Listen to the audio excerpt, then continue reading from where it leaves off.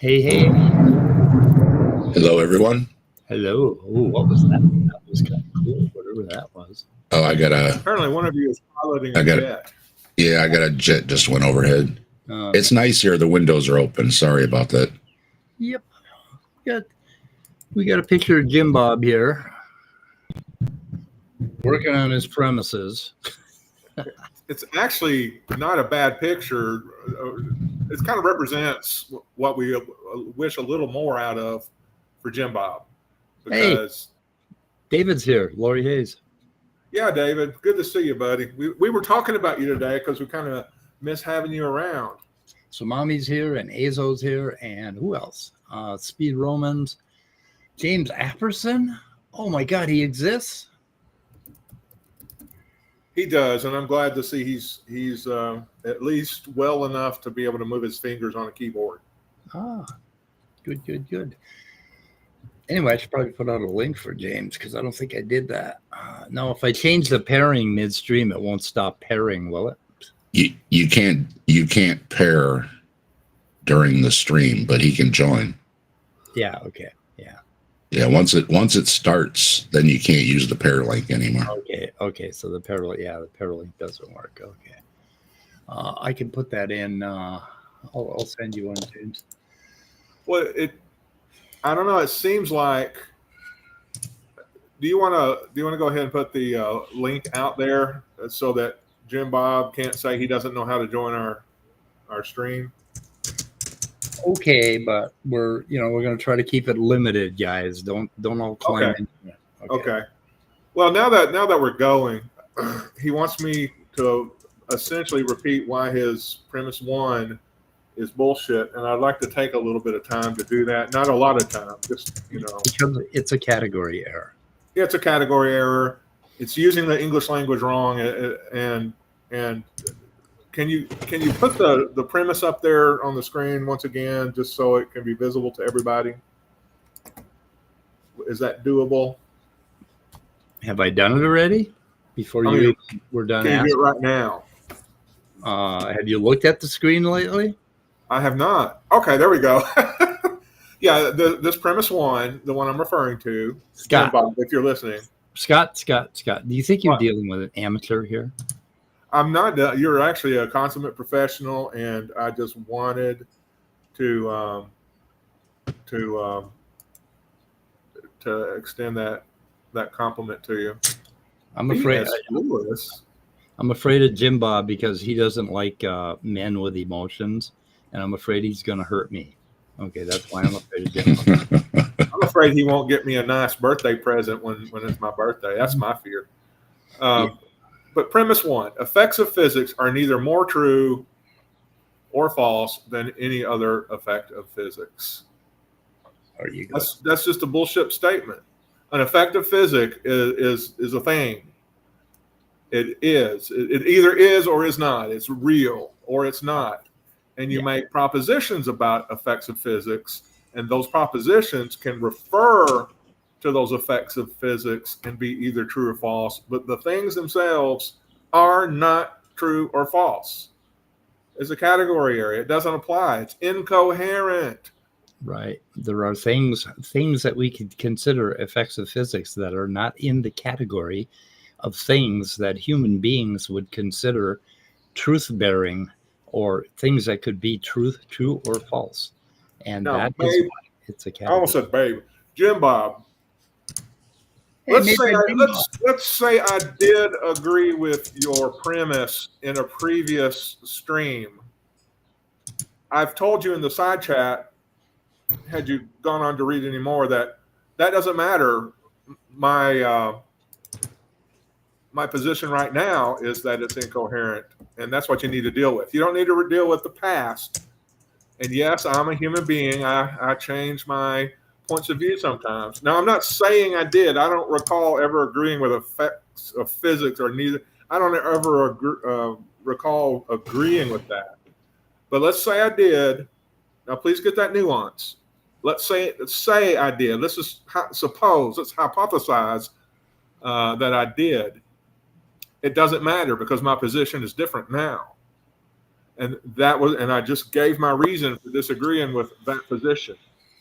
And if you talk to other competent logicians and people like that, they have even worse things to say about your argument. But as far as the premise, it is not sound at all. So, but you can please come on and talk to us about it. I'd be very happy to. And like I said, I apologize for being rude and impertinent earlier. That's just how I am sometimes, and I'm trying to improve as a human being. I'm trying to get over my flaws, and that was an instance where I need to get over that. Right. Okay. Oh wow, what is echoing? Disclaimer: I am very lightheaded right now to the point of being nauseated, and I may have to bail. So anyway. But I'm hoping to tough it out. We're pulling for you. We know you're tough, Mike, but if it gets to be too much, we understand. Yeah. Okay. I don't know. That's why we got to get you fixed, man. We got to get you fixed. Yeah, we're working on it. Enough of all this bull crap here. Yeah. We made big strides yesterday toward getting me fixed. Okay, well, Bob was doing his thing. I was under a CT scanner for 4.5 hours. So, did they get good pics and everything then? No, they couldn't because my heart kept flipping around. So, what does TBE mean? To be equal? TBE? What's that? I have no idea. Three blind elephants? I don't know. You can't just okay. Well, Jimbob, at this point, I really am concerned about your perception of reality. Here's what I'm thinking. I don't know. I don't know about your education level. I don't know anything about you. I do not agree with your premise. I think it's thick between the ears, Scott. So because what you're saying, true or false, does not apply to effects of physics. Yeah, so we don't agree with premise one. Okay, premise one, and we don't agree with the implications when you add premise two, and you add premise your conclusion. That is where you jump the category, and between the two things, the categories are things to which we can apply true and false conclusions, which would be truth-bearing things. Which is a very limited subset of things in the universe, right? And or things in human culture and language and philosophy. And you jump between human culture, language, and philosophy and things in the world. And those are the two categories. There are many things in the world that have nothing to do with what humans and their propositions and their logic think about them. And then you conflate the two. And it's that fucking simple, and you don't seem to get it. You keep saying, "Oh, they don't understand that propositions are things too." Really? Fuck. Hey, I've been summoned. Hey, deconverted man. I smelled logic. Smelled the blood in the water. We put the lobster signal up as quick as we could. But anyway, I don't think have you watched Jimbob's video from yesterday? Me and Scott have not. No, I did the 3 videos and then I was done. I moved on.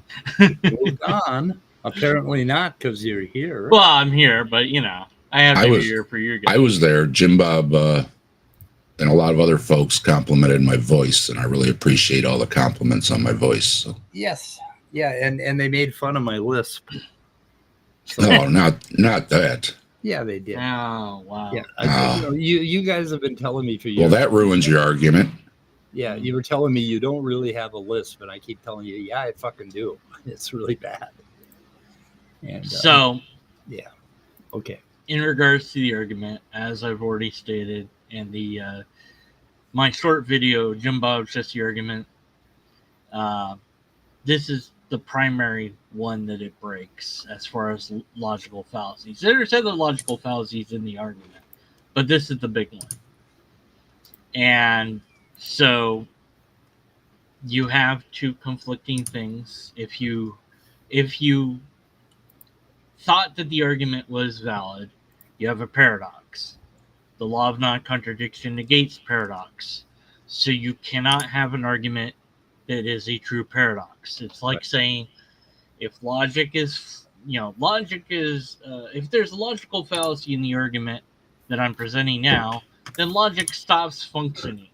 Premise 2, lobsters exist. Conclusion, logic stops functioning.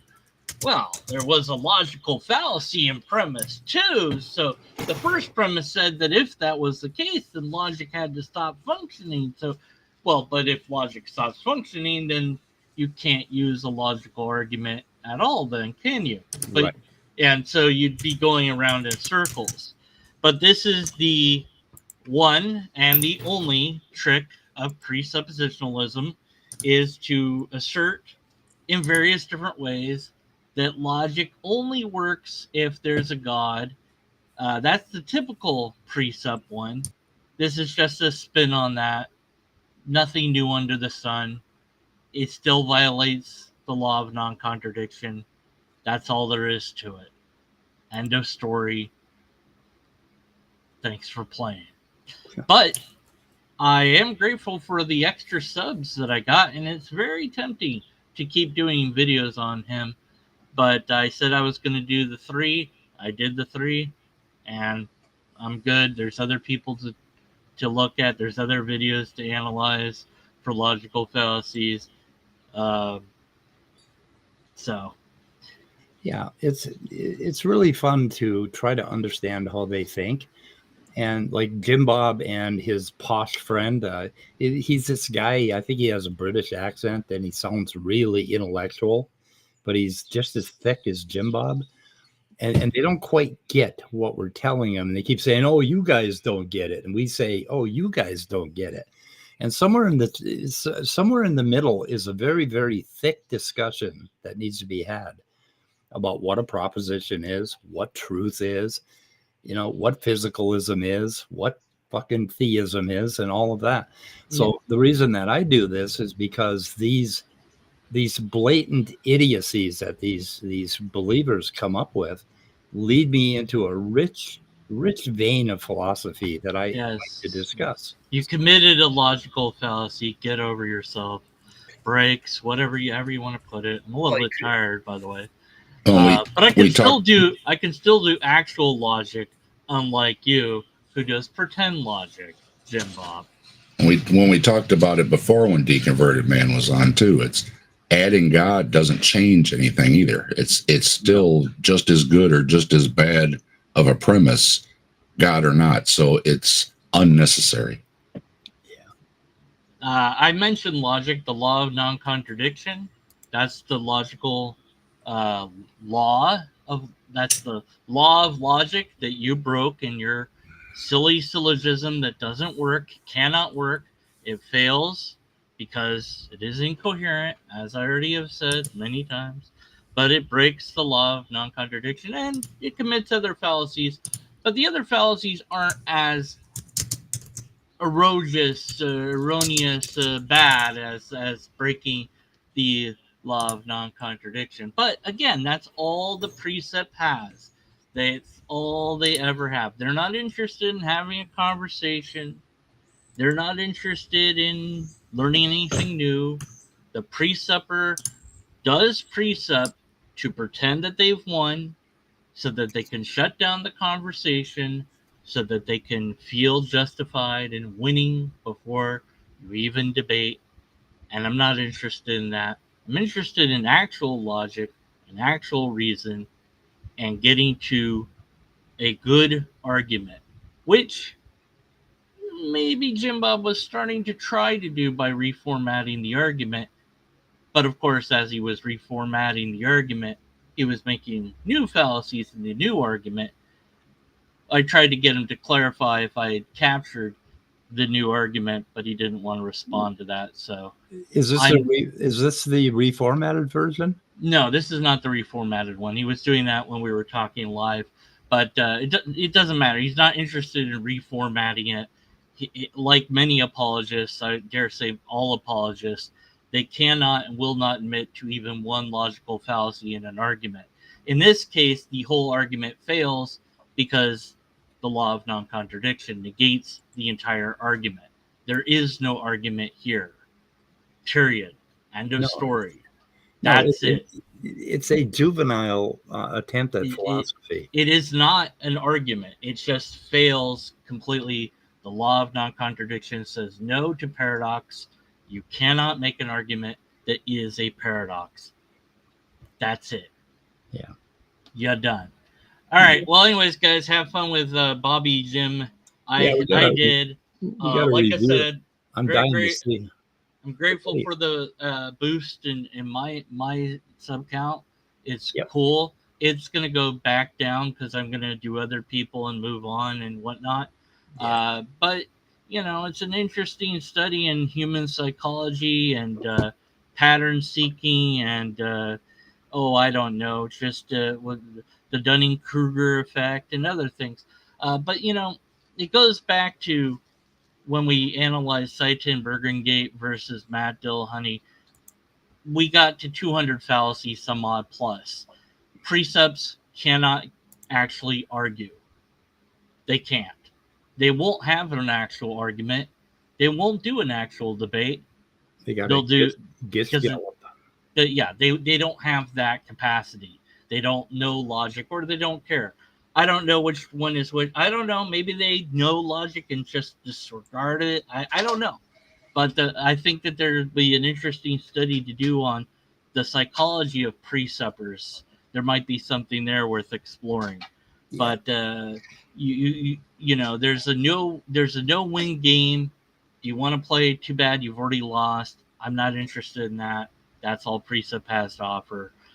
And I think that Bob, he's probably a good guy. He seems like he's he's intelligent. It's just, whether he drove the audience or the audience drove him to get where he is now, it's going to be very difficult for him financially if that's his, I don't know if it is his only job, but if YouTube stuff is his only job or primary source of income, it'd be awfully hard for him to change his ways. Yeah, if he admitted that he was wrong, what would happen? He might lose subs. So maybe we need to make a what is it? That charity that does the work for the priest that gives them a job to do that's not a priest. I can't remember its name, but something like that. But for apologists, maybe we need to have a way that we can ensure that they have a job after they stop being an apologist. There's no guarantee of that. Not on YouTube. I mean, even if he says it's called the Clergy Project. Yeah, the Clergy Project. Thank you. That's it. The Clergy Project. We could hook him up with that. Well, I don't know. I mean, it's not a clergy, but I mean, there's got to be something like that. But for apologists, it'd be a good thing to have because, he's got the sunk cost there. He has to, if that's your primary income, I mean, maybe if you stop doing precept, you could make money doing some other apologetic versions. But I mean, you've got a built-in audience. Why risk it? Right. And then especially if you yourself buy into your own stuff, then, I don't know. But the illogic is clear. It's obvious to anybody that's even glanced at, the various different fallacies that exist. The law of non-contradiction, the other laws of logic also, would be negated by this argument. So you can't have the argument is basically the reducto is very simple. If lobsters exist, then Jimbob is wrong. Lobsters exist, therefore Jimbob is wrong. Anyone can play a silly game and then you play stupid games, win stupid prizes. But again, I think he at his core, I want to believe he's a good person. He's just in the wrong field. Precept does that to you. I don't know. Maybe. I don't know. Yeah. I think he's a good guy. I don't want to say bad things about the person. I'm just interested in the arguments. And so, anyways, that's all I've got. Law of non-contradiction. That's what you were up against. And, and really, at the end of the day, you could just run this through ChatGPT there, and it will tell you the same thing about it. It will tell you all the fallacies this argument has. It's not a perfect. Oh my God, it's not a perfect bot. It's not a perfect system, but it's pretty darn good at spotting fallacies. It might put me out of a job. Probably not. All right, guys, take it easy. I've been up all night, so thanks, Insomnia. Good night, everybody. Good night. Jimbob, hey, look, tell you what, I will debate you, but you'll have to agree to all the rules that I'll have for you.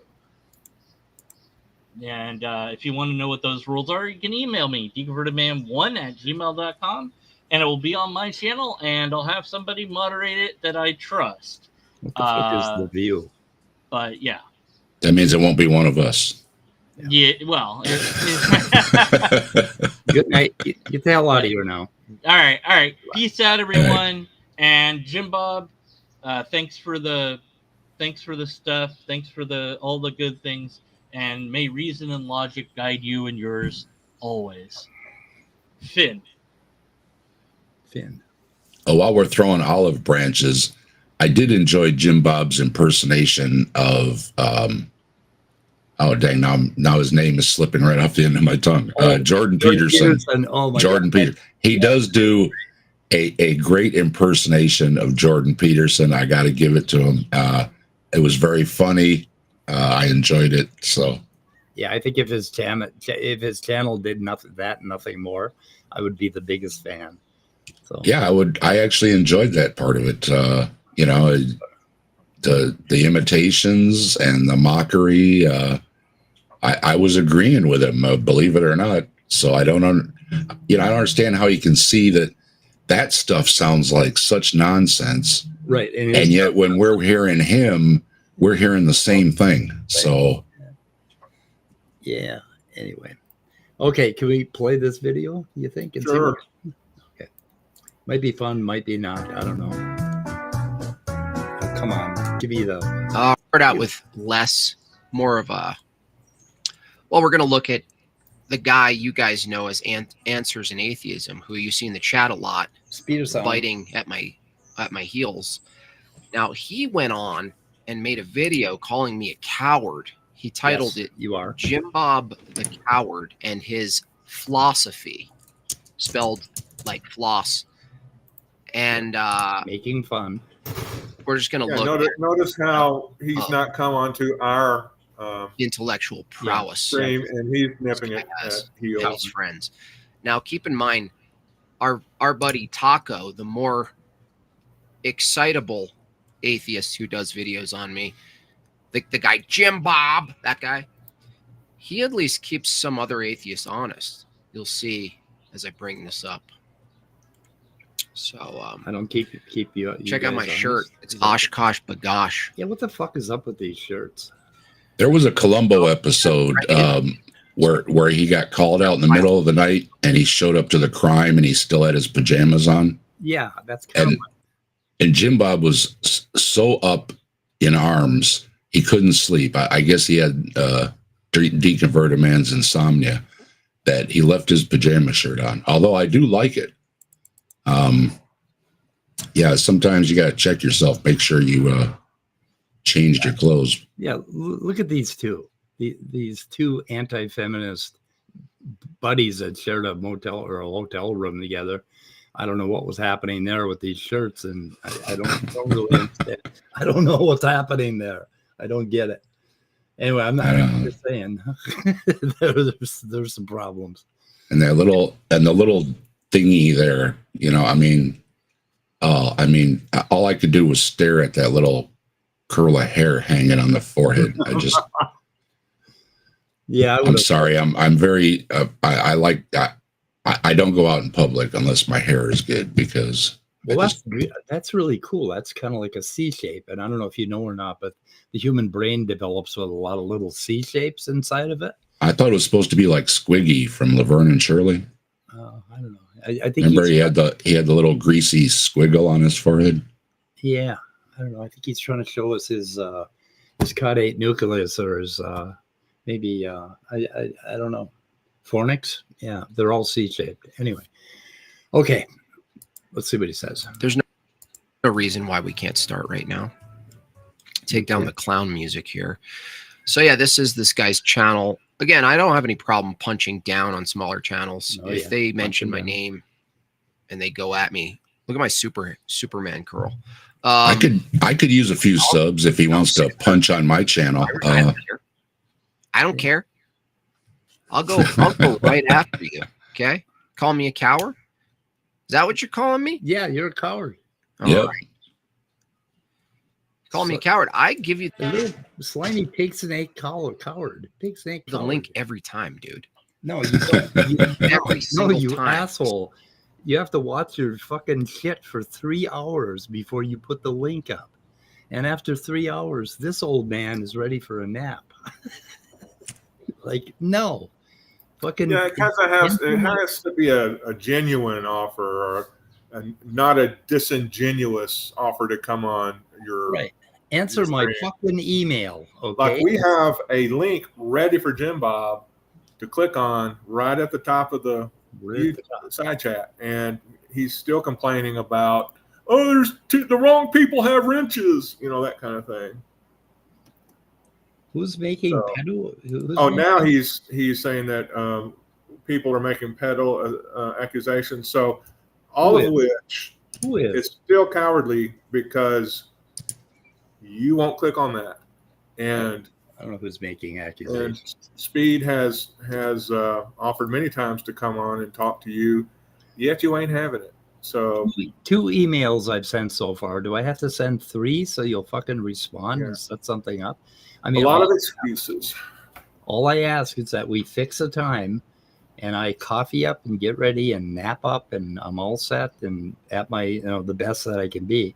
And then I'll come onto your channel, but I'm not going to wait for 3 hours for you to put a fucking link out. And the other thing, you don't put a link, you call it a call-in. Like it's not a fucking call-in show. There's no phone number to call in. Okay, it's a fucking link, StreamYard. Jesus Christ, get your terminology straight. Oh, I love how they play the sex card, but clearly, they can't handle women. Oh my God! Listen, anybody that thinks that Jimbob and Andrew Wilson are good guys ought to listen to them talk to a feminist, and talk and hear the condescending bullshit that these people put up. It's just unreasonable. It just turns my crank. I'm sorry. No, I don't think your chat was too out of line there. I was looking. There was some back and forths going on there, so. I don't know who accused them. That's what happens with the back and forth. So I didn't see anybody accuse them of shit. I don't know. No. Anyway, okay. Oh, Hank, we don't want to talk to you, Hank. I listened to you yesterday. Hey, I got plenty when I was over there in your chat, Jimbob. So no room to talk there. Okay. Say, get up here. Get up here. Can't do it. Now, this is another pathetic attempt at trying to counter my first arguments against atheism, defeater to physicalism. And they just can't get around it. They try, and I can tell they really want to, but they can't do it because it's impossible to. It's logically impossible. Jimbob, are you still out there? I showed your argument to a professor of philosophy. And all he did was sputter and look at me like, what the fuck are you showing me? And he grades about 100 papers a week of basically first and second year college kids. And if one of them had turned that in, he would have probably shit a brick. I mean, it's okay. Sorry. Possible. And it's not even my argument. It's just reformulated. It's just reformatted. Reformatted data. Someone like, I think it was Bonson, that made some pretty good arguments against physical molecules being rational. Oh my God. Similar. But it's great to see them reeing and crying about it because they have nothing. They got nothing. So let's just peek in and see how bad it actually is over at these channels. Okay, so you see that comment down there? It says, this is our Breakfast Tacos says, you should be addressing their arguments. He's already calling them out because they spent the first 10 minutes telling stories and I don't know. Yeah. We're social. We're social. What, you know, I mean, come on. Well, his channel, he says, come on in. And then it's 3 hours before he puts out a link. That's all he does is show his beavers screaming or whatever the fuck they are screaming. Yeah, we were only going for 10 minutes. That's a lot better than an hour, 3 hours. Yeah. What is this Bonson argument you mentioned? Can you link that, Jimbob? Have I given Jimbob a wrench yet? Well, I think once again, he referred to like molecules not being rational or something like that. Yeah. So I'd like to hear this Bonson argument. Yeah, but see, he may be once again thinking in terms of effects of physics are neither more true nor more false than whatever. And once again, it's a category error. You know, he's using the language wrong. Yeah, you can fuse English words together and make sentences, but those sentences sometimes don't make sense and they're nonsense. And that's what's happening when you apply that kind of language. To say a molecule is not rational. Yeah, it's nonsense. I just don't know what you mean by that. It doesn't mean anything. Yeah, there's a much bigger discussion, and I want to defend creationists and religious people when they ask physicalism to make an account for that. They are asking a question that we need to answer, and I'm always willing and ready to answer. The problem is that when I start answering it, they do what Rebecca did when I started telling her how a liver evolved. Oh, no, I don't want to hear all that technical stuff. It's like, I don't want to hear the details. I just want you to tell me how the liver evolved. But I want you to tell me how it evolved without talking about anything having to do with livers evolving. And it's like, they do it constantly with physicalism. They say, how do you physicalists support rationalism and truth values and ethics and morals and all of that? And then they want to gish gallop you to the next topic before you can even begin to answer the fucking question. Because the question would take us hours and hours and hours of communication in order to answer to you how this works, how we think propositions exist in a physical world, and how they can have how they can be truthy. Anyway, okay, we're not getting very far in a video. And Stephanie's complaining that we're insulting people. Let's roll it. Okay, I'm sorry, Jimbob. I'm not going to insult you no more. I really like your beard. I like it a lot. Oh, Steph was pointing out that, yeah, Jimbob calls plenty of names, insults all kind of people. Yeah, but then he's, crying over there, and it's like, oh, come on, dude. Steph was, slapping us. That's just being a weenie. I mean, come on, man. You want to be all, quote, locker room talk, right? And everybody's, going back and forth, and we're just going to let it slide. Then, you got to do it too. I mean, come on. Dish it out. You got to take it. So, did the author of this live show his face? Which face are you talking about? That one? You want to see that shit? Oh no! You want to see that shit? Okay. Anyway, let's see. What else? What other complaints do we have? Can we see? And yes, I go on camera a lot too. I just not on right now. It's not a big deal. So hang on there a second. What the fuck is going on over here? Scott goes on. We've all been on camera here. It's not. You don't want to see it. Some days we're just lazy. That's all. I don't give a damn if anybody sees my face or not, but I normally just put up photos or AI generated. I'm 73 years old.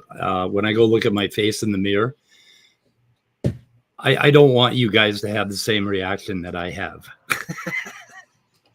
I don't have the great office like Mike has there. I got junk in my background, so I got to have my. Talk about fucking. I like to put my screen up.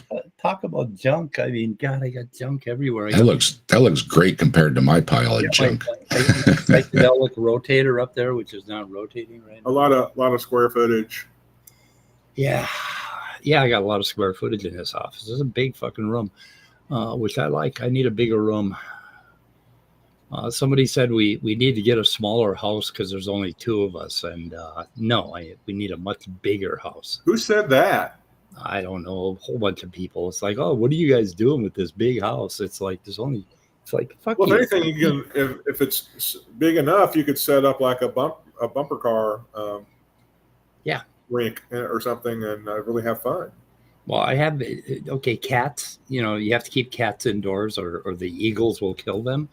So cats need a big house. I'm sorry. This is a cat sanctuary. Okay, come on. We're not being serious here, Insults. Guys. At least breakfast taco has some really unique delivery. Jimbob. Get on with it. Tom Aesthetics $4.99. Either this and we do it right now if I knew it was into a quick form, and I'll respond to it. This is them, babbling on here. Okay. Babbling on. We do that. Like a bunch of, atheists, skeptical Keiths. That's what babbling on like a bunch of skeptical Keiths. Skeptical what? Keiths. I don't know what a Keith is. I got a cousin named Keith. That's okay. Yeah. By the way, at the TikTok, from me as an atheist, I'm going to wreck some theists today. Okay. Does that sound fun? I'm going to wreck some mess. Did you guys know on for it's 6 minutes. Before Wes went to jail, he was a wrestler? He's still as a babbling. Wrestler, because I was like, that. He's babbling and telling stories. And what did he just complain about that we were doing? Yeah, get to the point, Jimbob. Gosh. He did a deep dive. Here's a clip. Now he's off on this fucking shit. What the? Care what color you are. How are we supposed to take this seriously? He's not getting to the point of the video at all. I mean, what's this? No. What the fuck? Showing wrestling? I mean, come on, get to it. What are you goofing around all this time? Come on, you're not serious. 7 minutes. He's got 3 minutes left. Otherwise, no one thinks about race more than racists. Where's Maya's comment here? It seems he's doing this a lot, talking about other people, and he's doing the same thing. It's like, oh, come on, man. Weak sauce, man. I found the We're trying to get footage. I was like, what? I won't torture you with all of this, okay? Coward. I have to address it. I don't care how small they are. Answers in Atheism, if you're listening. I'm pointing out right now, I give you the link every stream and you never jump on, and you're calling me a coward. But let's see. He gives me the link 3 hours in. And you've been on, haven't you? No, I've been in his chat a couple times, but then I thought you were on. I thought you were on theirs that one day. He's never given me a link right at the and the other thing, give me a link, right? Okay. Leaving it up to you, I'm telling you, I like to schedule talks like this because it takes a little bit of energy to do it. So when you said this yesterday, I was actually in a CAT scan listening to you, like sitting in a CT scan with fucking IVs, and they were injecting me with all kinds of weird shit that made me feel hot. See how you try to tackle this argument. To appeal to a certain type of audience, one that perhaps is not as committed to the idea of rationality. He's insulting you guys. Ready? This is this guy. This isn't. This is another guy, but this is the insult to all of us. I'm trying to find the argument. I'm looking. Where is it? Listen to this. You guys, something like that. I would think that in a discussion with somebody like Jimbob who makes an argument like that, yeah, you could say something like, I realize that you have to appeal to a certain type of audience, one that perhaps is not as committed to the idea of rationality as others. So Wow, is that what you could say in an argument? I hate to break it to you, but that's not a counter argument, you dummy. Ooh, Scott. He just called you. Oh no! You called Scott a dummy. Oh, this. How? Oh, my. What do you call the names? What? Oh no! I Give think me my a break, life is a Jim little Bob. bit over now. Yeah, I think he told me I needed a helmet, and it's like I just laughed, and he's crying about all this stuff, and then he wants to be so manly, and he's been crying about every little thing. It's like, come on, man, that's just weak. You're just being weak, man. He's weak.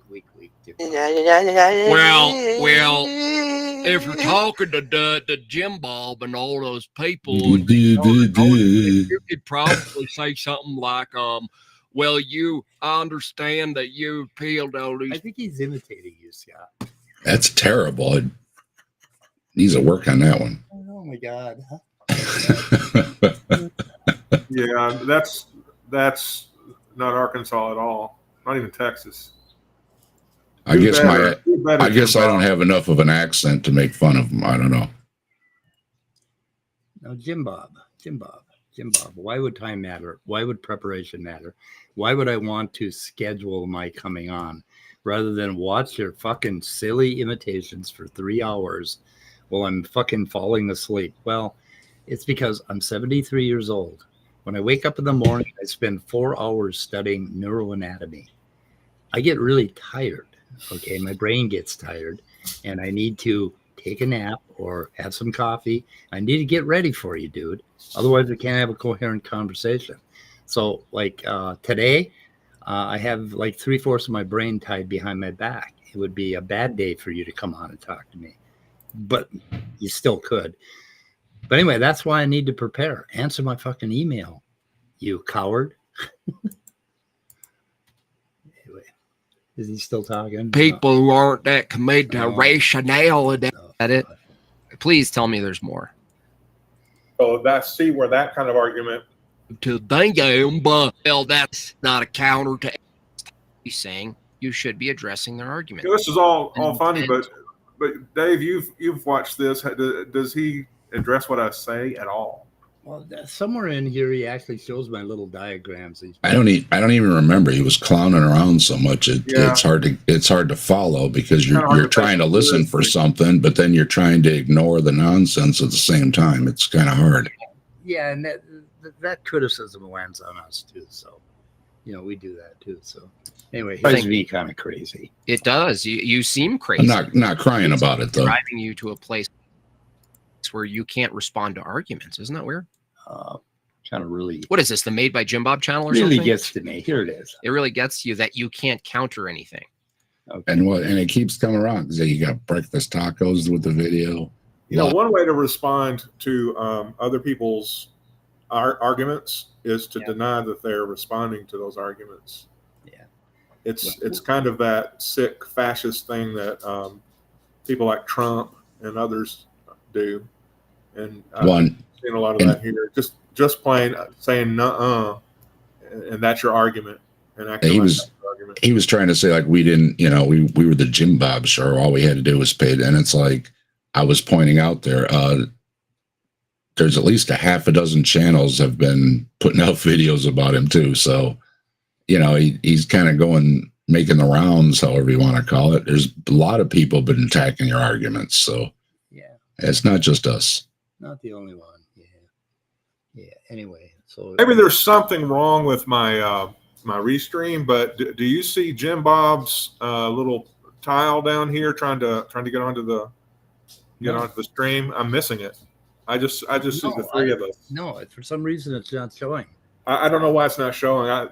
Maybe if you try clicking on the link again, you'll be able to get on here and we could talk about this stuff. I don't know, maybe we all have to get off and get back on. I don't know. Oh, let's see. Respond to his argument. Andrew Starr. Yeah, okay, we responded to his argument. I responded in this video that he's critiquing. Not as thoroughly as I would like. I guess if I got on here all by myself and showed you my drawings, which I can do, but I kind of wanted to do that with Jimbob. There he is. No, this is no, it's David. Oh, I got excited. I thought it was Jimbob. Oh God, will you? Okay, Scott, your turn. Put him in. I'm clicking on it now. You leave it alone. Hey, David. Hello, fellas. How's my audio? Okay. Yeah, It's a little muffled, but we'll do all right. turn you up a little bit. Oh my God, that deconverted man! I thought he was going to sleep. Yeah, I should be asleep. Somebody said I didn't explain how his argument breaks the law of a non-contradiction, even though I thought I did. I don't know. I've been up all night thanks to insomnia, so I'm not sure if I can do logic or not, but I sure will try. So the argument as formulated is a paradox. If it was followed, that is to say, if you ignored the multiple fallacies in it, you wind up with a paradox. And all paradoxes are negated by the law of non-contradiction. You cannot have a true paradox in reality. There's just something, they're fun to play with. You know, Pinocchio says, my nose will now grow. Well, will his nose grow or not? It's a paradox. You can't perform it in reality. So his argument, as set up, is a paradox because it sets out to negate true and false statements. So if you are successful in negating true and false statements, then you cannot make a true or false statement. Thus, you cannot actually succeed in making something that negated true or false statements. And the whole point is you can't do that because of the law of non-contradiction, not because you have done anything special or interesting, but simply because your whole argument cannot work. Period. End of story. Again, in my example, I have a refutation for you there, deconverted man. So here, are you ready? Do you have a pencil? Nuh-uh. That's not it. Right. Okay. Well, okay. Maya cleared it up the other night on her show. She said, because. Well, so there you go. The example that I gave was, premise one, if there's a fallacy in this argument, then logic doesn't work. Premise two, lobsters exist. Conclusion, logic doesn't work. That argument makes multiple fallacies, but also breaks the law of non-contradiction.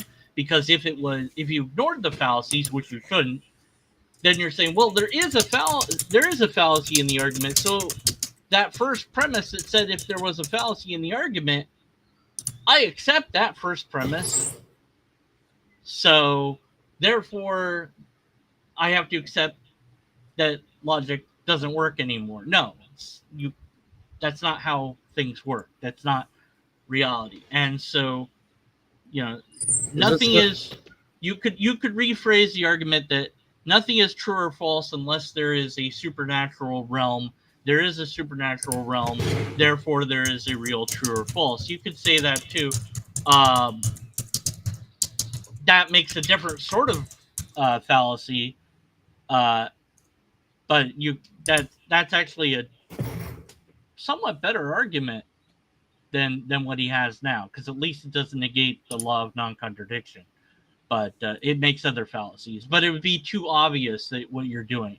You could say that if there isn't a God, then nothing is true or false. So therefore, there has to be a God, which would be an appeal to consequence. But nonetheless, you could say something like that. But it gives away the show. You don't want to do that. You don't want to say the actual argument. You want to make it unclear that the argument you're giving, or something like, you want to hide it under shells, perhaps. I don't know. Okay, but is this kind of like solipsism sort of defeats itself? Like the solipsist is arguing with you for solipsism, and so who the fuck is he arguing with if he's correct? That's something like that. There's a philosophy called truism that nobody takes seriously. But if you were a truist, you'd say, well, everything is true, and then somebody could say, well, truism is false, and they'd say, absolutely, I agree with you. Truism is false because everything is true, and so there's no there's no moving forward in truism because everything is true, and so nothing is true, and it negates again the law of non-contradiction as well as the other potentially other laws of logic, which somebody in chat was saying you have to assume the laws of logic. It's like, okay. Whatever, and I guess I don't know that that's the case, but it doesn't change the fact that the argument doesn't work. Okay, I have a it. question for Jimbob here.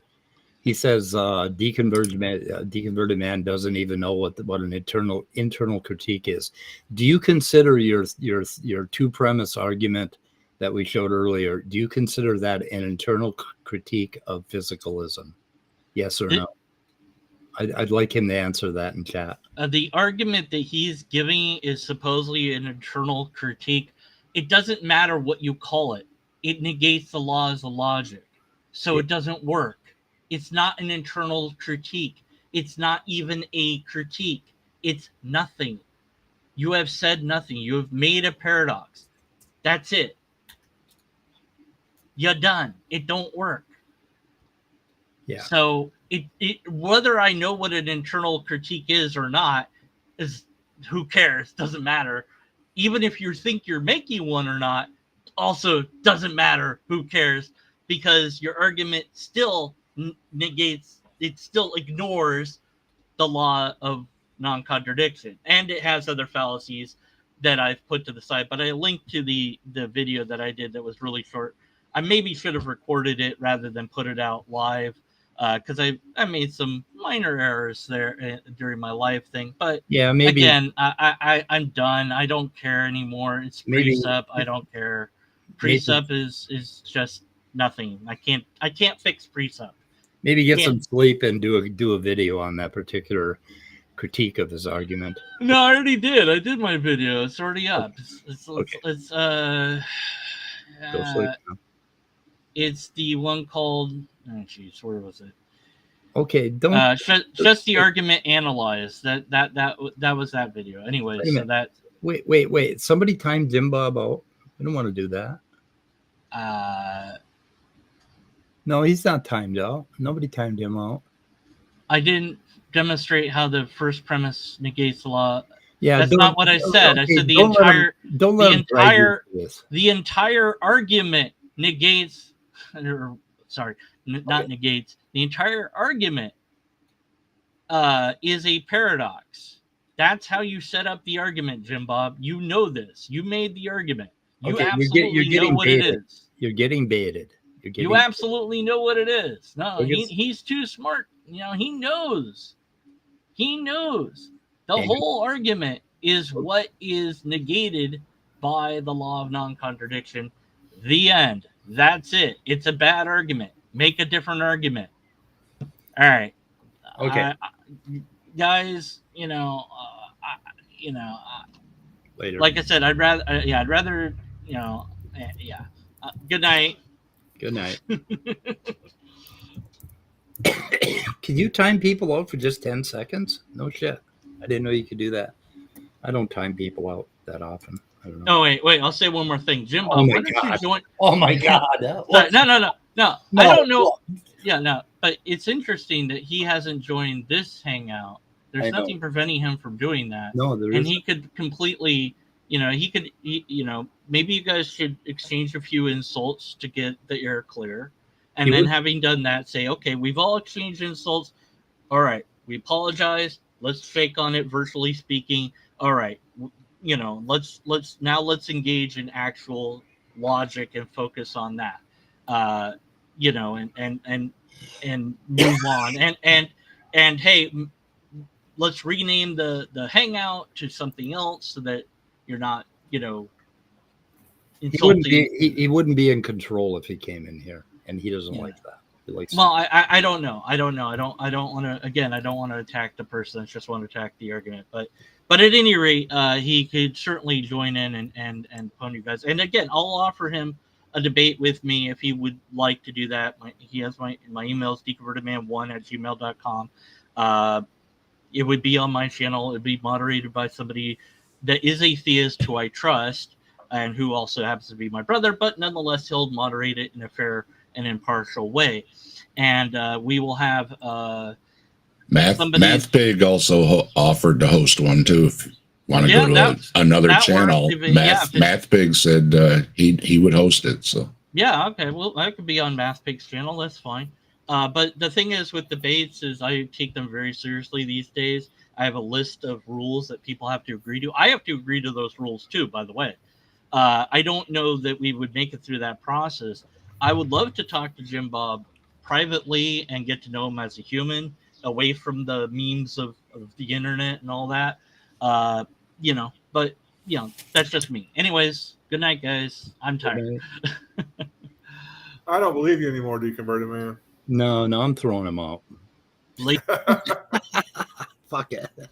Okay. I mean, if my kid took that long to say goodnight to me, I'd consider duct tape as a parental tool. Anyway, good night, Dan. Okay, let's listen to where I think he's going to actually get into something here. He's still here. AJ just had a video. Mr. Anderson just had a video. And then we were doing our... Mostly dummies. Okay, no, he hasn't said anything yet. Argument. Of course it would be annoying. Argument. You dummies. Where's the argument? Logic and Breakfast Tacos did a really good job. Logic didn't do shit. Oh man, Logic did such a fucking good job of taking this shit down. It is really worth listening to instead of hanging around here.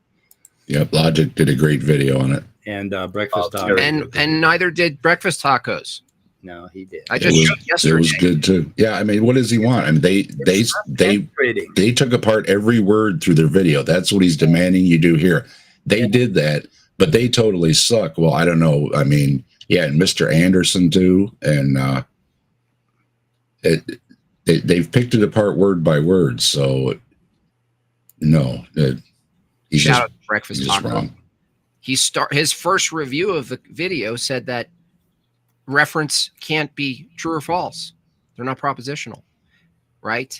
Here it is. And then he did another video, which he didn't announce he corrected himself. He didn't even announce that he was wrong in the first video. He just kind of slipped it in that, well, Jimbob's kind of right, that under physicalism, that, for the audience listening, the philosophy that everything is physical, that's all there really is. He admitted that propositions must be physical objects in the world. No, they're not. Well, to me, they're based in physicality, and that's where we got them from. And basically, if a human being has a proposition, then something physical is going on for that to happen, for you to currently be thinking about a proposition, okay? But it's not a fucking thing in the universe. It's something that humans made up in their little brains. There's a whole category of things that we use as abstractions. We call them abstractions. We call it mathematics. We call it the laws of physics or whatever. And none of those fucking things are the same in the same category as those things that we encounter in the universe, those actual effects of physics. Which would be either processes or things. This is the category here, Jimbob, and you're just not getting it. Hey, James is here. Hello, James. Hi there, guys. I'm messing with my sound volume, so tell me if I'm coming in too hot. Oh, and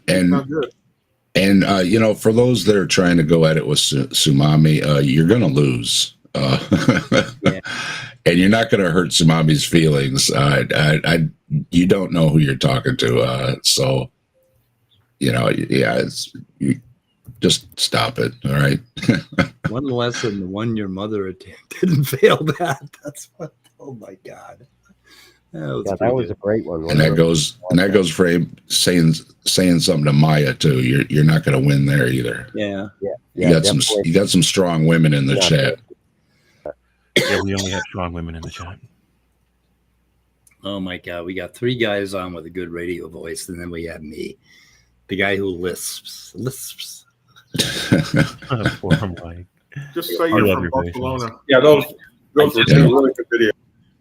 Oh, We're going to have to reinstitute the Dannykins or foreskin from days old, because I can't tell the difference between your voices on the video and you guys trying to talk. So Dannykins is the way you interrupt the video. So Yes.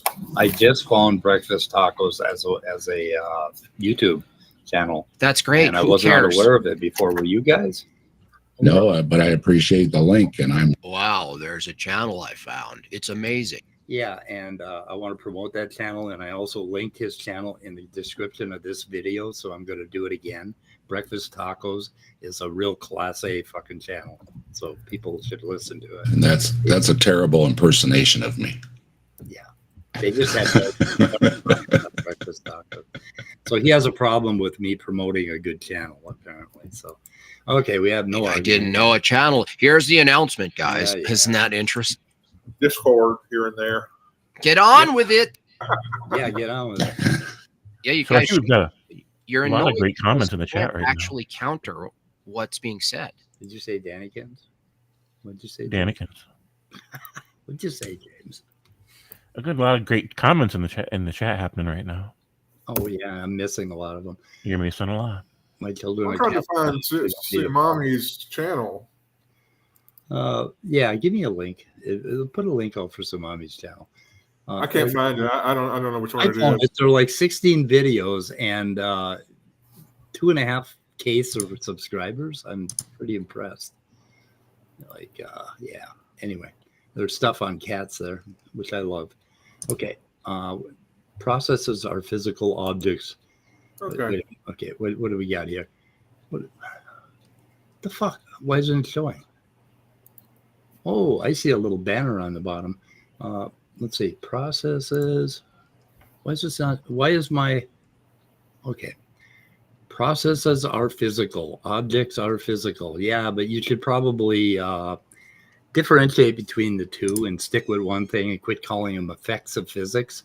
What is call them physical objects or physical events or physical processes? And then your argument would be a little easier to read, and it would and physicalists would quit losing their shit when you say effects of physics. Yeah, So, and where's your argument? what does it mean to say objects? So let's break it down. Let's say hammer. The hammer is true. Yeah. The I put it in the private the for you, Mike. shovel is true. The shovel is false. That doesn't mean anything. When you say things like that, you're not saying anything. You can't logic with it because it's babbling. It's incoherent. It doesn't apply because only statements that refer to those objects can be true or false. It doesn't apply. Yeah. Yeah. They're two different categories. You're leaping between two widely varied categories, and it requires a whole lot of fleshing out in order to do that. What is happening, guys? Something's wrong. Something's horribly wrong. Okay. I'm back. I have Tourette's. Oh, we've got Leo in the house today. Yeah, hello, Leo. Yeah, Leo was in the other day. Leo was a little crabby when he was on the channel the other day. Let's see here. Okay. So I posted Tsunami's channel. Is that true, Leo? Were you crabby? As a host. Crabby. He was crabby. Anyway, okay. So where were we? We're still talking about premise one. That's all we got to talk about, Jimbob. It's the only conversation I want to have with you. Well, you get the prize. You get the secret. On with it. You have no argument against this incredibly brilliant two premise, one conclusion philosophical paper that completely destroys naturalism. I wonder if all the philosophers out there in the world understand that Jimbob has completely handed them the solution to what has been a problem for 2,000 fucking years. That's great rhetoric, except that is really right on rhetoric, Jimbob. Okay, why are you not writing papers? Why are you not giving TED Talks? And why haven't you been invited to the Royal Society to give your talk about when I was talking about Hugh Ross with Ember the other night? Hugh Ross had it all figured out because he read the Bible when he was 17. Yeah. And again, yeah, thousands of years of these scholars that still are debating and cannot agree to this day. A teenager figured it out because he sat down and read the Bible. And it's like, good for you, Hugh. Good for you. If I could have a conversation with you about how the abstract is physical, and if you would actually listen to me, I could explain it to you, basically. But that is my theory, that abstracts and universals and all of that are physical things. And it's all part of physicalism. So anyway, but if you're a good physicalist, you will have handled all of those problems, universals, abstracts, all of that shit. You will have incorporated it into your physicalism. So I don't want to fight with Leo.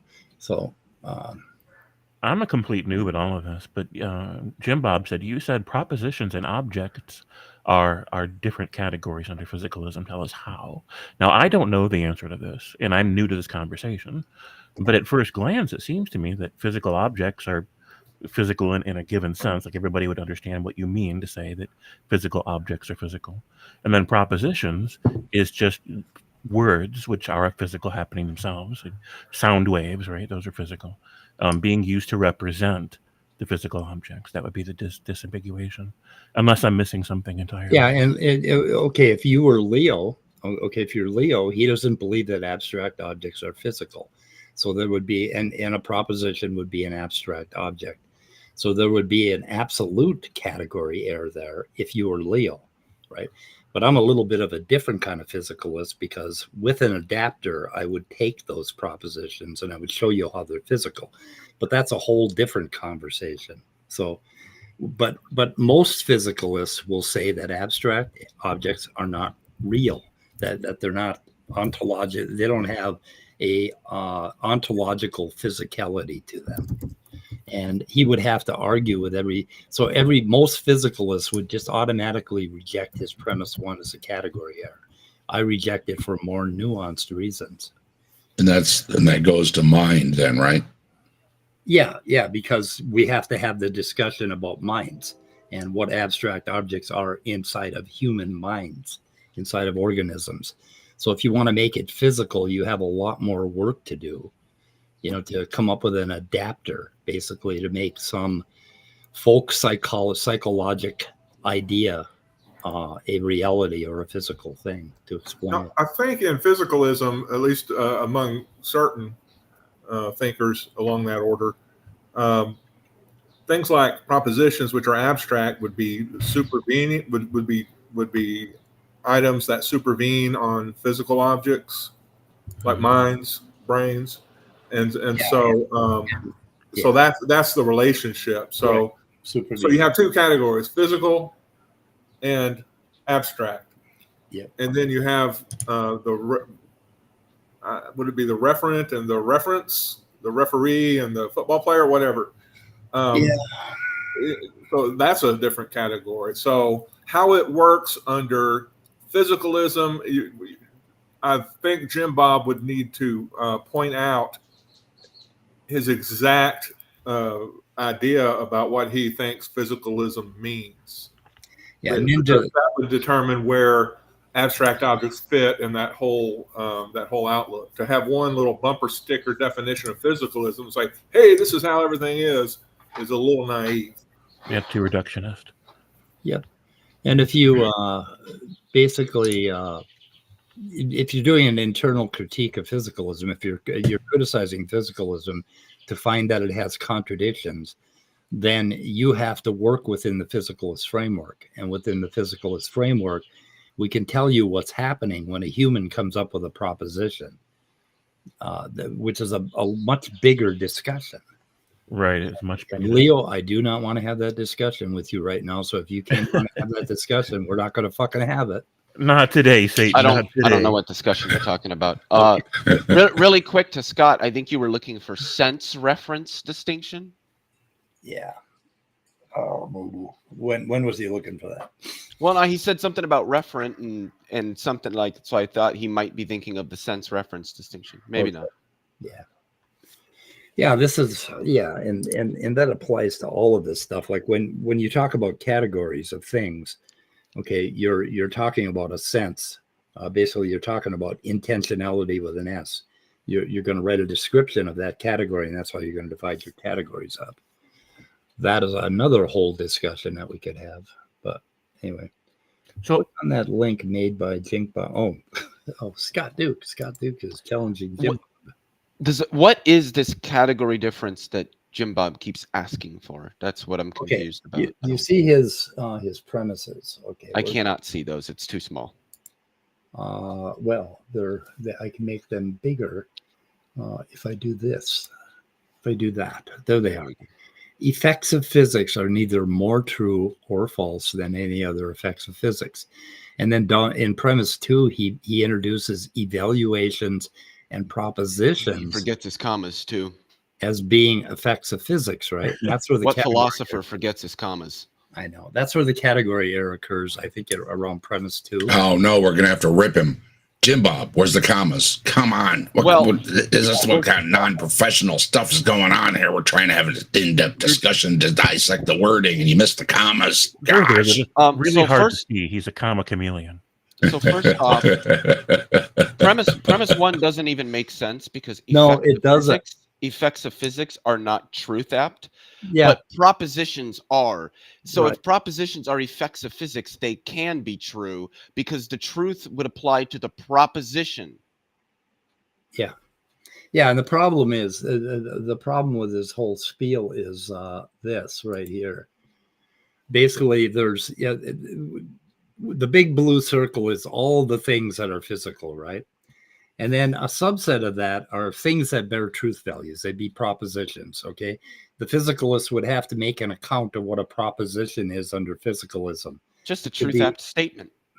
Yeah. Like these linguistic features like truth and propositions are not some magic-y thing that physicalists don't know how to deal with. If you think that, you need to go look up the metaphysics of language and read. Yes. Most Western analytic metaphysicians are physicalists. Yep. That's a fact. Yeah. And he keeps insisting that these things are in the same category by two circles, or that basically the middle circle, that there shouldn't be circles at all, that there's no way to categorize these two things, and that he's now making a category error. And this clearly shows, how you develop categories. You use this categorical description, which is an intentional or a sense of something, right? You describe a subset based on descriptions, and that's how we categorize things. And he's trying to use that. He's using that to intuitively support his argument. But if he does, then he has to divide them into two different categories, because that's the only way they are fucking categories. So he's doing a little switcheroo in the middle of his argument, and it's really it's very nuanced, and it appeals to people who are dummies, like all the people in his chat, that listen to his channel, except for me. Anyway, so we're dum-dums too. I mean, I need a helmet. Well, I mean, I'm not going to sit here and call them stupid, but I do think it's clear that Jimbob, as well as probably most, maybe not all, but most of the people who follow him that seemingly don't have a very strong understanding of things like formal, like sentential logic and symbolic logic and things like that. But I'm not going to call them stupid. They're just to be clear, Leo, read on these subjects a little bit more. They call a lot of names. It's kind of the thing. So they're the ones that call people names. I don't. So that's the difference between me and them. We're just joking that we're a bunch of dum-dums. So what I meant, Leo, is that they are ignorant, which is what you said. That's true. But then if you're ignorant and you stick your chin out and insist that you're right, well, then you become stupid. Okay. So that's how Stephanie has joined us. We are honored. Hi. Hi, Stephanie. How are you today? So, really quick here. Jimbob says yes, which means you're special pleading that there is only one effect of physics, which are truth apt. So, this is the problem. The sun emits electromagnetic radiation is an effect of physics. And that is not true or false. But the proposition, quote, the sun emits electromagnetic radiation, end quote, is truth apt, and it is true. So I think you're confusing effects of physics with propositions about effects. Which is what we've been telling him. The former is not truth along. apt. The latter is. Okay, but then Jimbob is going to say, you guys don't get it because under physicalism, propositions and evaluations, they have to be the effects of physics too. And it's like, okay.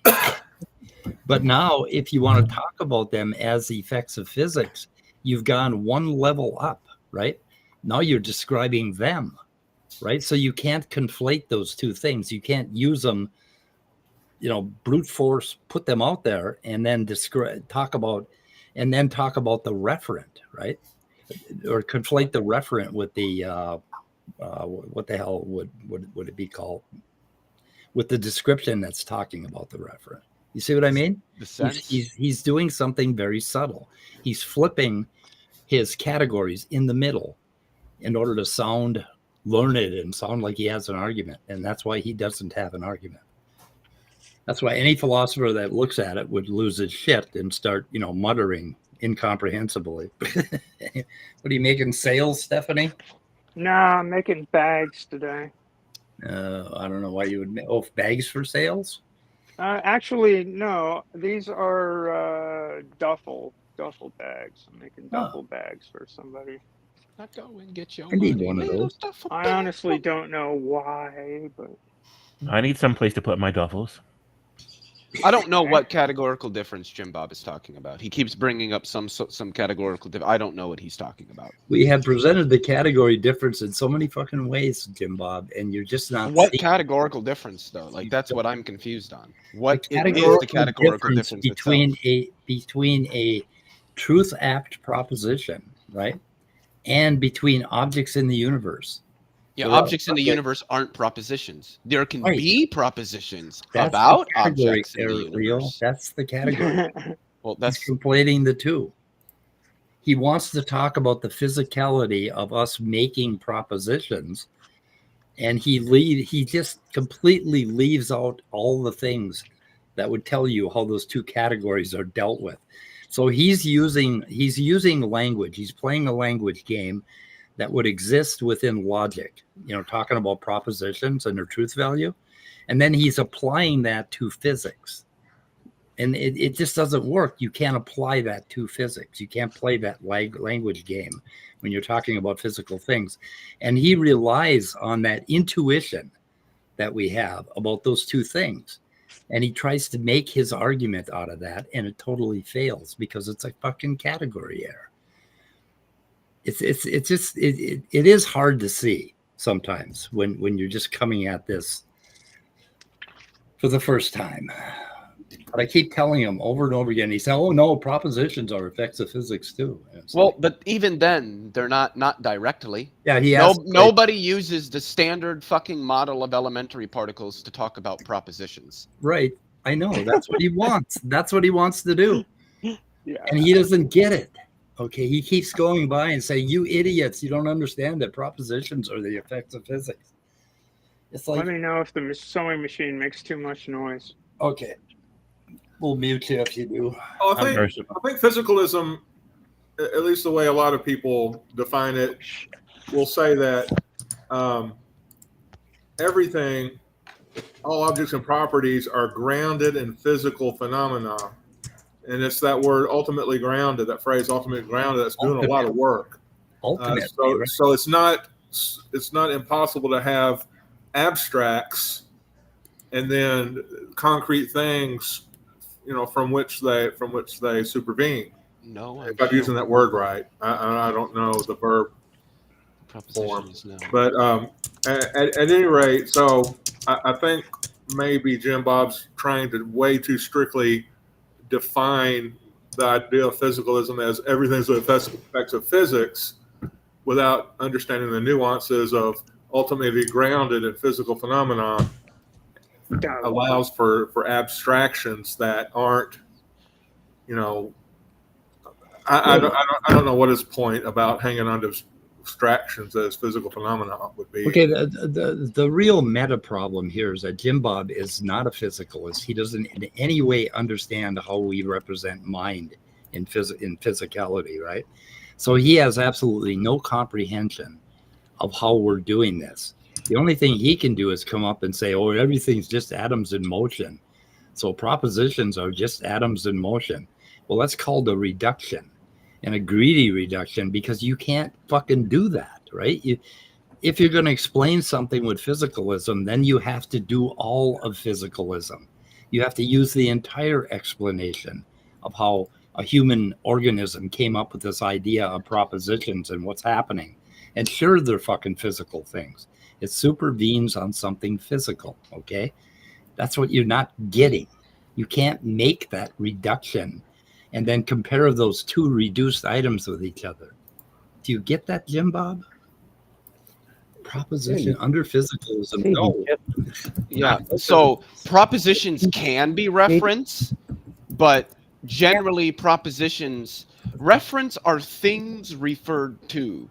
So propositions have reference, like if I said the sun emits electromagnetic radiation, that's a proposition. The referent there would be the sun. So a proposition can be a referent because you can have propositions which refer to other propositions, right? But generally speaking, propositions are not themselves the referent. Also, under physicalism, propositions are physical things. That's not true. I'm a physicalist and I do not take propositions to be physical things. I take them to be abstracta. And as a nominalist, I don't think abstracta really exist. Yeah, right. Okay, Ninja Spades, crazy, whatever Ninja Spades here. You're not getting it, Ninja. You don't understand the first thing about how physicalism is presented, or you're not a physicalist. You're some kind of a believer, and I'm really sorry for you that you're in that position. But you cannot understand what we're talking about, so get the hell out of here. Yeah, one of their comments from the Ninja was that's because we don't know God or something like that. And it's like, well, there we go again, though. We said that earlier. Adding God in or out of it doesn't change the bad premise. Nothing we've been talking about here has anything to do with God, really. No, it doesn't. No. And to be more precise, I understand that there are certain religions that believe that God created the world and created me or whatever. I just don't see any evidence of that. I don't accept that. And so please be convincing and good luck with that. And don't resort to name calling. Sounds like a made-up rule to all physicalists just to claim they're right. I don't know what the hell he's talking about. Logan Fisher's got some real philosophy going on here. Under physicalism, physicalism will be above you. What? Yeah, there you go. Okay. Oh, chemicals get in a believe in God configuration sometimes. Yeah, they do. I think that's well said. I don't know. Anyway. Okay, what are we going to do, boys and girls? Just a few more minutes of the video. How much? Just a few. Okay. Let's pretend that we're going to. That's just an appeal to majority.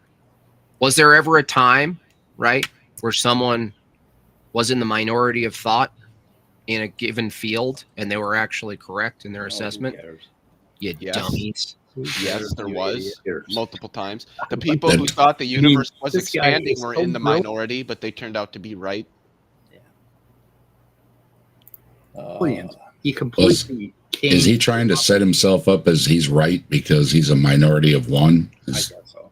Well, and the thing is, to claim that you're correct because you're in the majority is just an argument from popularity, an argumentum ad populum. Yeah, what do you call the opposite? That's what he's doing. No, I'm not colorblind. I see colors just fine. I have no idea what the fuck apparently being colorblind, which I'm not, has to do with this discussion. And Gurr wants us to keep going because he's having lunch. So. Okay, atheists are dummies. We got a brilliant comment here. I want to put this up. We're entertaining Gurr through his lunch. I feel refuted. I feel refuted. Why didn't they just say that from the start? That would have defeated every argument. They do all the time. That's what I mean. They're over here being so thin-skinned in the chat and everything, and it's like, give me a break. I've been in your chat. Why do they keep asking us to invite them up when the link is right fucking there in the chat? I don't know. Like right fucking there. All you got to do is click on it. You're on the computer already, so you know how to click. And then calling us names for not doing it when there's a ticker right there saying we've already invited him in. Stephanie, are you The muted? Holy Spirit compels you. Click the link. There you Yeah, go. my favorite insult was mesotheist. Someone who hates God or the gods, right? That's really why we're taking the positions that we take. What is I it don't know called? how I can hate something I don't think is real. Mesotheist. MISO. Oh, That's Isn't so that- old, so Isn't that the weak. disease you get from too much asbestos? Mesotheist? No, it's when you enjoy Mesothelioma. miso soup. Oh. You know? Come on. Me so horny. Okay. I gotta turn Stephanie. Don't get too personal there. But Jim we Bob would support wreck you. you guys. Okay, so why doesn't he? Why hasn't he? Jump We're on this. silencing him by inviting him on, and the link is right there for him to Yeah. click, and he has just I chosen don't not understand. to. It's just so stupid. This is fucking hilarious. Call a These people- ambulance for crying out loud. Jesus. Oh, why, Scott? Are you clicking on people to put their chats up and then I do it and then they go down? Yeah, we're chaotically clicking. Because I have to click like 3 times in order to get it up, and I'm not sure what's going on. I don't know. That's Scott's Viagra's job. easier, man. You're taking away Scott's job. That's all right. Yeah. Okay. Scott, read the chat or the private chat. Says Love they that one. want. Jump on his. Oh, Sneaky Fox said we're gaslighting, and I bet he couldn't even properly define that. Dude, almost nobody that uses the word gaslighting knows what the fuck gaslighting is. Or I've seen the film. I have not seen the film, but I do know what the word is, because I've been gaslit because I'm not white. Oh, Skyworks, you got blocked on Jimbob and Andrew's chat? Oh my God. How did you manage? I've been saying things to him left and right, and they haven't blocked me yet. Jimbob's is gonna stream over us. I don't care. The fact that instead of joining this stream and having a discussion with son of a us, bitch. I mean, if he wants to stream himself instead of actually having a discussion with people, that's fine. Okay. Excellent. Okay, Hank, this is Scott. I just want to say that as soon as Jim Bob clicks in, we're going to click you off. Yeah. Are you a theist? Well, Absolutely. He's And I go to a Unitarian. Wait, whoa, Universalist church every week. I'm not done talking. He's worse than that. I just want to make sure you're a theist. So if He did say yes. if Jim Bob comes on, you're gonna go off because I don't want him to use you as an excuse for not coming on. Yeah. You get where I'm coming from? I just want you to. Well, he get could where I'm use coming- the 5-on-1 thing and excuse him not coming on too, but I can take all of you at the same time, so I'm not worried. Yeah. I'm glad. All right. Bold. Okay, I hold on can't see here. the names. What's our guest's name? Hank That's Oflamio. Oh, okay. You're Hank. Very He's good. from Pittsburgh. There's the names. Yeah, Hank has some pretty strange ideas. And Okay, now, Hank, what we're gonna do? We want to listen to you. I'm going to set a timer for 1 minute, and make so that you can introduce your topic. And then after 1 minute, we're going to decide whether or not we want to discuss it, because I really don't want to be talking about fictional theology.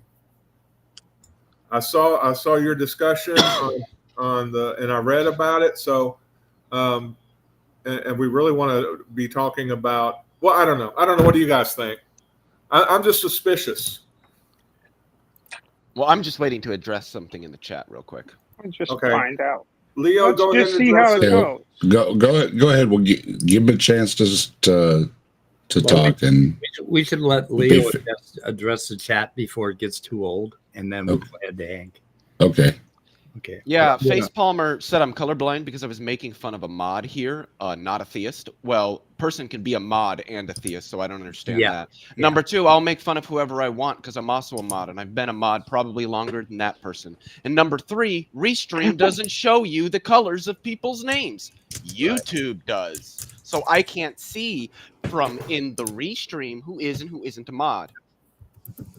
And no, we're not saying horrific shit about people and then acting like we don't. We're not saying horrific shit at all.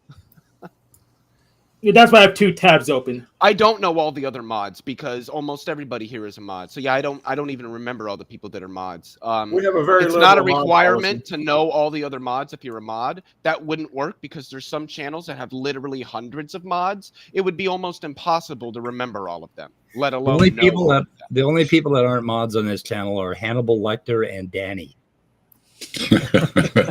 Oh, and Otangelo, the Brazilian douche canoe. He's not a mod. So okay. And Sal. So But he was. Why not Sal? You have to say he was for a very long time, right, Speak? well, Sal Yeah. was a mod, and so was Very upset Otangelo. when I but saw your shit. I had to ban the Right. Brazilian douche canoe. I think he even gave it back a couple of times, and then he had to take it back again. So Oh, that happened. Mike tried. Mike really tried. So Here come the accusations of gaslighting from somebody who clearly has no fucking clue what that word means. Yeah. Okay. Sneaky Fox. Hi, Sneaky Fox. You know what I do with Sneaky Fox? I've got a subsonic 22 Ruger 26 shot clip. That's how I deal with Sneaky Fox. They ain't getting my chickens, not today. No, sir. Not chickens. Not my kitties. You're not getting my kitties. There we go. Gaslighting. Okay. So you've got a minute Hank. to make your Hank's case. on. Hank, I mean, I just mean you need I'm to here, make pal. you need to win us over that this is going to be something worth talking about. Okay, let's make this pretty quick. So if you're an atheist and you're a monist of any kind, you have to find a place to put things like gender and gods in. You need to find a place, and if it's the same What? substrate, then you can't be an atheist because gods have to exist in the physical somewhere. Do you understand? No. I don't. no. You don't. If you were okay. trying to draw a contradiction between atheism and monism, you did not. Yeah. So where do things that don't exist go? Things that don't exist don't go anywhere. They don't exist. Okay. Do genders exist? Do genders exist? Yes, they're social constructs. Okay. Do gods exist? No. So someone's a title of God Emperor. Do they just pop out of existence, or do they still exist and have God that emperors. God emperors is not the same thing as gods. title? All right. Well, someone was a prophet or a god. Would Prophets they exist aren't somewhere? Or they gods just either. proof all existence once they get the title? Prophets aren't gods either. Okay. What is your test for divinity then? Sounds like you bouncing Divinity back isn't and forth real. You from- can't test for it. Okay. So Abstract. you presuppose no divinity. No, there is no divinity No. to be shown. What's your test for divinity? There is no divinity. It's like asking me, what's my test for pink unicorns? Well, I would look for them. I look at one. And if I Yeah, can't but see pink it, unicorns don't exist. How could you look at a thing that's non-existent? okay, so they can't. That's the test. Exactly. So how could you test for gods when they're not real? I have a Well, little bit of a that would be different the take on this. presupposition. Like I can test for horses, and if they're not real, I won't be able to see them. Go ahead, James. So I've asked Leo before what a god is. Now, Leo runs in very academic circles, people that are professional philosophers or that are so good at philosophizing and debating they may as well be professional. And they have a pretty specific definition typically of what God is. So when Hank is using the word God, he means something different than what the word means in the circles that Leo runs in. And I just want to make sure that people aren't talking past each other here. So I talked to Steve McRae, and I had this issue with him too. What he means by God and what Jimbob meant by God isn't even the same thing. It's not the same object. So why don't you tell us what you mean by God? Like God, I mean object of worship. So object means something you can imagine or draw. Literally nobody means that by God. But if you want, if that's what you No, mean, sure. Money is a god. Celebrities are gods. Jesus, bud, Did you want my don't definition or not? yell. There's no need to yell. Come on now. I don't understand. Did he want my definition or not? I can give You already a gave definition. it. You already gave it. You said a god is any object of worship, which makes money a Yes. god, which makes celebrities a god, which makes Yes. pretty much Yes, it anything does. a god. And at Yes. that point, what you've done is you've defined God in a way that renders it effectively useless as a term. Yeah. Well, that's just your opinion. Well, it's can not use really an coherence opinion. still. I mean, That's anybody just your opinion. anybody who understands linguistics is going to say if you've defined God such that the term could be applied to effectively anything, then it's an effectively useless term. Yes, It doesn't and if, distinguish itself from anything else, which is yes, what we want and our if you terms to define do. God as effectively non-existent, then it's also a useless term. So if you I don't define know God anybody who existence, it defines is God as also a useless non-existent. term. I don't define God as non-existent. I But it's define God as any supernatural being that is at least all-powerful and all-knowing. show me a supernatural being. I don't think supernatural Well, things exist, so I not, don't know Then you how I define can do God that. that's not out of existence. that's not No, I Leo's didn't. job. That's actually the question. Show me a supernatural being. In principle, you can't show a supernatural being. Gee, I Well, wonder in Because why. you which can see it, case, it's natural. what is the point of arguing about one? We're If a arguing over the supernatural definition. being, He if a defined God out of supernatural, existence. if And a I mean, super, that he if, thinks pardon he me, doesn't if like you the don't definition I mind, made because he if used you it too want to much. talk over me, you can go right ahead and do that, but we'll be here all day doing that, right? So, if you cannot show me a supernatural being, what reason do I have to believe in one or to give credence to one's existence? If it's not demonstrably true, I don't see how. If you can't make an argument that convinces me that if I look in a certain place, I will find that supernatural being will interact with me, we can have a back and forth, maybe a corned beef sandwich. I don't know what the hell we're even talking about here. It's simple. If you can see it, it's natural. Well, we can't see electrons, but Well, electrons we are natural. can't.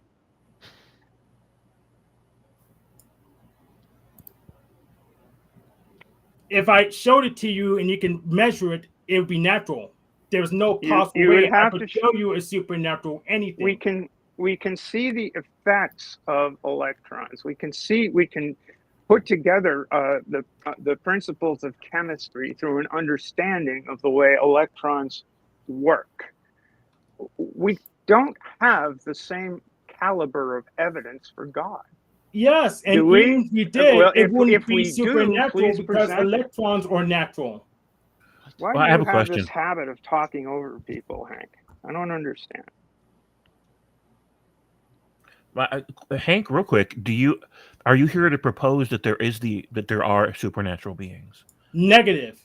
Okay. What are you here to propose?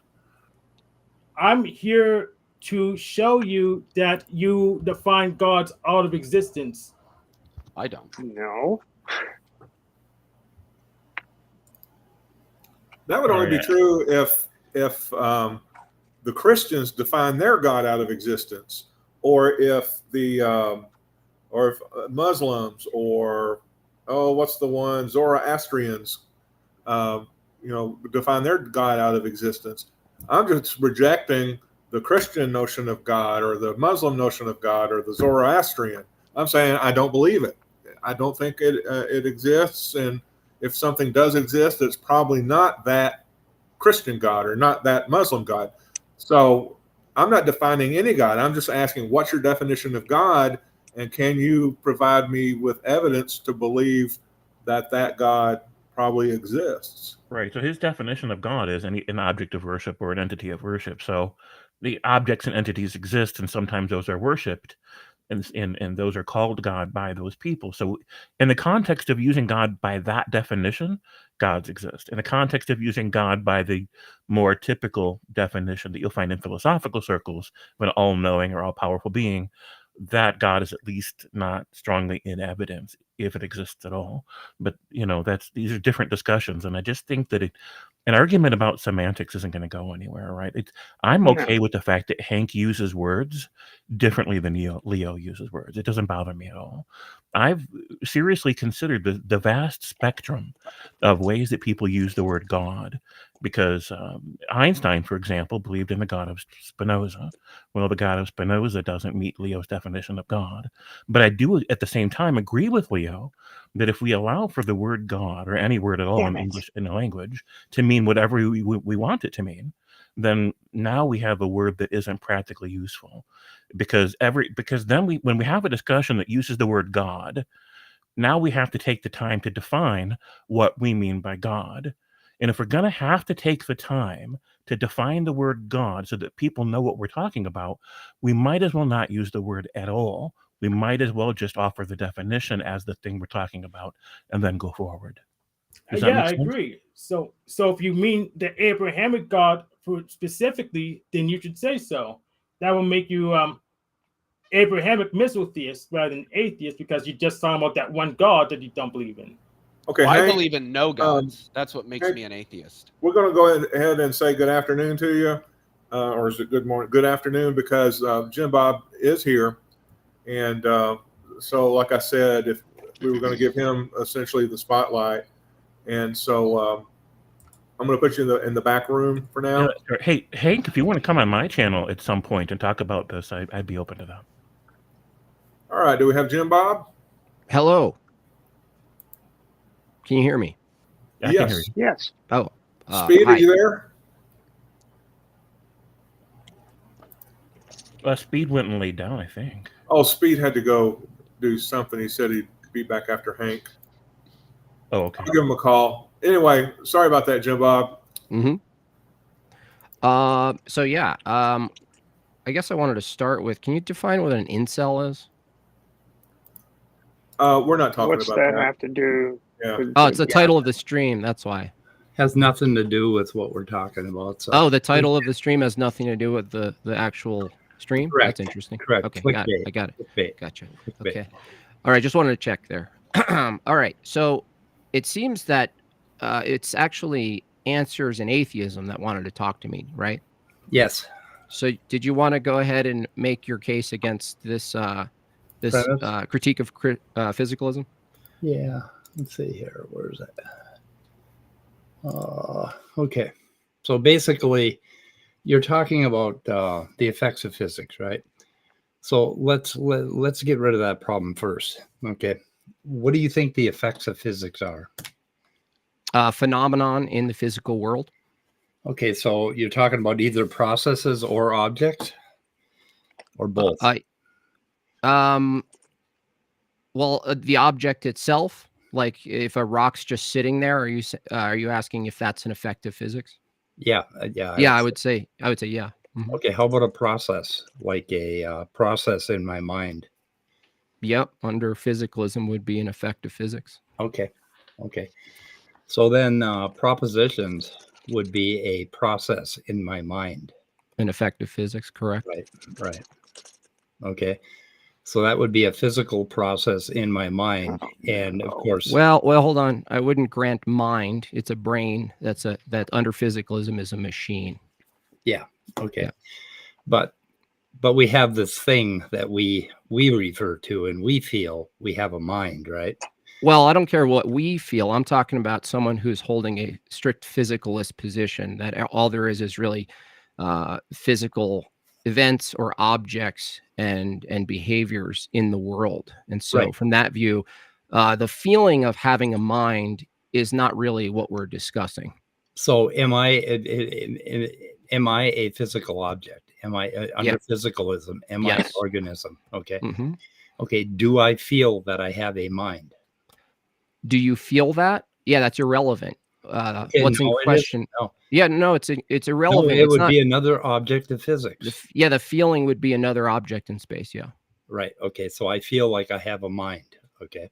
And inside my mind, I feel like I have a proposition that the tornado is in my backyard right now. True or false? Okay. That would be an effect of physics. Yeah, that process would also be a referent. Right. So what is your problem?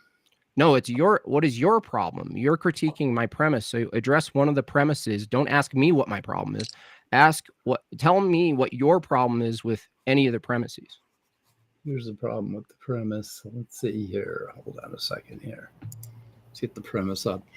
The effects of physics are neither more true or false than any other effects of physics. That would be the problem. What's the problem? That's reading the premise. Oh, okay. The feeling that I have a proposition in my mind is an effect of physics, right? Okay, so you're saying that this premise one you reject because you're saying if I say effects of physics are neither true or false, they just are, They're just processes in the world. And you're saying, well, no, there's this one effect of physics called a thought or a proposition or evaluation. And that's your problem, right? Not really. No, because. So what is your problem? Okay. My problem is under that version. Okay. That if the proposition is just a feeling that I have about my mind, which is itself a physical thing, right? Then it would be true that those things are not more true or more false. Under physicalism, is it true that a thought, a feeling, an evaluation, a proposition is all just an effect of physics caused by the object called the brain? Yes. Okay, so if it is true that what you call a proposition is in fact just another effect of physics determined by these laws of physics and processes, right? Right. Now, what this forces the physicalist to do is make this meaningful jump between effects of physics, which we all agree as we observe them, right? Take propositions out for a second. Every effect of physics we see in the world is just a happening. Now, preceding our evaluation and description of it, it just is. There's no true or false oak trees, right? They just are. There's not a true waterfall, right? It's not propositional, correct? Right. Okay, so what I'm forcing in premise one is the physicalist to make some jump between a physical object out in the world and a physical object out in the world called the proposition. And what's the meaningful distinction from that view, right? We all agree that every effect of physics, every phenomenon we observe is not a proposition, but there's this one thing that's propositional. That's one effect of physics that we know of. The only one is a proposition or an evaluation. So I'm wondering how you make the jump without special pleading from a physicalist view. Okay, but if you're doing an internal critique of physics, then of course I'm going to use physicalism to explain what a proposition is inside of a human mind, right? Well, no, not a mind, inside a brain. You see my little diagram? Well, no, that's a problem. Okay, we have this. Yeah, that is a problem.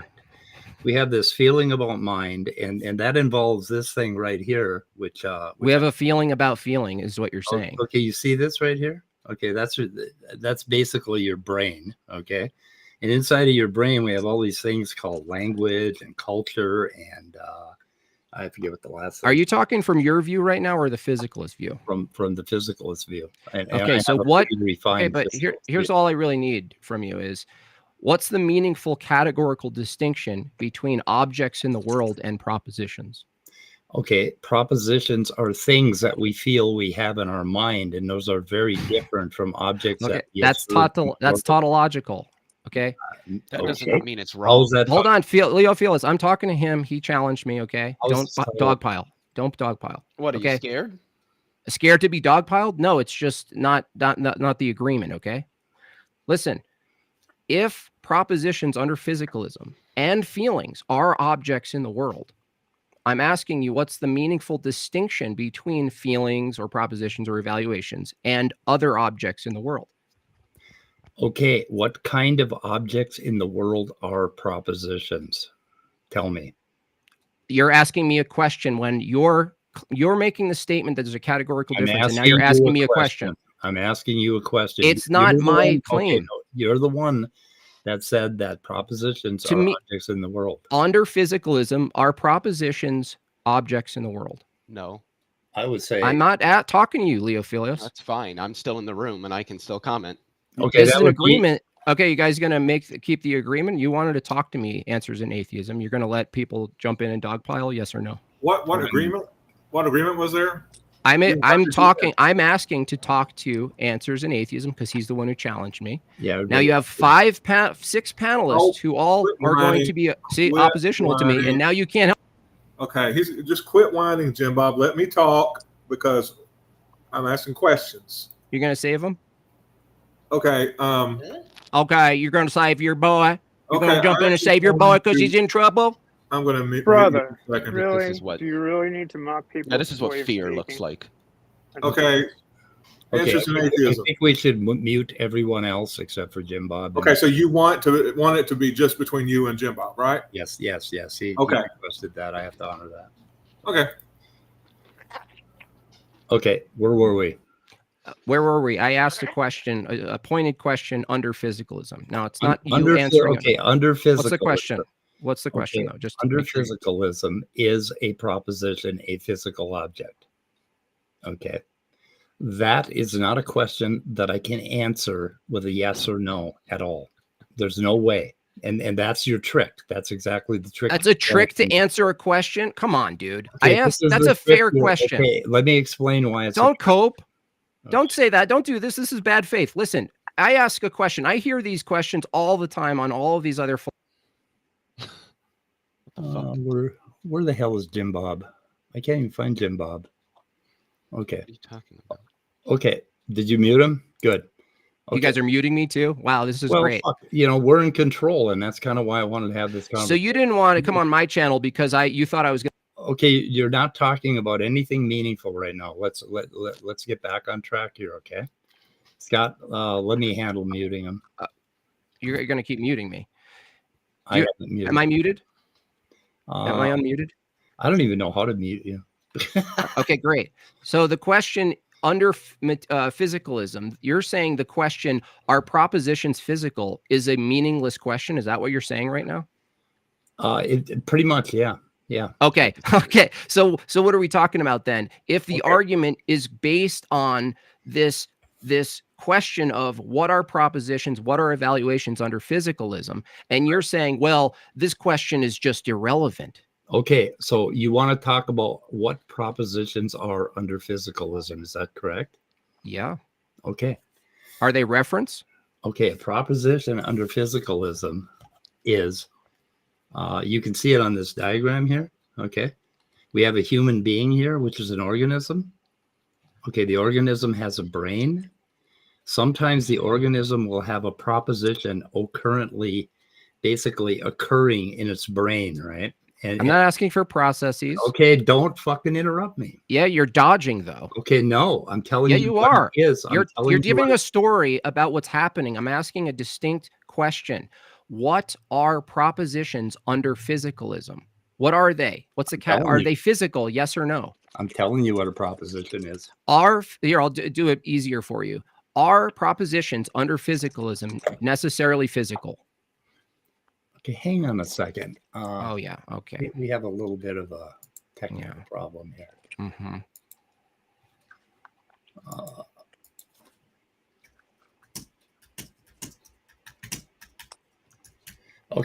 Okay. Anyway, I had to ask a question. Okay, propositions under physicalism, okay, are not strictly physical objects. Okay, physical objects in the universe are just that.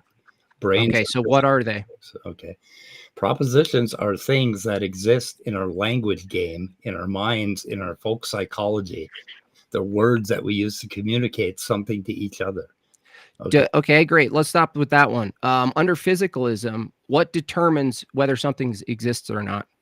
Whether something exists or not. Under physicalism, what is the standard by which they determine something exists or not? By which okay, that's different than whether, okay. No, it's not. Oh, it is. You said, how do we determine it? You said, answer the question. Answer the question. Scott, what your messages? Okay, so under physicalism, what constitutes existing? What constitutes existing under physicalism? Under physicalism. It's brute. It's basically brute. You mean concrete? You mean concrete? Concrete. So is physical another word of saying that? Yes. Yeah. Okay, great. So your statement. It exists in space, time, coordinates. Gotcha. Great. So you said just before, I asked what a proposition, and you said it's not strictly physical. And I'm asking, what else could it be? What else would a proposition be under physicalism? If you're saying propositions exist, and you just admitted that means brute, right? That means concrete, that means physical. What else would it be other than strict physical? Okay, the only way for there to be a proposition under physicalism is if you currently have one in your mind, mind. You can't justify mind under physicalism. Brain. Yes, please use the word brain. Yes, I can. No, you can't. Yeah, what's a mind under physicalism? We'll do this. We'll do it again with this one. What's a mind under physicalism? Is that propositions exist in mind. They don't necessarily exist in brain, even Okay, though what is a even mind under though there physical? is a Okay. Now correlation. you're outside of physicalism now. Now you're Oh, saying, now you're taking a, hold on, you're taking a dualistic approach right now under physicalism that says there's a mind that's distinct from the brain. Now, can you justify that under we're physicalism? taking a dualistic approach when we use language. Can you justify a mind, what it is, under physicalism if it's not the brain? Yes, it's what we feel we have when our Is that reduced to things in the brain? yes. Okay, so it is the brain. No, not just the brain, the body, and the environment. Oh, so you mean physicality?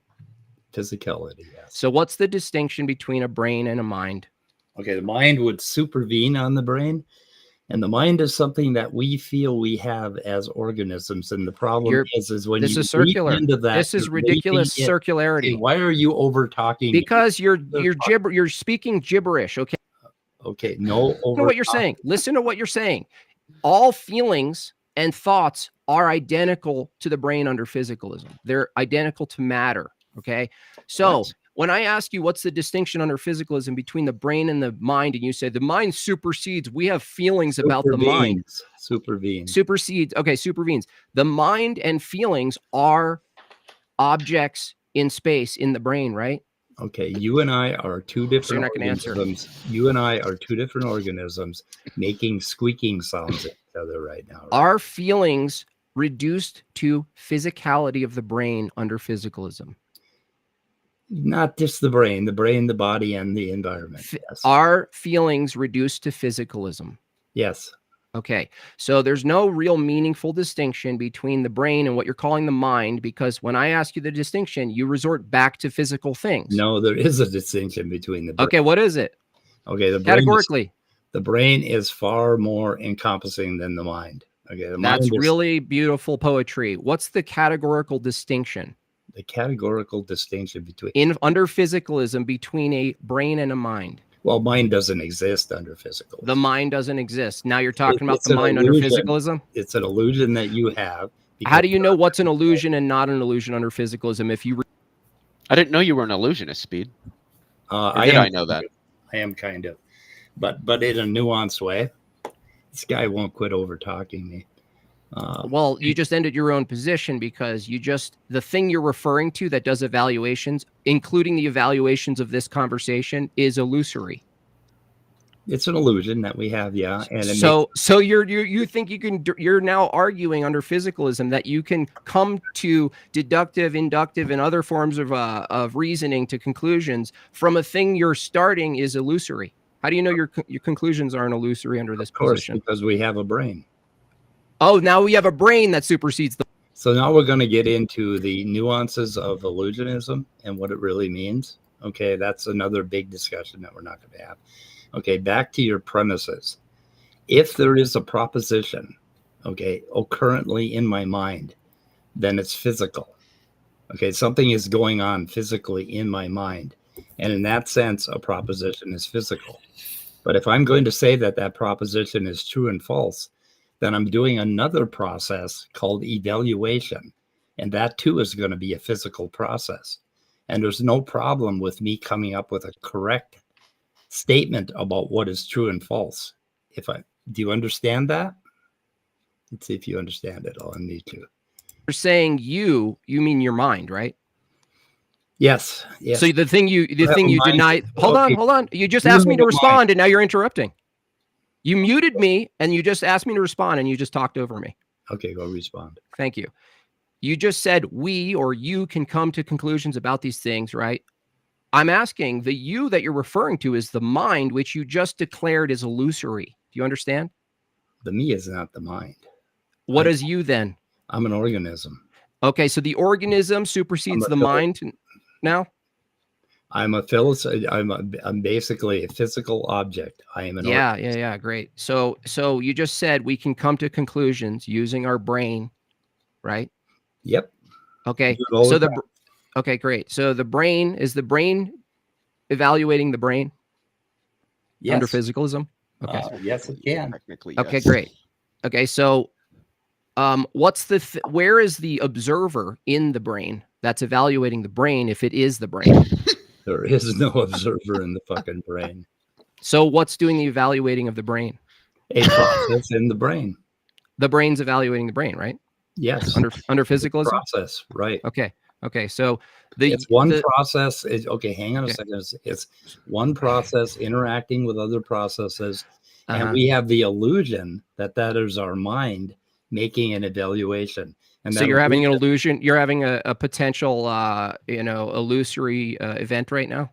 Yeah, but illusion doesn't mean false. Okay. How do you know an illusion is? To say something is an illusion, don't you need a vantage point? Yes. So what's the vantage point? If you're saying the mind is illusory, you're using the mind to determine the mind's illusory. So where is this privileged position? The privileged position is that we are talking about two organisms, A and B, and you and I are C and D. Okay, now we're talking. That doesn't answer the question. Okay, no, it does. Hang on. No, it doesn't. What did I? Okay, we're talking about physical things in the brain, right? So we are necessarily talking in the third person. We are talking about a physical brain, which is a third person.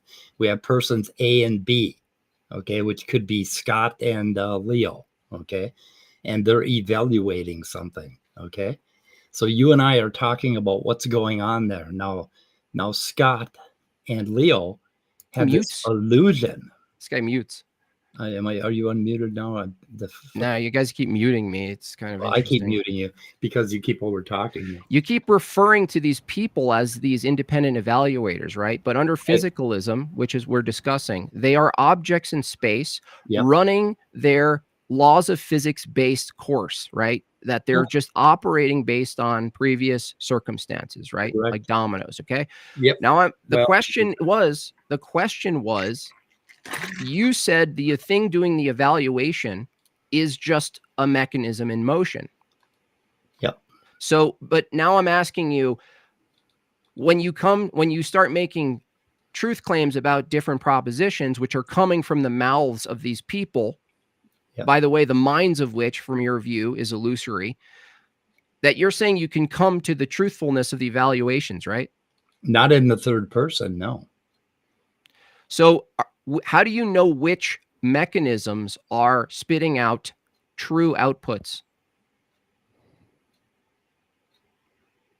Because that's what it is. Input, output, right? Under physicalism, right? Well, input, output. No, that's pretty silly. Mechanistic. Saying it's silly is not a refutation.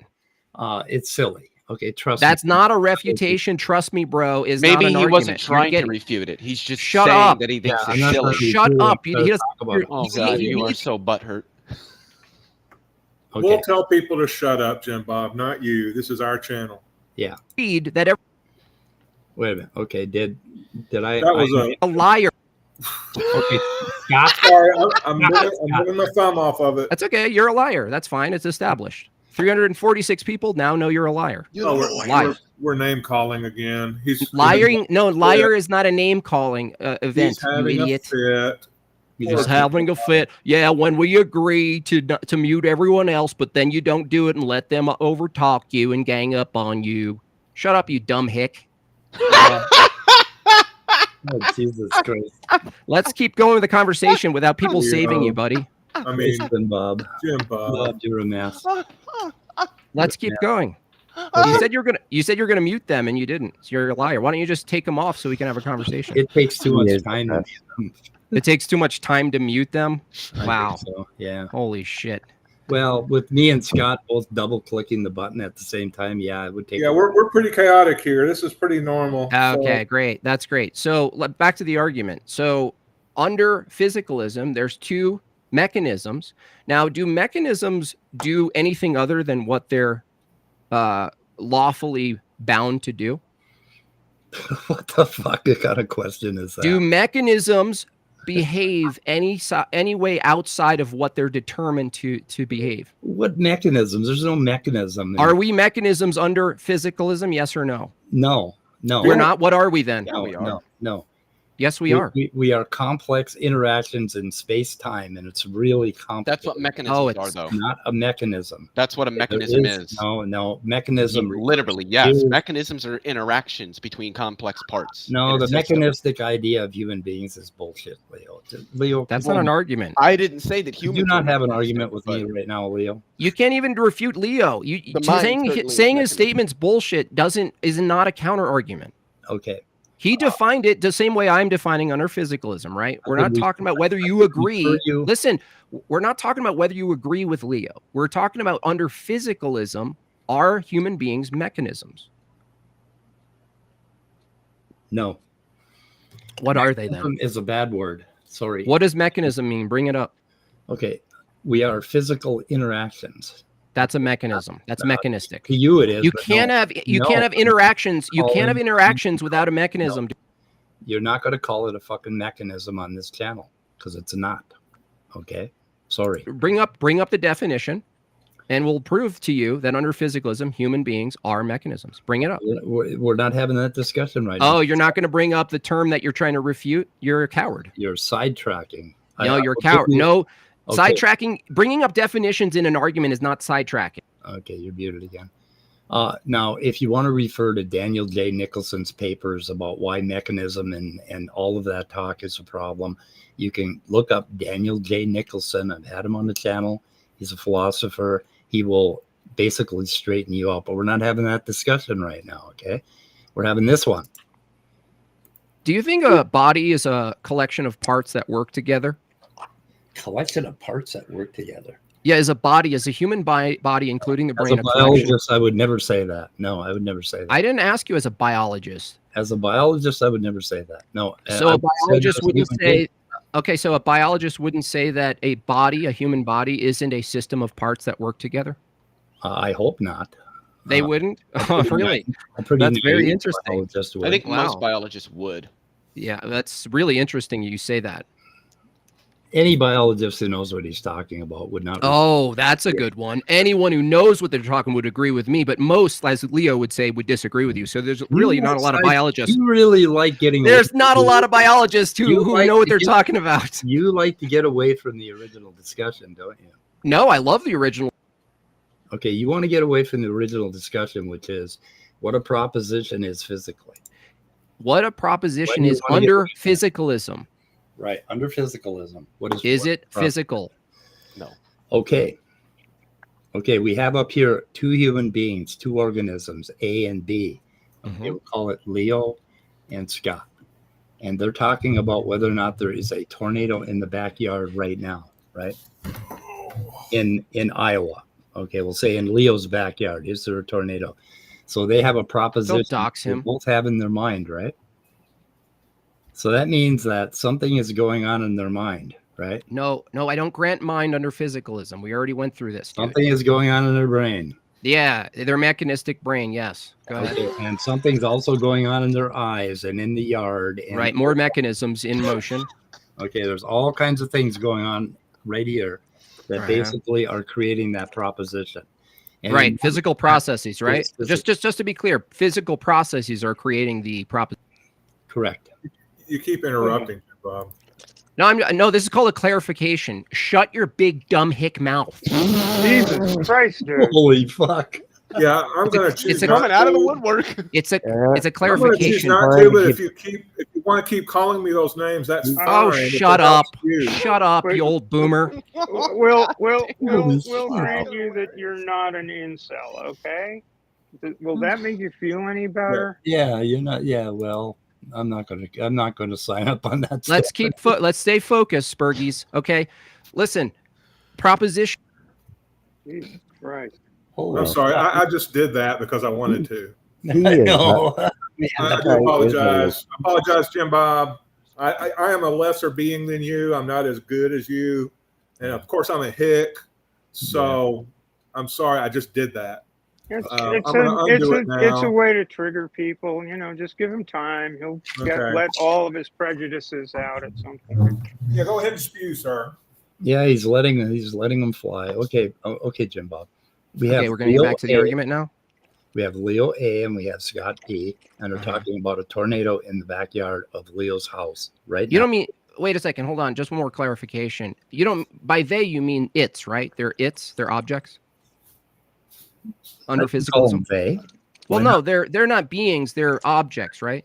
Of course. Excuse me, my pronouns are God, and God. Leo. See, there's another one. I'll ask Leo because he's not going to answer. It doesn't take long. This is not a discussion that is about philosophy or justification or Shut anything up. else. It's just an excuse.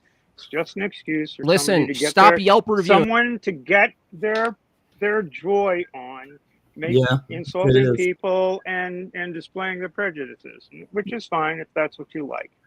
Yeah, it's a little difficult to have a conversation with this guy when he keeps. It's not a conversation. This is why you don't have them. Yeah, but you guys are kind of triggering him, so, but or playing into it. I'm not. I'm listening to what's being spewed at the moment.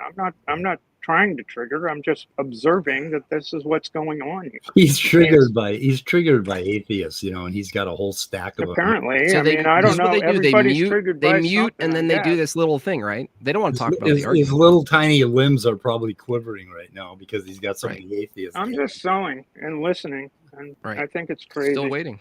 Yeah. Still waiting for the argument. Okay. So A and B. Okay. A and B. There's object A and B. They are human beings, as we call them, but they're basically objects in space under physicalism. That's all I asked. Yeah, they're things. Yeah. Okay. Objects in space. Okay. Object A, object B. Go ahead.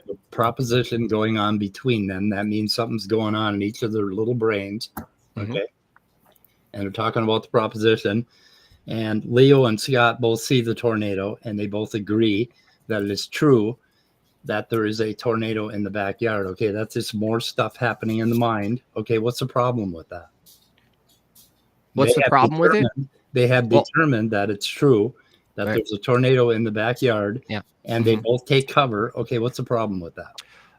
The problem is that the effects of physics that you admit from the illusory thing called the mind, the propositions themselves are more effects of physics that are determined by biology and physics and neurophysics, neurology. So the problem is, if two objects are determined by the laws of physics to say what they're going to say and see what they're going to see, then the thing you're calling evaluating between two objects is seeing a tornado, right? More effects of physics, right? They're more effects of physics, right? Right. So the effects of physics called a proposition is now another referent or object in space. Yep. Okay. So admittedly, from Breakfast Tacos, he first said, no, referents are not propositional. Propositions are about the reference. Then he later admitted that under physicalism, propositions are now a new effect in the world, and they are the new referent. Would you agree? Yeah, especially if we're down here. Okay, me and you talking about Scott and Leo. That's what we're doing. We're trying to analyze them third person. Mhm. Okay. Yep. And so Scott says it's true that there's a tornado in Leo's yard. Leo says it's true. That means that their brains have gone into a certain state, a true state, basically true state in reference to that proposition. What's the problem with that? no, that's begging the question. Determine what's in question is true, right? The term true, right? That assumes evaluations are not completely determined by physics. This is completely determined by physics, whether or not they come up with a true proposition. Okay, great. So if you're determined to come, brains, now listen, if their brains are both in a state that it's true that there's a tornado in the backyard, then both of them are going to dart under some sort of a landscape, right? The high. Okay, great. I got it. So if under physical, dude, do you think if there's two trees next to each other, is one true and one's false? Nope. So under physicalism, why is it how are you jumping to the case that two brains next to each other producing different things are true? One's true and one's false. Because the brains are in a state that say it's true. No. That's begging the question. No, it's a brain. Yes, state. it is. No, you're just asserting that something's true. I asked you, what's the meaningful distinction under physicalism between two trees sitting next to each other that are effects of physics and two brains sitting next to each other that have this thing happening, this phenomenon, right? That is completely consistent with with their nature, right? That they're just doing, that's just happening, unfolding, no different than trees growing certain leaves. I'm Trees asking don't you, have what's the propositional states? Brains do. I know Okay, that's here's- question begging. No, Okay, it's here's- not. It's a Yes, fact it of the is, world. Leo. No, it's not. It's a fact. Yes, it is. of I'll the tell you world. how. It's special Trees pleading. don't have You're special propositional pleading. states. You're special You pleading. don't know what the special pleading fallacy Yes, is. I do. No, Yes, you I don't. do. Yes, I do. I got it. I'll walk you through it if you want, Leo. How did I get out of this discussion? Leo, Didn't you ask Can I me? ask No, you a I question? just made a statement of truth. Leo, can I ask you a question? Brains Triggered have him. You Leo, tricked can I ask you a question? propositional states and trees don't. Just like Can I ask brains you- have doxastic states and trees Great. don't. And That doesn't propositional tell states me- are doxastic states. That doesn't tell me the categorical distinction under physicalism. That just asserts Between that there's what? a difference. Distinction between what? Okay. Can I ask you a question? Okay. Can you? I'm all okay shut the with fuck it. up and let me answer the question? What is the categorical distinction? Between two trees that are effects of physics and two brains that are also effects of physics. These are trees and these are brains. These are human. Those are so the Okay, these are distinction is human organisms. subcategories. These are organisms and these are trees. That is. Those are subcategories. Do the trees have a proposition? I didn't ask for subcategorical differences. I asked for categorical. What do you mean differences. Yeah, but the subcategories? difference isn't Those are categorical. That's the Okay, can I problem. both talk? Yeah, okay. So here's the thing. Under physicalism, there's objects in the world Right. Really? Trees Yeah. and brains. and brains. Okay, now I'm asking you, Body. under physicalism, what's the meaningful distinction between two objects that have their own properties that are completely consistent with the laws of physics and they're completely determined by those laws, and brains? These are brains. These are organisms, and these are trees. These The are correct human answer is brains organisms, have and different So properties. so Okay, you're saying the listen, meaningful distinction is Jimbob, taxonomical. this is your problem. This is your problem. You can't answer the question. Okay, You're telling me this my is problem, but your you're not answering the problem. question. This is your problem. You're trying to reduce trees to physical objects, right? Which they are. Are That's they? one characteristic they have, but Great. that does not exhaust the differences between them. Okay, there are different categories between humans and trees. Well, Are you a tree, Jimbob? So you're saying the Are properties you are a different. tree? Will you answer that question? No, Yeah. but you're saying Okay. the properties are different. Do you have a brain? I have a brain. Do you breathe? Yep. Do you eat food? Yep. Have Those a are all life. physical. Those are all physical effects. Yeah. Right. Go on. Okay. You want to reduce them to physical effects and get, Under physicalism, I don't want to do that. That's a No, you do. consequence. No, that's the consequence of No, it physicalism. ain't. Yes. no, Yes, it is. It is Of course it not. is. And okay, this What else? Okay, Jimbob, I got the problem for you right here. You don't understand physicalism. Okay. Under physicalism, the distinction between trees and human organisms is that they are completely different objects in physics, right? And you don't want to admit to that. You want to reduce them to the same thing. You want to say, oh, they're both physical objects, so they can't have a true proposition. Why can't you get this through your head? What is wrong with your head? That's not an argument. By Not the an way, argument. Okay, the What's wrong with tree, your head? the tree It's an is not argu- different than the Okay, organ- than the human. Listen, I already went through this with you. Under physicalism, both the tree or anything else in the world, including a human with a brain, is reduced ultimately to physicality. Yes, No. it is. Okay, reduced. What else is not it then? being ontologically reduced. Okay, great. Tell me how that's not the case then. Okay, okay, just because I say they're both physical objects doesn't mean they're identical to each other. I didn't say they're identical. I said you in the did. category. You acknowledge they can have different properties from one another. Yeah. Well, if they're different properties, right? You're basically saying there's an object over there and it has bark and leaves, and humans don't have bark and leaves. I'm talking about the jump between propositions being possible. That's what I'm talking about. Well, why would Now you guys just keep granting yourself propositions and no, we're not, not. and Why wouldn't you they are. be impossible? Why wouldn't they Yeah, be you- possible what do under physicalism? Because That's- well, first of all, we're discussing two things here, Leo. One is under physicalism, is a proposition physical? No. Okay. What is it then? If they It's an are they? Okay, abstract- hold on. It's an abstract. Hold on a concept. second. I have a Okay. monologue. So just Okay, so. Oh Oh my channel God, owner, you guys channel are owner, just shut up, insufferable. Channel owner, shut up. Okay, I'm gonna let you and Leo talk for a while because I got you by your skinnies, Jimbob, and you just got to re-listen to what I said. You're completely Go ahead and delusional. talk to Leo. You just negated your own mind. You have me by the skinnies, but you negated a mind. You said the mind supervenes the brain, and then I said, "What's the mind?" And you said the mind's illusory, and then you basically reduced epistemology to the brain, back to the brain, which is the problem in question. So you're letting yourself be distracted by the. No, I'm just clarifying how it went. You're delusional. I'll talk to Leo now. You need to look at it again and figure out. That's not an argument. Shut up. Not an argument. Leo. Yeah. Keep quiet. You're not.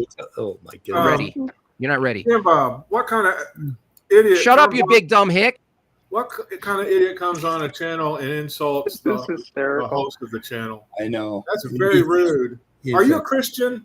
Okay, let's I don't know that he's a Christian. I think he's something else. When's Toy Story 5 coming out? Are you ready for him, Leo? Yeah, Leo, I've been ready.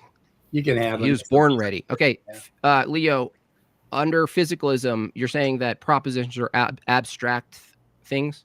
Abstract concepts, that's correct. Okay, cool. Would a physicalist say that abstract concepts don't in fact exist based on what they define ontology, their standard If for they're ontology? a nominalist like I am, yes.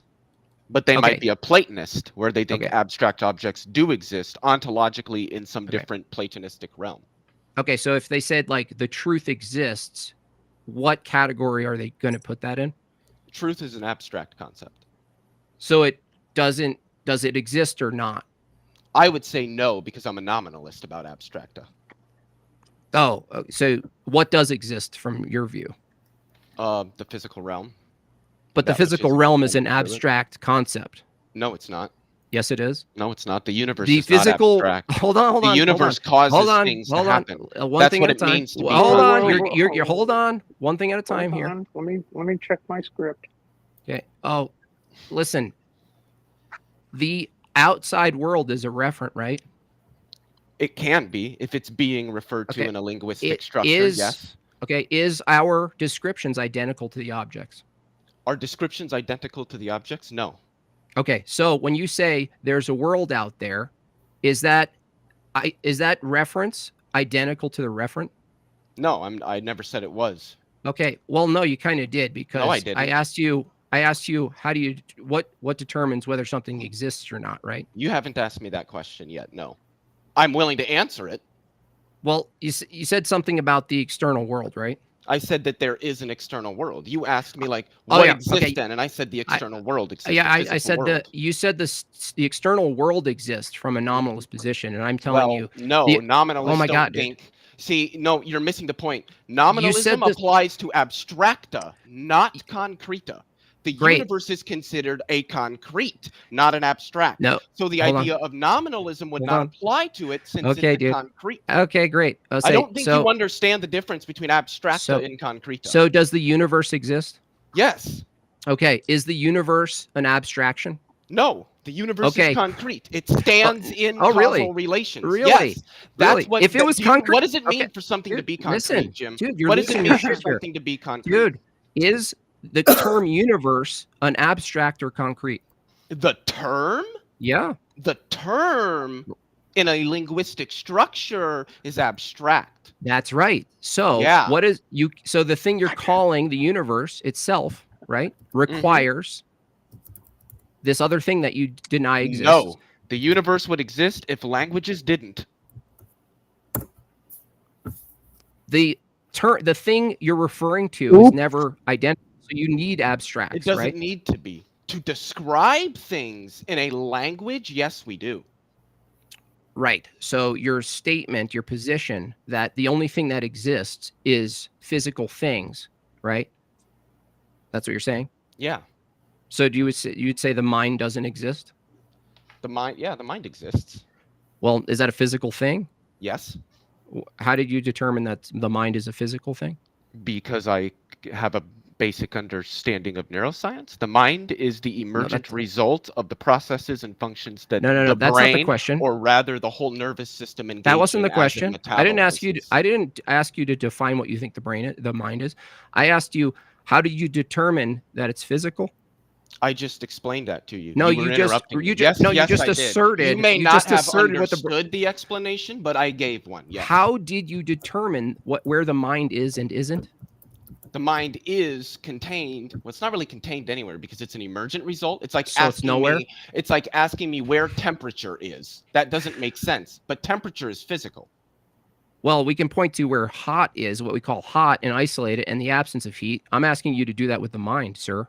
Oh, the brain. Just like we can point to the mind when the brain is metabolizing, and then there is no mind when it's not. Oh, I see. So you've determined when there's a mind in the brain and when there's not? Yes, that's pretty easy to determine. When the brain How'd is you do that? metabolizing, there's a mind because we can engage with it. And when the brain is not metabolizing, you're fucking dead. So clearly you don't have a mind anymore, do you? So clearly you don't have a mind anymore, do you? Okay, so I'm asking Bill you got what the muted? methodology was. I'm asking you what the methodology was. Shit. Somebody's echoing Somebody's echoing badly. badly. I'm muted, so can't be me. Do we know who this is? Okay, it's gone. What was your question again, Jimbob?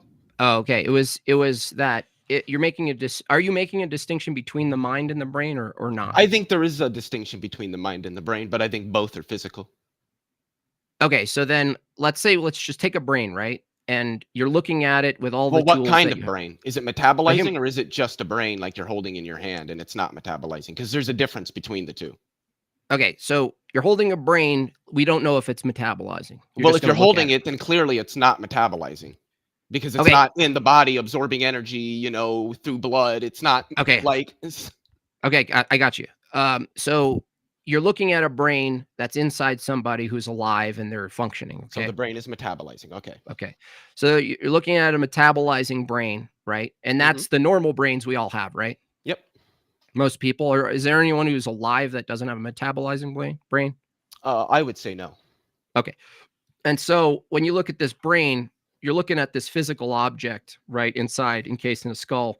And I'm asking you, how do you determine where the mind is or isn't in that brain? The mind does not possess physical location, much like temperature does not possess physical location. So you're saying there is a distinction between mind and brain, but you can't tell me how you know that because that would require you to know where it is and isn't. I knew that. I did tell you how I knew that. I can How did you know reiterate that? that. Yeah, I say it know again. that because there are the brain, you can have a brain where there is something else there going on with it, which we call the mind. And then More than the brain? You can see that there are brains that don't have all that going on. So there's Oh, I obviously a distinction between those two different states. Oh, okay. Such that we Hold can on. say that in one there is a mind present and in the other there is not. Okay, so your determination that a mind exists independent of the brain, from your view, I don't think minds can exist independently of brains. Okay, but your distinction here is that there's something going on with this brain and something not going on with another brain. That's correct. Okay. And so that seems to be the question is, how did you determine the thing that's going on in one brain is a mind and because that's what we call it. Oh, you just call it that. Yeah, neuroscientists call it that. Oh, okay. So the phenomenon you call the brain is a collection of activities. There are a collection of activities that are referred to as the mind, yes. Okay, so why is it that they're called something different other than just describing the brain doing an activity? Well, that's what the word mind is. It's a word that describes the brain as it's metabolizing.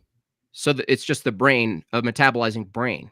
Yeah, the mind is what emerges from a metabolizing brain. That is correct. Now, just like temperature emerges from the mean molecular energy of a macro scale. Well, we could measure temperature. I was wondering if we can measure the mind too. EEG readings would be one way to do it.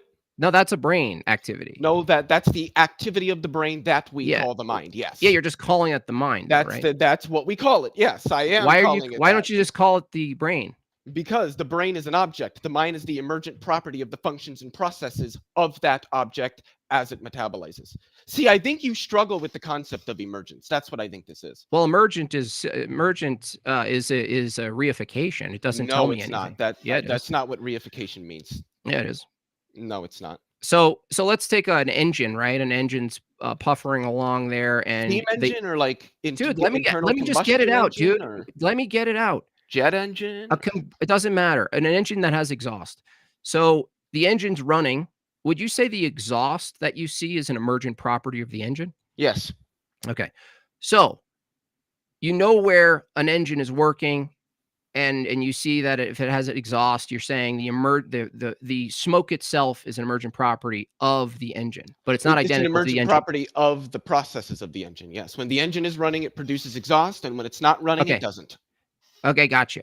But so you're saying the brain itself is an engine, so to speak, and the exhaust is the mind, right?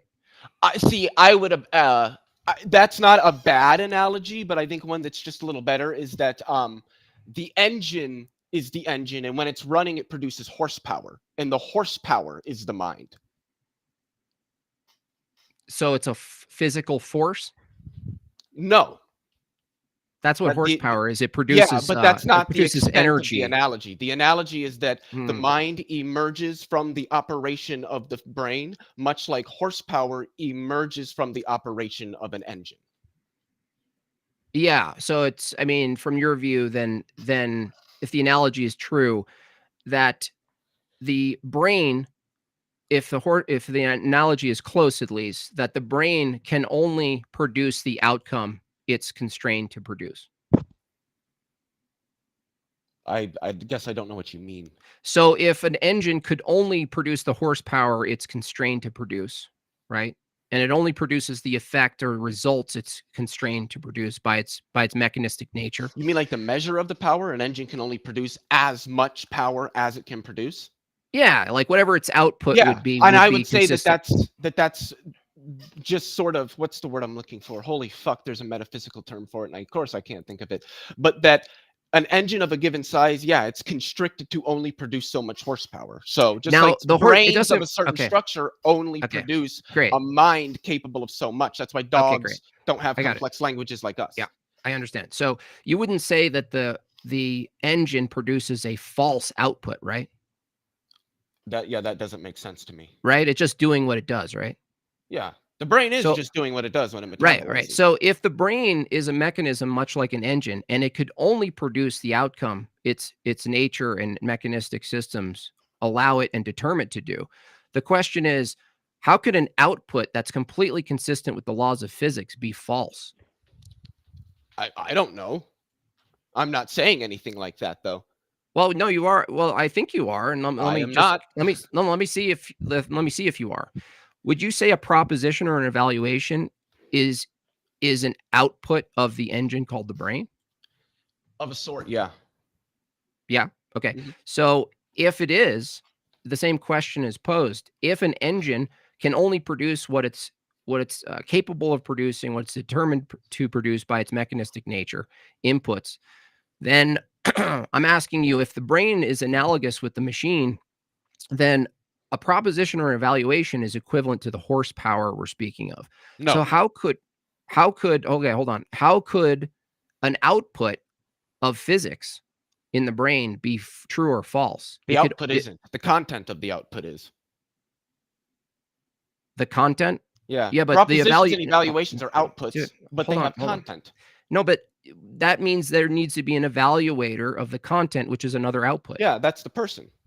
No, that's another output. Yeah. So So you just said, well, no, the output isn't true or false. It's the content. And I just said, how are you going to evaluate the content? And you said the output. yeah. Yeah, that's a problem. No, I don't. What problem? That means evaluations can't be true or false. That Yeah, they proves my can. argument. Yeah. You just said as the long as you give output them is, content. dude, you said the output isn't the thing that's true or false. It's the content. Yeah. I said, how does the machine evaluate the content? That's more output. Yeah. You haven't shown Right. something. You haven't shown a problem there. Yeah, the problem is you have no access to whether it's true or false because you keep going back into Yeah, I the do. I output. can evaluate it. Yeah, that's an output. And the fact that they're both outputs is not contradictory. There's no contradiction there. Oh my gosh. If an output is only what it's determined to be, and you said the output, your own words, the output isn't the thing that's true or false, right? The content is. Mhm. Well, the content is there now, a new referent. Now I ask you, What? well, what's the thing that's evaluating the content? It's another output, right? Yeah. Yeah, that's a contradiction. No, it's not. What's the Yes, it is. contradiction? Give me the P and the Q. Output. Okay. Outputs aren't true or false. Outputs evaluate content. And it's the That's- content that's either true or false, not the output Well, itself. no, you have to evaluate the content. Content doesn't matter. determine it's true or false. It doesn't matter what's evaluating it now. That's the end of your argument. Well, that's dude. not It's what over. I said. The fact that it has to be evaluated isn't really relevant. Do you need to hear the contradiction again? You haven't given a contradiction in the first I did. place. No, I did. You didn't. Okay, you're going to deny this is a contradiction? Premise one. Let me ask you. Oh no, under okay, what you're gonna dodge. You don't let me. modality- Yeah, under you're not what gonna let me. You're not modality- gonna let me. Under You're what not gonna let me. modality? Oh, is you're it a gonna go into contradiction? go into the philosophy talk. No, to, you to, said you to gave obfuscate. one, so tell me under what modality it's a contradiction. Listen, simple. Premise one and premise two are contradictions. Okay. What premises? Premise- I gave no premises. Premise one, you agreed to, is that outputs aren't the true or false thing. The content is, right? Mm-hmm. Okay. Outputs are not true or false. The content is. Okay. Mm-hmm. Premise two, outputs evaluate the content. Yep. Some outputs That's a evaluate the contradiction. content in other outputs. That's a There's no contradiction. under what modality? Well, under Is what it a modality? logical contradiction? Is it a deontic contradiction? Is it an alethic contradiction? Under It's what modality self-refuting. is it a contradiction? It's a. So See, you're not can't, admitting. See, you can't answer because you don't See, know. this is what they because do. you This is what the didn't philo actually nerds give a do. contradiction. This is the philo nerds do. They know there's a contradiction, and then they go into the subcategories of contradiction and prop logic and all this stuff instead of just admitting there's a If contradiction. it's a there. contradiction, it should be a contradiction under some given modality. What is that? Is it not modality? a contradiction? Under what modality is it a contradiction? Because Under no, just it's not. under It's not basic under natu- any of them. Basic natural language. Premise one states outputs are not true or false. The content is. Mm-hmm. I asked you what evaluates the content, and you said an output. Yep. There's no contradiction there. An Oh, output really? is So evaluating outputs. the content. So of another outputs output. can't be true or false, and yet they're the ones making the evaluations. Mm-hmm. Mm-hmm. Making evaluations is also not true or false. So what's the contradiction? To evaluate the content, right, Mm-hmm. assumes, in this physicalist view, assumes that there's another output, right? Yeah. Now what we're asking is whether or not the new content now is true or false, Yep. right? What new content? The new content that's evaluating the previous content. What new content? I'm so confused. You are confused. Yes, Output- I am confused. Okay, yeah. Let me clarify it for you. Output, you said, isn't the true or false thing. The content of the output is what's true or false. I asked you, how do we evaluate the content now? You said more outputs. Well, if those outputs can't be true or false, then it's content evaluating content, right? No, it's outputs evaluating the content of another output. You just said outputs can't be true or false. That's right. It's the content. So Yep. how can not all outputs have content how can an output determine what's true or false if you just said it can't? If it can't, via evaluation? that's what the output is. Yeah, Yeah, I know that. That's Yeah, how we can you do know that. You're in evaluation, trouble. because that's the Yeah. output. The output is the evaluation, you're saying. Well, actually, the output is the mind. The mind does the evaluation. A mind is an output of the brain. That's correct. So what are you saying? I'm saying that output 2 can evaluate the content of output 1, and there's no contradiction there. Okay, so so you have brain A and brain B. Nope. And brain A. Output brain of brain output. I'm 1 starting of from brain brains X existing. contains content. Yeah, Output 2 of brain yeah. X evaluates the content of Mhm. output 1 of Right, brain X. right. Like there's no Right. contradiction here. Of course, there's a contradiction. You You still just haven't given it. I did give it. No, you didn't. Outputs, right, aren't true or false. Evaluations need to be true or false. Evaluations? No, evaluations wouldn't be truth apt. Propositions would be truth apt.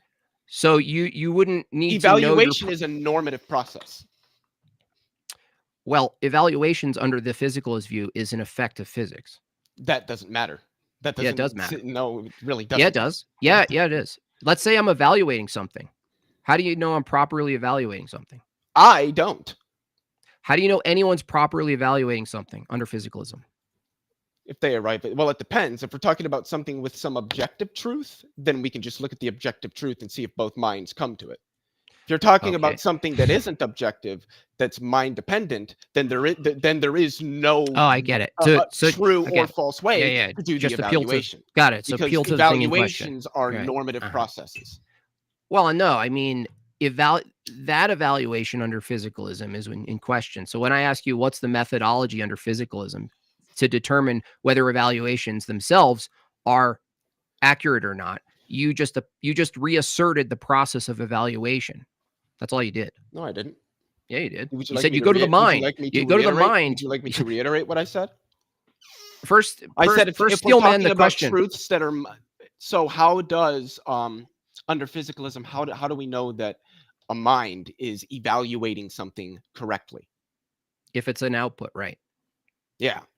How do you know an output is correct? That says, well, it depends on whether it's true. It can only be correct if it's truth apt. Not all outputs are going to be truth apt. So there is no way to do that if the output isn't truth apt. So, does an evaluation come before a proposition?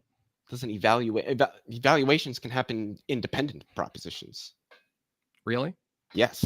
Okay, so that means an evaluation precedes a proposition, but you don't need to make a proposition to do an evaluation, right? Precedes I don't even know what that's supposed to mean. Okay, we evaluate something in the world. Two brains evaluate something in the world, right? Their evaluation is something that occurs before they start saying truth claims about that thing, right? Potentially, yes. Right. So the question is, under physicalism, if there's two steps to achieving truth, right? One step is evaluation itself. Second is making a proposition about the evaluation, correct? I don't think you need to make propositions to know that something is true. Well, we're talking about in the instance of two conflicting propositions. Well, is there an objective truth to be had there at all, even? Because if not, then there's no way to determine who's right and who's wrong, because there is no who's right and who's wrong if it isn't objective. Well, I would say that under physicalism, if everything is purely mechanistic, that you could never know if it was right or wrong, because everything you're coming to as a conclusion is all downstream from physical laws. You're completely determined. What's it matter is that if a calculator is determined to spit out the wrong answer, how would it know it's the wrong answer? Well, calculators don't know things, so. Well, under the physicalist view, right, a human being, right, is just determined to give the outputs and conclusions that they're determined to do, just like a calculator. I mean, at some base level, but that's not really meaningful. Right. So yeah. So you just basically agreed with me. You just agree with me. Yeah. If calculator, but that doesn't matter because that's not the scale at which. No, it's not, because it's not the scale at which we talk about human beings. Now you're just ignoring scale. No. That's not. Scale isn't what's in question. If everything's mechanistic, it doesn't matter if it's a complex scale or a very rudimentary thing like a calculator. Input and output is all we're really talking about. So if you agree, calculators, if they're programmed to spit out the wrong response, right, they still need an independent evaluator to determine whether that response is false. Otherwise, it's just doing what it's doing, right? It's doing what a calculator does. If I code a calculator that states 4 + 4 = boobs, I can code it to do that. But the calculator or another calculator is never going to know if that's true or false. Now, if human beings are analogous to calculators in regards to I don't think they are. Okay. Well, under physicalism, I don't see how they wouldn't be if they're strictly mechanistic. Because they do much more than calculate. That's ability. The problem is, like Speed said, you don't really understand physicalism. No, you don't understand emergence. Dude, you're dodging. Scale. What am I dodging? Make an argument. Don't say what I don't understand. No, you said I was dodging. What am I dodging? I'll make it very clear for you. Under physicalism, are both the human beings, start simple, Leo, are both human beings and other objects in space mechanisms? For the most part. Great. So now you're saying, well, no, they're not mechanisms. What? He doesn't like the mechanism thing. Mechanisms. But definitionally, they are. And Leo and I both agree with this. That they're physical objects. What's a physical object operating if not a mechanism, dummy? Not a mechanism. That's a stupid idea. What is it then? Let's bring it up again. An anthropomorphic idea. Let's bring it up. Mechanism, a system of parts working together. Yeah, it's not a system of parts working together. A natural or established process by which something takes place. Now, tell me, under your view, is a human body, along with every other creature out there that you see, a natural or established an object of a natural or established process? I'm not agreeing with your definition that you just pulled Oh, up. my definition? You mean dictionary.com? That's Interesting. right. Which? Dictionary.com. Oh, okay. I'm sorry. I'm sorry. sorry You have if you have I'm a sorry. naive understanding of biology. sir. Okay. So you have the let me guess, you have the dictionary that says men can have babies, I bet. Sorry. Why don't we bring up your dictionary? Bring up by the way, bring up any definition of mechanism, please, right now. Dictionaries only tell us how words are used, not what they mean. Okay. Bring up any definition of mechanism, please. Hang on a second here. Any that you want. Get driving. What the fuck is this? Okay. Go ahead. Carry on, guys. I'm going to go look this up for you. You're going to look up a definition mechanism? Yeah, I'm going to look up a really good one. Yeah, you probably need to write one for yourself. Just don't use that term on this channel. It's offensive. Mechanism. It's offensive? It's offensive. How is it offensive to use the term mechanism? I'm offended. That's all What? you need to know. I own the fucking channel. You own the channel? Oh, words don't mean anything, Marcus? Great. I'll be sure to tell all the linguists and philosophers of language that words don't have intentions. They'd love to know that. Well, he's offended by the term mechanism, so I don't know where else you can go if we're talking about whether or not a human is that, and you say you can't talk about that because I'm offended. I don't know what else you're going to do here. Call it a physical, complex. I'll be happy. What? Physical complex. A physical complex? Yeah. Oh, do you need me? Should I look that up now? A No, physical don't look that up. complex. I just What invented. does that mean? Physical complex, a system. Well, I don't know if you're going to say complex. And how do you get complexity if there's no mechanism? Talk mechanism is reductive, and it's ontologically reductive, and it just isn't accurate. Based on what? Based on whose view? Refer to Daniel J. Nicholson for starters, a philosopher. Not you. So you can't defend why it is, but you have a book that you want us to read. Yeah, the systems are too. That's great.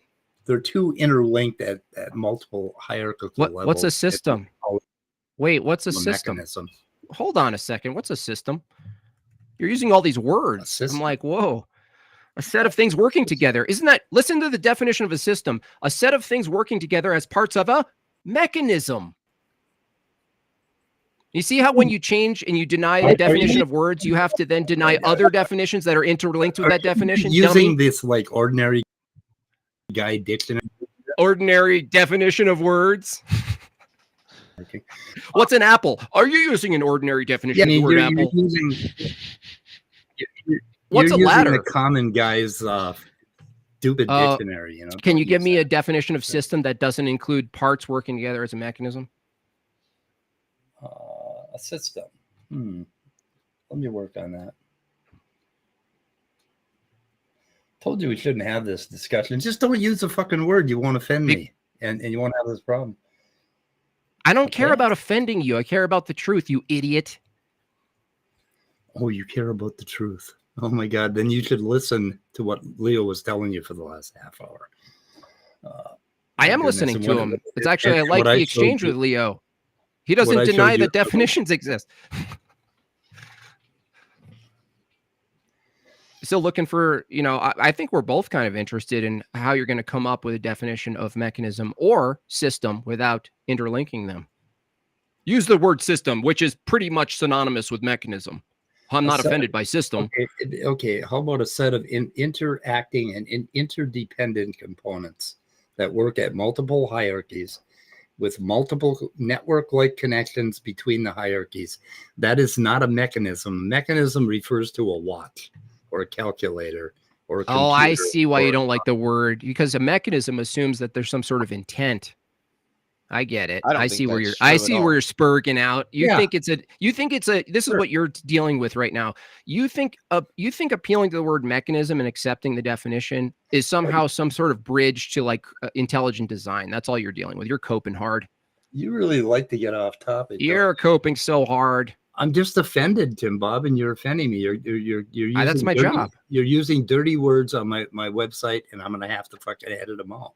Right. And your wrenchman called me a pedophile, but that's okay with you. That one's okay. Yeah. Yeah. Accusing people of such things is okay with you, but you can't say the word mechanism. Who called you that, by the way? That little bitch in your chat. Which one? What? The bitch. Who called who? What? The lady in your chat. Beautiful. Well, maybe. Well, we have to listen to the whole argument. You know, that's not an argument. No, you're not calling someone a pedo is not an argument. You doofus. You're not on trial. You're not on trial here. Okay, we're not going to try you for your offenses. You can go ahead and we'll do that. So you're okay with that in your chat? I'm just asking if you're okay with. If you want more theists on, I don't know. I might actually say, hey, go over to that channel. They'll have theists on and have good discussions. If your wrench people are calling people names, that's not going to happen. Moderators in chat, people are pedo jacketing. If I'd spotted what to do. I told you in the chat, and so did the rest of the chat. You ignored it, you fucking coward. Yeah, I didn't know. I didn't see you fucking weasel. I didn't see where it was. I didn't know. I didn't know. Shut up. Shut your mouth. Shut your mouth, you coward. You're a fascist prick. You know that? You're just a little dick. Oh, man, you must have a tiny little willy. Okay, Leo, are you done with this guy? No, I'm ready to keep going. I'm enjoying this. I'm gonna. You little bitch. Suck my dick. More gay shit from you. Interesting.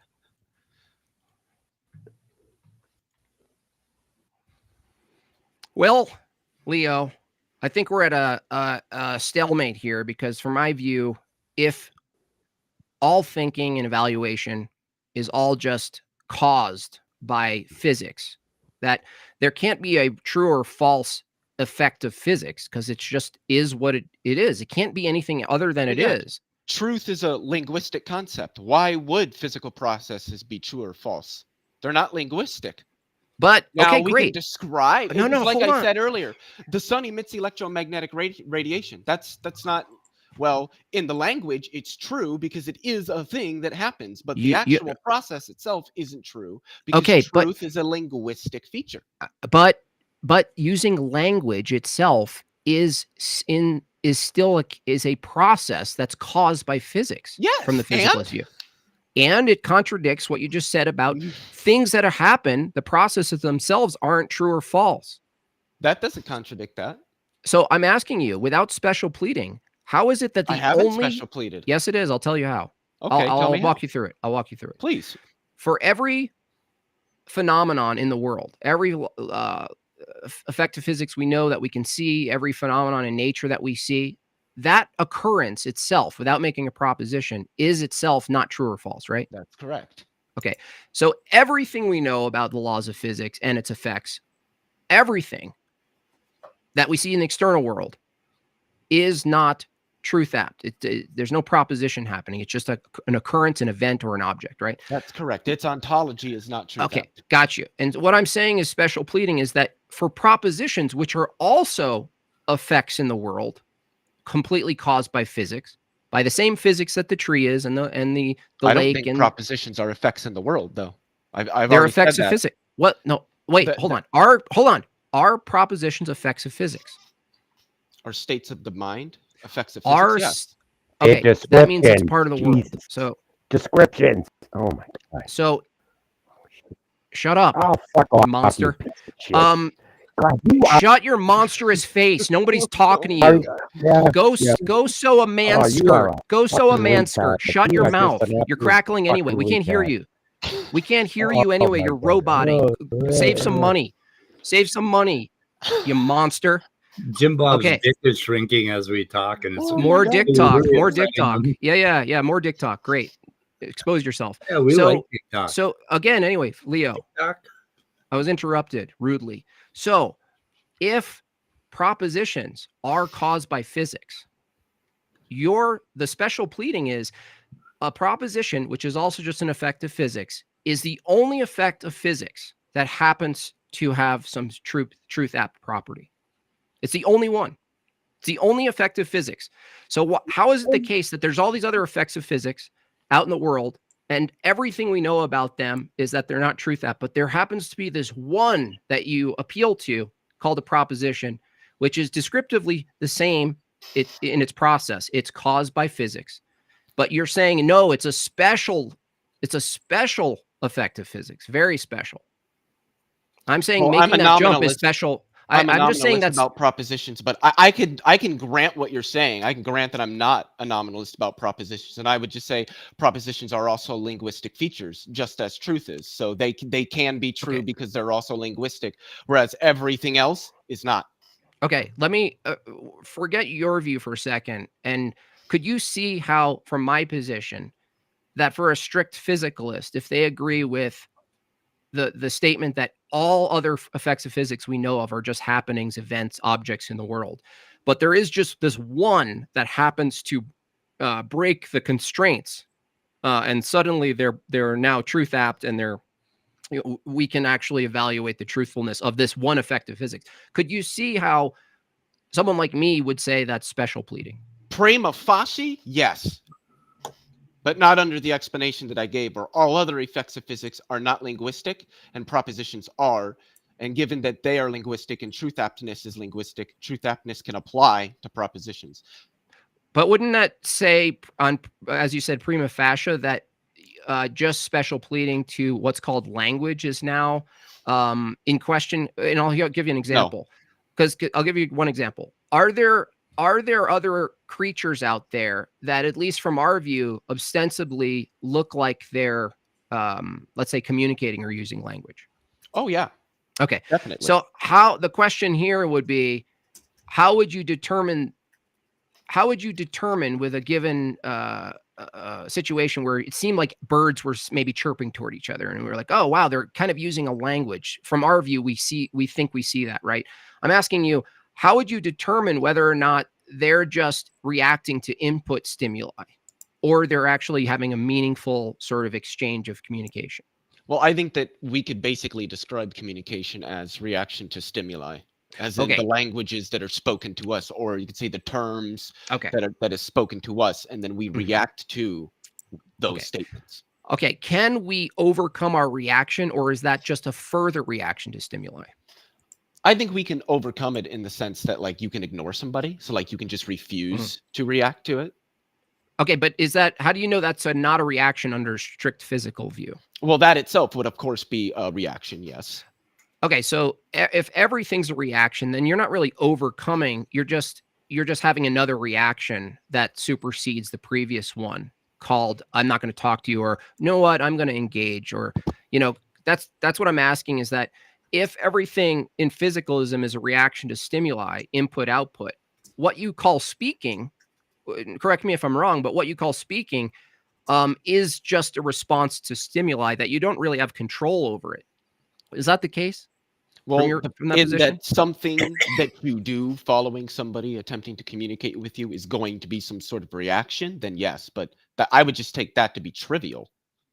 Well, the question of if it's trivial, it brings up another problem here from my view, and I don't think it's been addressed, is that if coming to truth and speaking truth and even debating is all determined reactions from stimuli, right? That means the truth, as we call it, is one other outcome of physics. Would you say under physicalism that what we call the truth as a moment in time obtained is basically a state of affairs in the world for a moment? In the world, no. I would say it's a state of affairs within linguistic systems that humans have. Okay, so then would you say that you could change the inputs and have people say true things without intentionality and autonomy? Like, you just do inputs and they start saying true things. I would need more information. Well, I'm saying, like, I don't know if you know what I'm asking. Like, if physicalism is true and everything we say and do is a reaction to input or external stimuli, I'm asking you, if that's true, wouldn't it follow that you could actually create some inputs and variables in human beings and have them say true things and false things because I they're think caused so, to yeah. based by, okay. So if that's the case, is it logically and is it possible logically for now the evaluation of whether they're true to be to basically influence the inputs to have people evaluate true things and have them come out to be false even though they're true? Yeah, That's possible. I think so. Yeah. Okay. And so if it's the case under physicalism that all truth, what we call truth, and all falsity is just the reaction and the result of stimuli from a strict mechanistic process, then would you agree that coming to a truth is mostly an illusory process? I mean, Under I don't physicalism. think that it is, but I'm sure there are people out there that do. Right. Well, you would kind of try to take a synthesis position, like you'd. I would basically think say, that it's usually going to be some sort of normative evaluation that leads people to truth, rather than some sort of illusory Right. feature. Right, but if I ask you, Leo, just from your own view, forget the strict physicalist for a second. If I said, Leo, everything you learned so far in your schooling and reading and philosophy and all your debates you've had and conversations on the side, that would you say that you had no play, no, that your intentionality had nothing to do with everything you know today, that everything you No, value I today? wouldn't say that.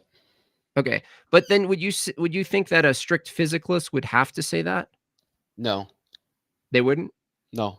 How could they argue that everything they've come to believe and think is true isn't just an effect of physics? How would they argue against Well, that? because everything being an effect of physics does not defeat the fact that we have intentions. Well, the intentions themselves would be determined by physics, right? Yeah, but determinism is compatible with the notion that humans have volition.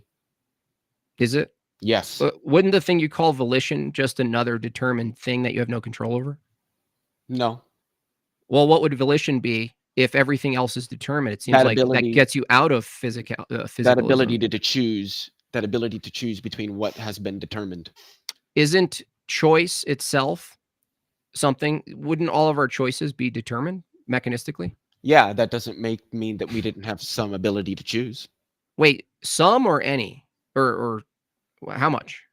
I don't think it's like measurable. I think that we have volition and we can Okay. make choices. Does that mean that there's some part of our choice that's not entirely constrained by physical laws? Some part of our choice is kind of vague, but I think I would say yes in that. So I'm what's called a compatibilist, as are most philosophers.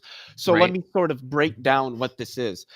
The way that I look at it is, quite frankly, I don't think that the notion of choice making makes any sense without some level of determination, because this notion of like pure free will, what does it mean to make decisions if there's no antecedent information or states of affairs from which you make your decisions? Okay, I think you're saying what you're referring to as determinism, determined. You're saying constrained by some either information you do have or don't have, and past experience you're maybe recalling. And so, what I think what you're saying is, how could we possibly completely deny determinism if by determinism you mean in this case that there are constraints that guide or limit what our outcomes are going to be, right? I mean, again, I think that's like probably almost an overly simplistic way of looking at it, but it's not technically incorrect. Okay, so yeah, I think, like, for instance, let's make it you walk into an ice cream shop, and obviously the ice cream shop doesn't serve pizza. So if you're going to get anything there, you're already determined to not get pizza. Exactly. That's kind of what you're saying, right? Prior information plays into the choices you make. Sure. And again, I don't think that choice making can happen absent any antecedent information from which the choices are made, such as the information that this place does not serve pizza or, say, sub sandwiches. But the thing is, you're going to have that information openly available to you going into the store, which would mean that you're effectively already making the choice to not have pizza or sub sandwiches. Right. However, also to add And that to is it, still a choice that you made. I just wanted to add that bit there. right. I mean, and hypothetically, you could actually convince through your will and persuasion to have the ice cream shop owner to order you pizza. I mean, if they were willing to, yes. Sure. So yeah, I agree. If we're talking about are there constraints? Are there all these preconditions, the way the world operates that we can't negate, right? We're bound by something, right? And I think the distinction is whether or not creatures are bound by something. In other words, I can't jump to the moon from my free will. But I think there's a distinction, would you agree, between capability and ability to choose? I think so, yeah. I think our Okay, ability so to choose is going to be limited by our physical capabilities, right. or mostly. Like you Right, said, right. like you can't choose to jump to the moon because you can't Right. jump to the moon. Right. So we both agree that the constraint of a choice doesn't necessarily determine which choice is going to be made, but it's going to determine what choices can't be made. I would say so, yeah. Okay, that's fair. I would agree with that. But as far as whether or not we're actually making a choice, I think is even a further question. I think I understand your position is that you're saying, well, no, I have to reserve some volition, some intent that's not entirely determined, that I have a say in the matter of what my behavior is. That's what you believe, right? Yeah, I am a compatibilist. Right. And that means from that view, then it makes sense to have culpability. Let's say you break the law and you're facing the judge. You wouldn't say, well, Your Honor, we're all determined. So I'm not, you know, I don't know what I was doing because it wasn't me doing it. I'm the effect of a long Chain of mechanistic series of processes. That would be absurd, right? To take that view. Oh, yeah. Right. Yeah, But I think except there are philosophies that really do take that view. If they took it logically to its end, not to my view or your view, but wouldn't they be consistent to say that though? I mean, I think some hard determinists might say that that's technically true in their view, but I think that a lot of hard determinists are also going to say that they're going to sort of pragmatically grant this notion of volition for reasons of that sort, even though we don't really have any under their view. Right. Yeah, that's why I find it absurd, because then why would you act surprised if people believe certain things if your view was that they were determined to, there's no other option for them. All you can do is give in more inputs for some weird reason that you're going to change their brain structure to now spit out different propositions you agree with. And that's kind of what's interesting about let's say anti-theists who take this hard physicalist approach that you're not taking, but they take the approach that we're all determined, our beliefs are all determined, and it's just input. And so why would there be a reason to change someone's input? Like, why would there be even a value judgment on like changing someone's mind, if changing someone's mind under that view, not your view, but that view, just doesn't exist? That there is no changing the mind like persuasion. There's just inputs affecting outputs. And so I guess the goal would be, well, if I could only get a hold of all these variables and inputs to change people's brains such that they come up with propositions and views that I agree with, you could in fact just kind of influence people to change their minds just by inputs, right? Yeah, I think we can do that. I think that like when you have a conversation with somebody and then they kind of start thinking about it and then their mind changes, you influenced that. Influence, right? But would you say you completely caused it? From your view, you'd say no. I think right? I would say that in such an instance, you were a part of the causal chain. You might not be the sole causal influence, but you were certainly a part of it. Right. I guess the question is, if it were the case from that view, where you could skip the talking and persuasion part, and you could just inject someone with what's called the truth, right? The variables that cause the truth. Because under physicalism, that would be hypothetically possible, logically possible. I think it would be logically possible, but I don't think it metaphysically obtains. I don't think so either. But let's just try to grant as much as possible here. The question of like, well, if you could do that, would you do it to your baby when they're born? You know what I mean? I personally would not, but I'm sure there are people out there that would. Right. Almost like, would you make, I've talked to vegans who said they would, if there was an injection that made people allergic to meat, would they do that to babies, right off the bat? And they said, yeah. You know, I there find it technically similar. is, right? Have you heard of the Lone Star tick? The one. Yeah, that yeah, yeah. might do, Yeah, I think they can replicate that. I think they can replicate that as a sort of what do you call it? What do you call it when you like provoke in biology, like a reaction, like forgot the Stimulate? term. Mark Yeah, I guess Reed it's has stimulants. entered the room. Mark Reed is here. I have a Welcome, question. Mark. I have a question on my side that I think is more for you than me. Does wave function collapse when the physics of the observer is introduced into the measured system? I don't. Can you know the repeat answer to that one more time? Does wave function collapse when the physics of the observer is introduced into the measured system? When the physics of the observer is introduced? Yeah, I guess he's saying like the old the statement that like the observer changes the outcome. Is that I guess he's kind of assuming that there's something causal in physics causing the outcome to be different. Well, a lot of this comes down to quantum foundations. So like the observer, I can't even remember the statement that you said. The observer changes to whatever it was. The measured state. Yeah, the measured state. Is so first off, I don't think that wave function collapse happens. I hold the relational quantum mechanics.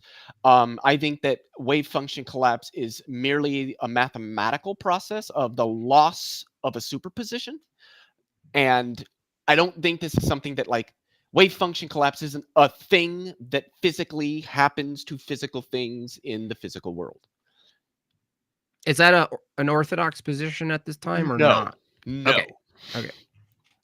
Yeah, I don't know. Unfortunately, most physicists don't find much interest in quantum foundations, but there's a small subset of physicists that do. And it is interesting. And I think it is important to our study of physics. But most physicists are kind of just interested in their experiments and the results of them. I got a chat from Tinublet over on my side. How do metabolic chemicals in brains convey meaning to mind? If they say that they can measure impulses, electrical signals, how does it translate to actual meaning when it comes to data information? That I do not know, and I don't know if that's something that is known.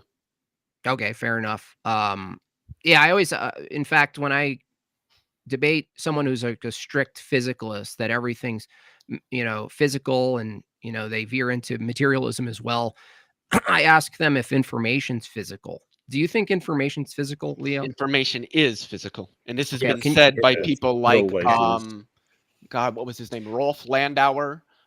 Who was the other one? Oh, Jesus, not Turing. Oh my God. I can't remember. Do you think you can lose information from your brain if something physically happens to it? Do I? Well, I was asking Jimbob. In a way. Physical. No, I think that that if you break a hardware, it doesn't follow that the information is identical to matter and is lost. Rather, it's more reasonable to say, like, if you broke your computer, the information that's trying to make its way through, that's not identical to the hardware itself, it can't make its way through. And so I would say it's more so that you're breaking hardware and making the transmission of what we call information impossible or limited or something like this. If the information is not copied anywhere physically, then the information disappears. Sorry, that's not guys, true with a computer. Like you can get an EMP that jumbles all of the electrons and the information is actually lost. How does that work? Well, the information's not identical to the representation of the information. Oh, so the mechanistic things like a computer and electronic things aren't analogous to a brain? Analogous? No, because the mind is the thing that programmed a computer, and a computer can't program a mind. So they're not analogous to a brain. No, I would agree. I don't think. I mean, some I would grant, like, under the physical this view that, like, maybe if you're just reducing a machine. No, I'm fine with them not being analogous. I'm fine with that. Like, I mean, it could be under one view. I think under physicalism it is analogous. I don't think so. Well, I don't think so at all. And I don't think so. What I mean, would you say at least? Let's start from more broad. Are they both mechanistic? I sort of had some questions about what you were sort of saying about the information being the output being analyzed by another output kind of thing. You sort of said, hey, there's a problem that the output's being analyzed by another output. I don't get the problem of an output. Say, for instance, when Leo said something objective, it's fine because we can analyze that output and compare it with an objective reality that isn't sort of existent just in people's minds as an abstract concept, as a concreter. So I don't understand why that would be a problem unless you require like 100% absolute certainty of something. No, it wouldn't be necessarily the certainty. It's more like the methodology itself. And so when Leo said, you know, when I asked our outputs in physicalism, I see it as outputs of the brain are evaluations that happen. The brain does some stuff, and then what the phenomenon that comes from it is evaluations or thoughts and thinking of things, Sure, maybe concepts sure. and these things. So they're Yeah. post process, let's say, or maybe they're connected as one process, let's say. Well, I don't think that's necessarily the case. I think that outputs can go back into inputs. I think it's a feedback loop where you might come up with an answer and then reevaluate that answer. I don't think it's necessarily has to be like input to output like a computer would be. Well, I actually kind of, at least under physicalism, that's one of my main contentions is that the difference between input and output is actually blurred when you start to try to describe the process. And here's why: because the brain produces an effect called a thought or an evaluation, right? And then you continue that by making a proposition, let's say, about the evaluation. You don't need to, but if you do, now you're in the world with other people, other brains, let's say, who are now listening to what you're saying. And if the output, as Leo said, isn't the thing that's determining the truth, right? It's the content that determines whether something's true. And then it puts you back into a feedback loop to now you need another output called evaluating the content. But in my view, under physicalism, content and outputs are the same thing. I don't know how they could not be the same thing. Well, no. What I'm sort of saying is that the subconscious may produce a whole load of outputs, which you sort of intuitively check with reality, and it may do this at such a rapid rate that you're not entirely sort of what you're describing as sort of level 2, sort of coming up with an output and then basically thinking upon it. What I'm saying is that your brain may come up with a series of scenarios or thoughts that may be discarded very quickly or basically fed back into a system, because this is a very complex system that we're talking about. It isn't just input, output like a computer is. Okay, I understand. But what you just said is the brain is very complex and it can produce a bunch of phenomena, right? Bunch of outputs, right? All at the same time. What do you mean by phenomena? I mean, in physicalism, it would be an actual physical phenomenon. Well, I mean, phenomena would be the physical properties and the physical effects. I mean, if you're talking about noumena, I would probably agree more. Okay, we'll remove both of those terms for a second. The brain produces a bunch of outputs, right? And you said, well, the brain is so complex, it can produce all of these outputs, some at the same time, some that are conflicting, and we have to sort them out, right?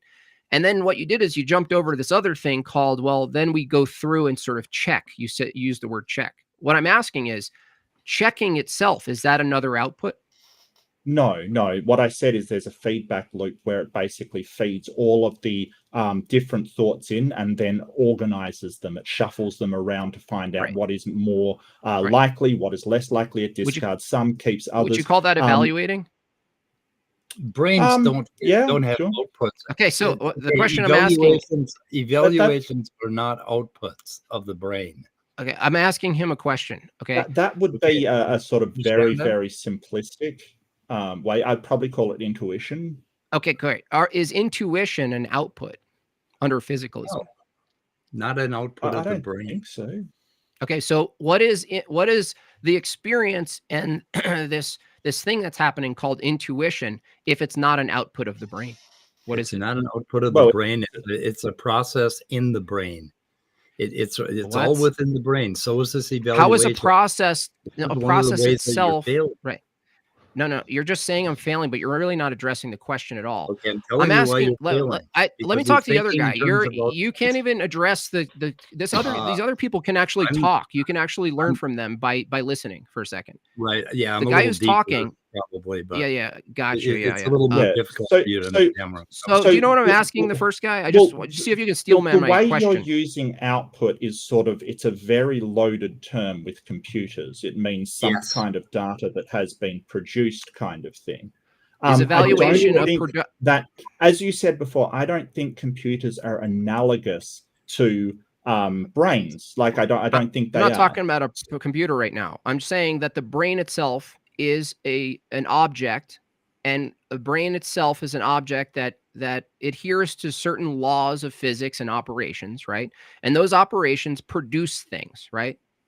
Well, you're sort of getting away from my original question. I realize that you're getting far away from my original question. Which Your was, original why question is it a assumes that there's a problem? Why difference, is it a though. problem? Why is it a problem that an output from a brain is evaluating the truth of another output from a brain in Why? comparison with the reality that we experience around us? Okay, Why I'll is tell that? you why. I'll tell you Sure. why it's a problem. So if Sure. mechanism A, called brain A, makes a proposition, and brain Sure. B makes a proposition, and both of those brains were determined to spit out exactly what they said based on physics, right? So Under where's the physicalism. contradiction in that? Okay, I know. I'm just setting it up so you understand. Do you understand what's happening so far? Well, agree? yeah, but I'm not sure that you. Yeah. Do you okay, agree? Yes or sure. no? I mean, Okay, great. Sure. well, So- yeah, I think the dependent on physics is sort of really being reductionist about what is actually Under going on, though. physicalism, how is physicalism not a reductionist view? It's definitionally Not a reductionist. reductionist It's view. not That's your reductionist. problem. No, it's Okay. not definitionally. I'm a physicalist, but I hold to I don't- emergence, as do many others. So I got it, it's but not- Yeah, emergentism is itself outside of the now you're outside of things being physical no, I don't. What do you mean? no, I'm not. because you can't Emergent point to them. systems definitely exist. You guys like a can't even traffic handle the system. basic Hold on, premises. Jimbob, You guys Jimbob. can't even handle basic premises. Does You guys traffic run. exist? You guys run the moment the first I set Jimbob, up. don't- You asked don't me be a like question. this. What's the problem, right? I'm trying to set it Yeah. up, and you won't even let me finish my No, line. no, of, you keep line of logic. asking me questions. I'm asking you to answer a question. And My you're just not question doing it. was, do you understand what I just said? That's all I asked. I understand your claim, yes. So okay, there's a brain A that makes a proposition. There's a brain B that makes a proposition. All I asked was, under physicalism, is it fair to say that their propositions were caused by physics? Or yes. Great. So you have one apparatus that says a statement that's completely caused by physics, and you have another apparatus that says something that's completely caused by physics. And then there's a third brain, that's the selector, whose job is to determine the truthfulness of two different sounds coming out of mouths, right? Now, under this view, the selector is also completely determined by physics to come up with what they think is the true proposition. Well, not just that. Well, okay, if it's not just that, then it's not Yeah. just that for the first two people. Yeah. So what else is it if it's not just Well, caused the by physics? comparison factor is the state of affairs in reality at the moment. So if I say, hey, this person has on a black shirt, and the other guy goes, well, no, this person has on a white shirt.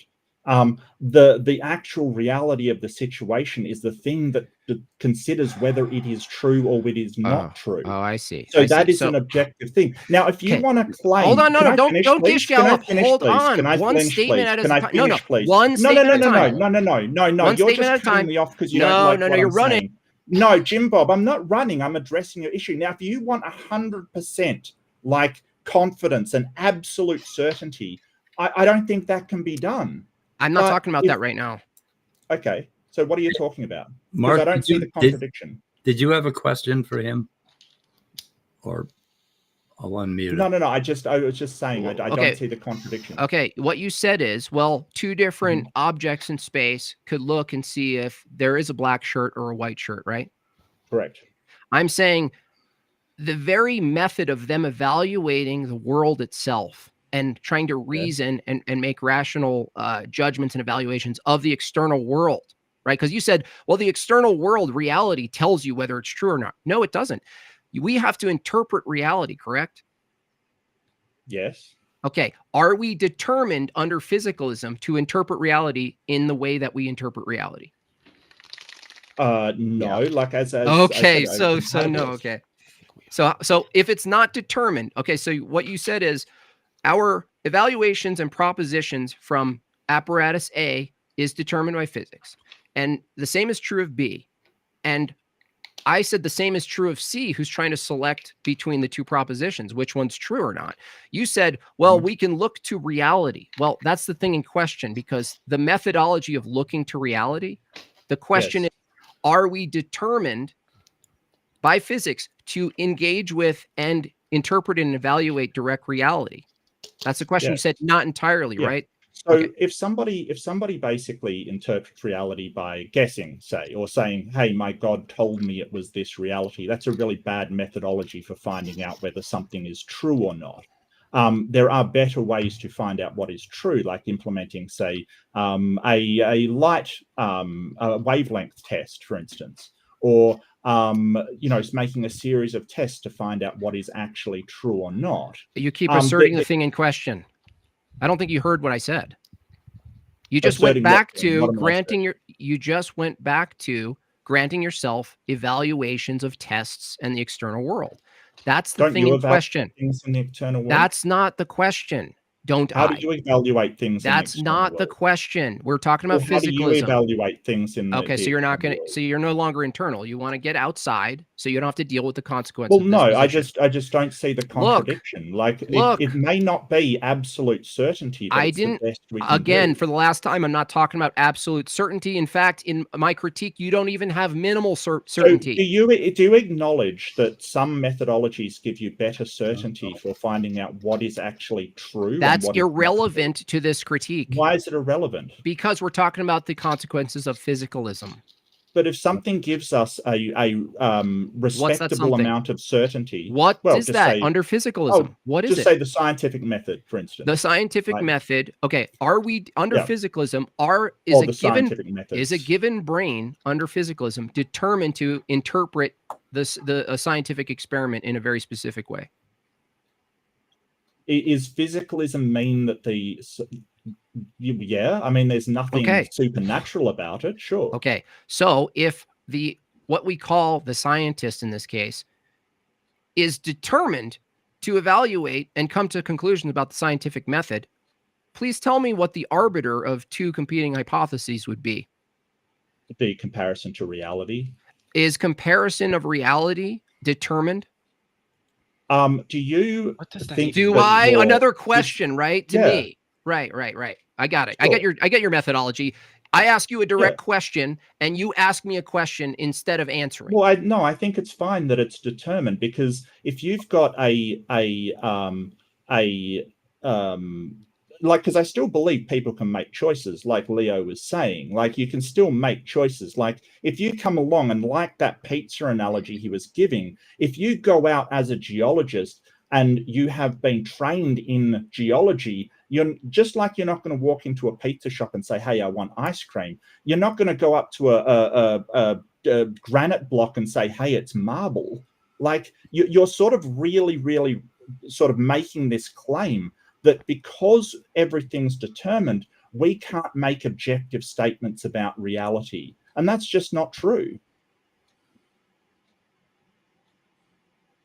Oh, hang on a second. Mark, I muted Jimbob for a second. Okay. So let's try to look at a model. Could we, Mark, for just a minute? Okay. It's your show, mate. Okay. So we got two people up here. We got A, Leo, and we got B, Scott, right? Okay, you see A and Scott on the diagram, okay? And they have a proposition between them, right? And then we have you and Jimbob down here, okay, talking about this proposition and how it's physical, okay?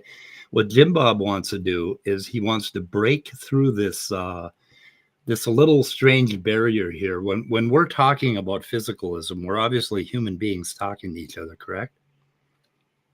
Yeah. You know, and we're trying to stand outside of ourselves and talk about something that these other people are doing in their minds, right? Only so this is the model. Okay, and Jimbob keeps wanting to go out here and say, well, how is there truth when C is also just a physical process and just deterministic? And so then we have to draw another line, and now we have to talk about all four of these things, right?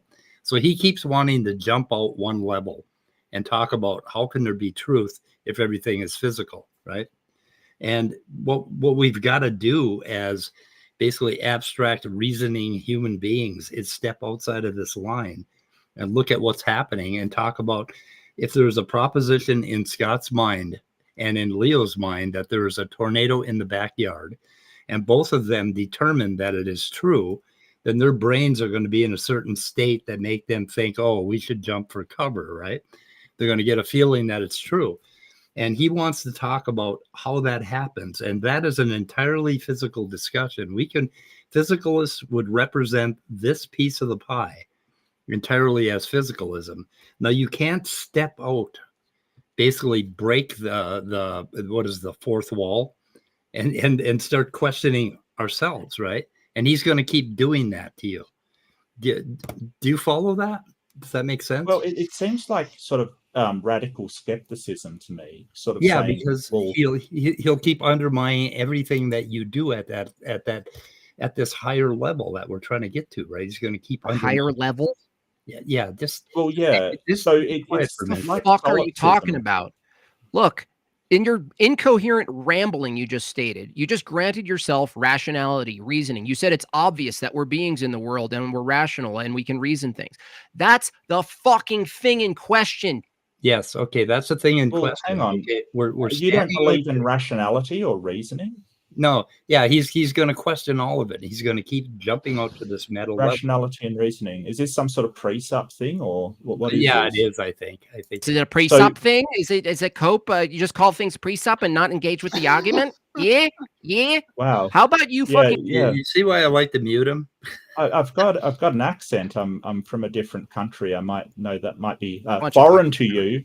See what I did there? No, I'm really asking whether Jimbob grants rationality, and reasoning, maybe the logical absolutes. Jimbob, would you grant that, or do you sort of say that? I don't grant that under physicalism. I'm doing it internal. Well, no, you either grant it or you don't grant it. I don't grant. The thing in question in this argument under physicalism is you're going to let me talk. No, you're not going to let me. You don't have reasoning. Why are you doing that? What? Yeah. What are you reasoning? You're using reasoning right now. What are you saying? Well, I'm saying that if reasoning doesn't exist in physicalism and you're doing an internal critique, then you shouldn't be using reasoning. Yeah. Good luck. Great work. Yeah, that's what you call an argumentum ad absurdum. You just refuted physicalism. That's an reductio ad absurdum. Yeah, reductio. Okay. Let me get this straight. Under physicalism, I hold under physicalism that rationality and reasoning is impossible. And your dipshit view, what do you wear? You wear a helmet at home? You're doing a internal critique. No, let me finish. Why are you using reasoning? Hold on a second. No. I'm the one that wears the helmet. You got to keep it. Yeah, remember. Thank you, okay. Yeah, so you can tell when someone has no argument when they devolve into insults. Listen. No, listen, silly. You're a silly Billy here.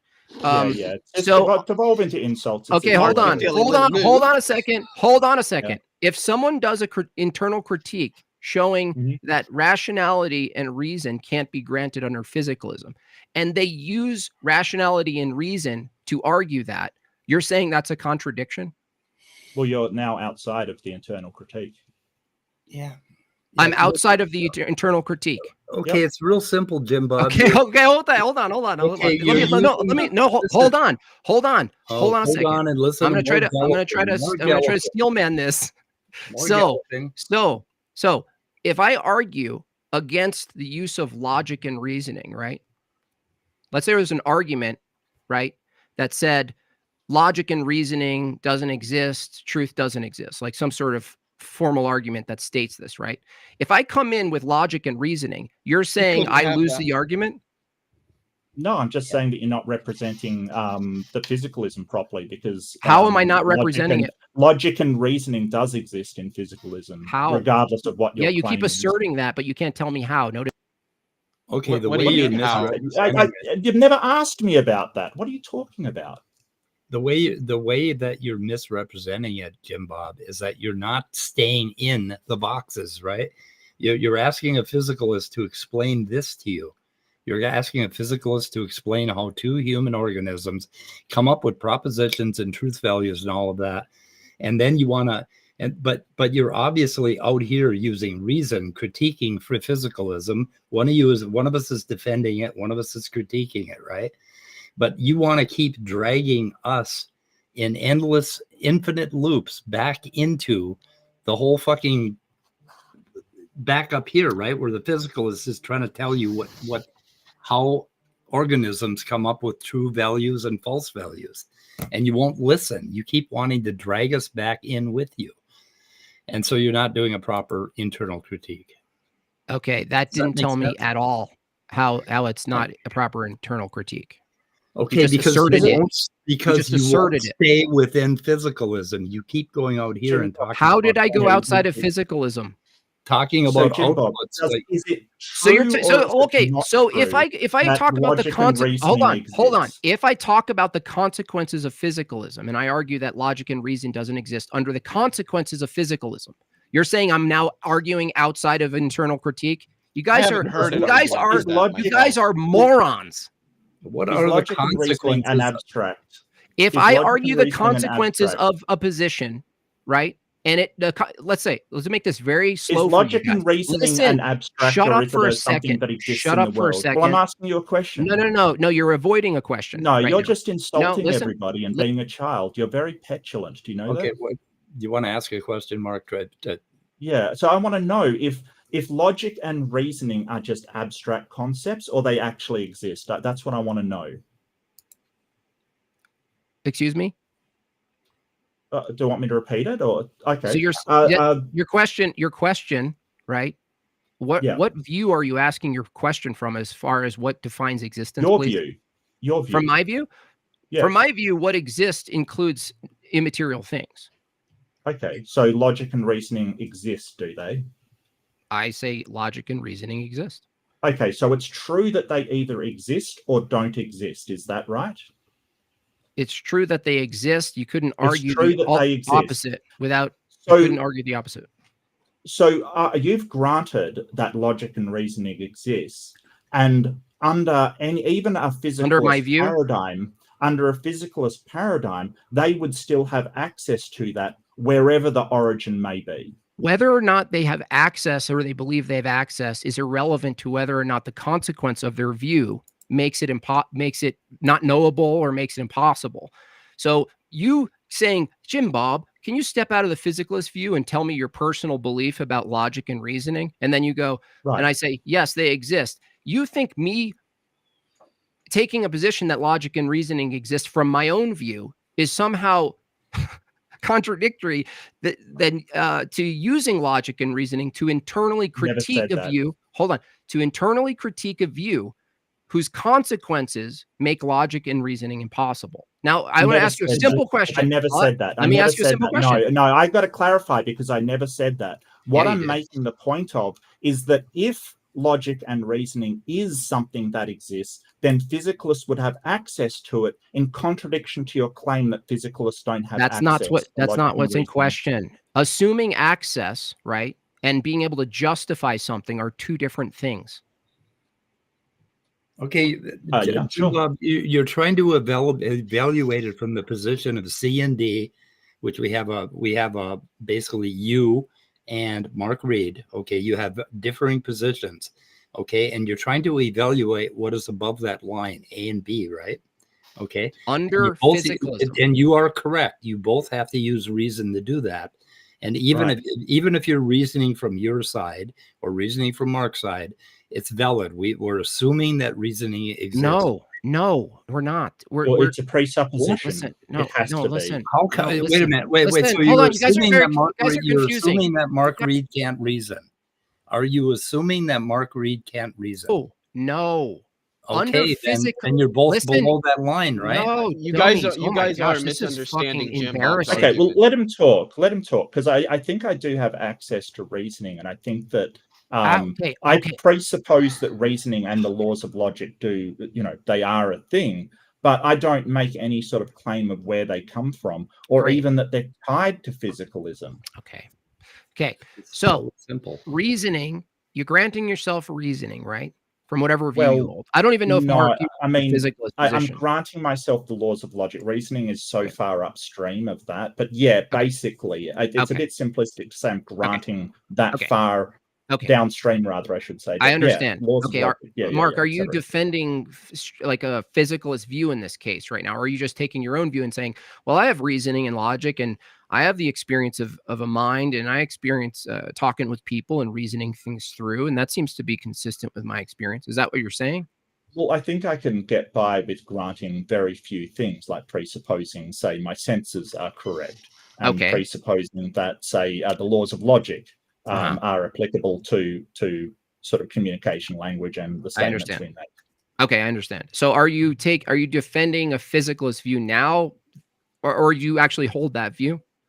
Sure. I mean, there's nothing that there's nothing that I can't do that under physicalism. They're not sort of, apart from I the mean, senses, which okay. why wouldn't that have a physical origin? Okay, I'm asking you, are you a physicalist, or are you just defending it because it's fun to defend it, but you don't really hold the position? I'm just asking, clarifying your own No, I do position. hold that position. Yeah. Okay. So do you hold the position again that human beings are mechanistic? Mechanistic. I think systems within the human body are mechanistic, but once you get to interconnected systems, yeah, I think if you mean are physical, then yes, I think I would Okay. agree with that. Well, could you possibly use the word system without assuming a mechanism and vice versa? Sure. Well, system can apply to mechanisms or interconnected things. In fact, your definition had to mechanisms or interconnected systems. Okay, can things be interconnected without being seen as a mechanism? Systems would have to be a superset of mechanism. Okay, I'm just trying to clarify that you accept that under your view that human beings have sub-mechanistic systems at the micro, and then it gets bigger, right? You're saying that there's a large mechanism that's ultimately connected to a lot of small mechanisms, right? That's what you're saying? Yeah. So we've got to differentiate here between the mechanisms of a system and the emergent systems that come off of them. Like, for instance, when you talk about traffic, the traffic lights are the mechanisms, right? Or the way the road is drawn, they're the mechanisms. But the traffic and traffic flow is the emergent properties that come off of that. So, it's got to be clarified that the interconnected network is not the mechanism. I kind of disagree. I'm going to push back on that. Like, let's say you build a highway and it interlinks with other local roads, and the highway has its own rules, and there's roundabouts and there's stoplights. I'm saying that the whole thing is a mechanism. It's not like stoplights emerged from the movement of traffic. No, we built the system, right? It's not an emergent property. Human beings said, shit, we need to make this really easy to do and understand and safe. And so let's make this mechanism, right? It sounded like you said, Mark, and correct me if I'm wrong. It said, well, I wouldn't really consider the stoplights and the system of direction is emergent of the thing. I would say that. Oh, okay. I thought you said something like that. No. So when you're talking about traffic systems, you're talking about the entire traffic flow, where it moves, where it becomes busy, where it becomes calm. That entire traffic as applied to like a large scale, macro scale is an emergent property. And yes, they are derived from mechanisms. Like all of these mechanisms you're talking about, they are derived from those mechanisms and the way they're interacting with one another. But the entire thing isn't a mechanism. It derived from mechanisms. Okay, And which part in the traffic example is an emergent property and not identical to the mechanism itself? The entire traffic flow. Okay, can traffic flow exist without the lights and all of the things you pointed to as the mechanism? No, I mean, No? Have you I seen mean, it other can countries? without. Okay, Well, have I you mean, seen it other can countries? just with. Hang on. Let me clarify. I think it can without traffic lights, but there's always going to be physical mechanisms causing this emergent properties to change. So Well, if I'm you s- take out traffic lights, the emergent properties of that traffic flow will change.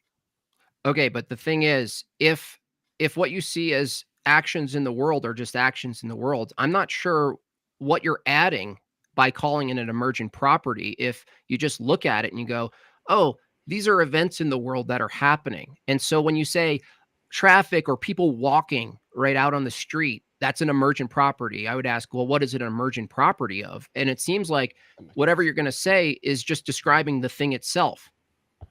So No, I'm it's trying to just an find. act. I'm trying to figure out the distinction. Like, let's say a bunch of people meet in a meadow, right? There's no order to it. They're given no directions, right? And so they all meet in the meadow. They don't know why. Maybe it's a flash mob or something like this. So, are you saying they met in the meadow? Is that an emergent property, or is an emergent property when they start doing something? And so I'm asking you, how do you delineate the beginning of an emergent property for actions and events in the world separate from not an emergent property? It sounds like from the way you're describing it, Mark, is that everything must be definitionally an emergent property of something if it's a phenomenon in the world. No. Most So, things are, though. yeah, a lot of things are. Like if you're talking about crowd dynamics, for instance, there's a lot of different mechanisms that contribute to crowd dynamics, including what other people in the crowd are doing. So, you know, your thing with the flash mob doesn't really apply because you're talking about a scripted sequence of events. But Okay. emergent properties or behaviors are behaviors that parts don't have on their own, right? So it's kind of emergence plays a part when that crowd becomes large enough that they all start doing what the others are doing, Okay, or they have Mark, some let me kind ask you of. a different way. Sorry to interrupt, Well, but yeah, let me just ask you a different way, because I did ask a question here. Is that I ask you, how would you delineate between one event or combination of objects in the world and another, and tell me one's an emergent property and one isn't? How would you do that? Yeah, so we're not talking about individual components. We're talking about the interactions between those individual components that cause emergent properties to arise. So one person walking across a field certainly is not an emergent property. It may not even be two people. When those things start to interact and produce behaviors that are not indicative of the original behaviors of the people, then that's when it becomes an emergent property. Okay, hold on a second. It sounded like you said, let's say there's a bunch of people that are unrelated particulars in a city.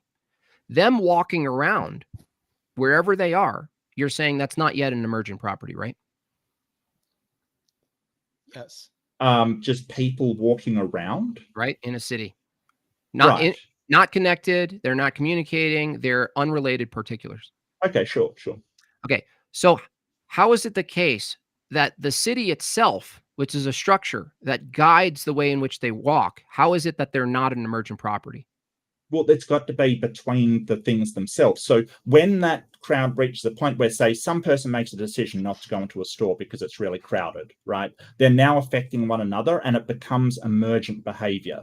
It's emerging from the people just walking around. You've got a problem here. We've got a problem here. You've got a problem here. You're in trouble. You're in trouble here. With a composition division fallacy. Did someone build the city? Did someone build the city? Composition to display. Build the city? Like, can I talk, or are you just going to interrupt? Did someone build the city? Yes or no? No. What do you? No one built the city. Did. So, okay, you just contradicted yourself because you said, well, no, it becomes an emergent property when they interact with each other. Well, humans are the builders walking around. If you interrupt me, I'll interrupt you, son. Are the builders walking around in the city affecting the other people? Are the builders walking around in the city affecting the other people? No, if your definition. No, then they're not. They are. They are. They are. They are. You know why? Because they can't occupy the same space at the same time, dummy. That's an effect. They affect each other. By the way, if your definition, if your definition of No, if the builders No, are yeah, walking no, you're around done. in You're the co- you're city totally and done affecting here. the other people, then they You're are part totally of the done emergent here, system. dude. If they are not walking around in the city and affecting others, then They they're have not to. part Oh, of the the builders emergent have to. system. The builders have to be there present to affect the people's behavior. You know how stupid that sounds. It's only an emergent property if the builders are there whistling at the What? women. Listen, you defined emergent property. The threshold of emergent property for you, right, was humans interacting with each other, right? And it forms some sort of like immersive behavior, something that happens, right? And it's like, oh, that behavior, right? I'm saying if someone built the city, they are this city. they're directly, right? They're directly influencing the people, right? So, Okay, so I don't know what's how your you're going to say, understanding of I don't know how emergent you're going to properties? say, all you're So doing what is are making, no. All you're doing is What are, making an no, no, no. arbitrary. What are emergent Jimbob. properties in your opinion? Jimbob. Like seriously, if you don't think that's an emergent properties, what are they then?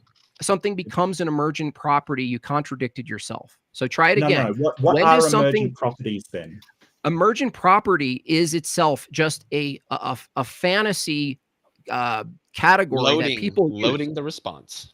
Listen, people can't point to an emergent property and point to where it's not. That's what I just demonstrated with you. Emergence You is can't tell me. problematic. You can't tell me. So what's a tornado? Is a tornado an emergent property or a thing in and of itself? A tornado is a thing. It's the consequence of other things. So it's one thing. It's one thing. Yeah, It's one thing that's man, we do not want to go into dear. this territory. No. Yeah, the Oh, tip of dear. tornado. Yeah, So it's it's made an up of effect. lots of other things. It's an effect of physics. It's an effect. It's an effect of physics. Okay, so it's one thing, but it's made up of lots of other things. Yeah. Yeah. So it how can it starts be and one thing? stops and Why would you grudge. call it a property if it's just a thing? It's another thing. How can it be one thing if it's made up of billions of different things? How is it a property if you can just point to it and call it a No. tornado? Answer You don't my say. question. You don't say. Don't Look, ask a watch out for question the in emergent response. property Don't ask a coming in. question in Everybody, response. watch out for Don't the ask a emergent question. property. Don't ask a question in response. How is it one thing when it's made up of thousands or hundreds of thousands or billions of other things? How is that possible? That's not a contradiction. How not? Is it one thing? Is a computer one thing made up of a bunch of parts? Read a metaphysics book. There's a problem with all that. Yeah. Is a computer a thing you can point to, even if it's made up of a bunch of little things? Sure. Okay, so there's your answer. So you don't say a computer is an emergent property, though, do you? Even though it technically is. Yeah, is it though? Did it just emerge? Did it just it emerge? emerges out of all of the processes and functions Different at the quantum processes, level. yeah. Literally everything does. Oh, really? Why is it that only the computers that work are emerging and not the ones that don't? Oh, those are also emergent.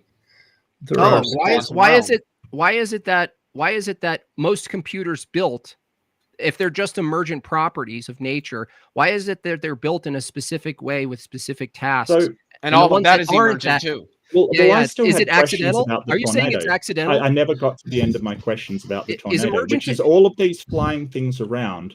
If is the tornado dependent on Accidentalism. any of those one things? Is a tornado dependent on one or many of the things that that forms it? Mhm. Yeah, it's dependent. It's dependent on the well, just if one thing changes, it's not a tornado anymore. If one thing changes? Well, no. I mean, there's probably a spectrum of which. Hold on, you could ask me a question, right? I'm just. Are you going to let me reacting answer? Or what you're going to you ask said. questions and not let me answer. I didn't do anything. You can have a. Oh, still talking. Let me know. You asked me a question. What are you talking about? Yeah, just let me know. What? I don't know what's happening. You sound like you're having a tantrum, man. Just get on to the point. Okay. Wow. All right. So you ready? He's sniping my stream too, I think, at the same time, aren't you? On your Yeah, is that channel. okay with you? Yeah, that's okay. Okay, thanks. So a tornado, right? The result that we call a tornado, would you agree that it can be very big and Don't strong? ask me questions. Just explain it. Okay, I'll tell you. There could be a very big tornado that is the conditions, the preconditions for which are all there. You know, it's a perfect storm. And then you could have smaller things that essentially have the same things at a lower level that produce a different phenomenon, right? But you would still call them similar. Maybe there's a threshold at which a twister local twister, a small one, a dirt devil. You don't call it a tornado yet. So they determine arbitrarily at some point you call something a tornado. But regardless of what you call a tornado, the effect you're seeing is still an effect of physics, whether it's at a big magnitude of those effects. I agree. Okay. So, but the thing itself, you call the thing like, the wave at the ocean, there's a wave you can point out, which is a local phenomenon visually, behaviorally, but it's not separate from the whole ocean. But you don't say, look at that huge ocean when you're actually pointing to the particular thing of the larger object. And so we have larger objects and these things, and we can point to smaller things, right? So we can simultaneously say a computer is a thing and then get into higher resolution of what the thing is composed of. And there's no contradiction, but I'm not sure where you're taking it in this position, Mark. No, what I'm saying is that you change the individual components of the tornado. It doesn't change. It is the interaction between the smaller parts that is what causes the emergent property of a tornado to occur. And changing something small may change it sort of slightly, but it doesn't change the fact that that all is a part of the things interacting between them. Why are you calling a tornado an emergent property if you can just say the combination of these things produce this other thing we can see called a tornado? You're saying the emergent property of a tornado. I'm saying that's redundant. It's meaningless to say the term emergent property. Well, I think that you think that it's all just an object when it's not. Like, it's not a tornado isn't a sort of discrete object. You do realize that, don't you? Right. Why are you calling it an emergent property and not just an effect? Well, the emergent properties can be effects. They can be effects, yeah. Okay, so what's the is there a meaningful distinction where we're going to use emergent property and not effects? Or they're always synonymous? Yeah, particle physics. Yeah. Okay. Sure. So there's a variety of effects, but they're not emergent from anything. Right. Okay. Right. Exactly. So, and how would you determine whether an effect is an emergent or not emergent? Honestly, I think I would say almost that things which are emergent are like a category of an effect of something. How would you determine? You guys seem to not like this question, and I understand. You're not understanding how we're keep answering coping. it. Cope harder. All you can talk at once. Go ahead. Give you 2 minutes of what we're trying to weeping. explain, Jimbob, what we're trying to explain is that with emergent properties, they don't have the characteristics of their component parts.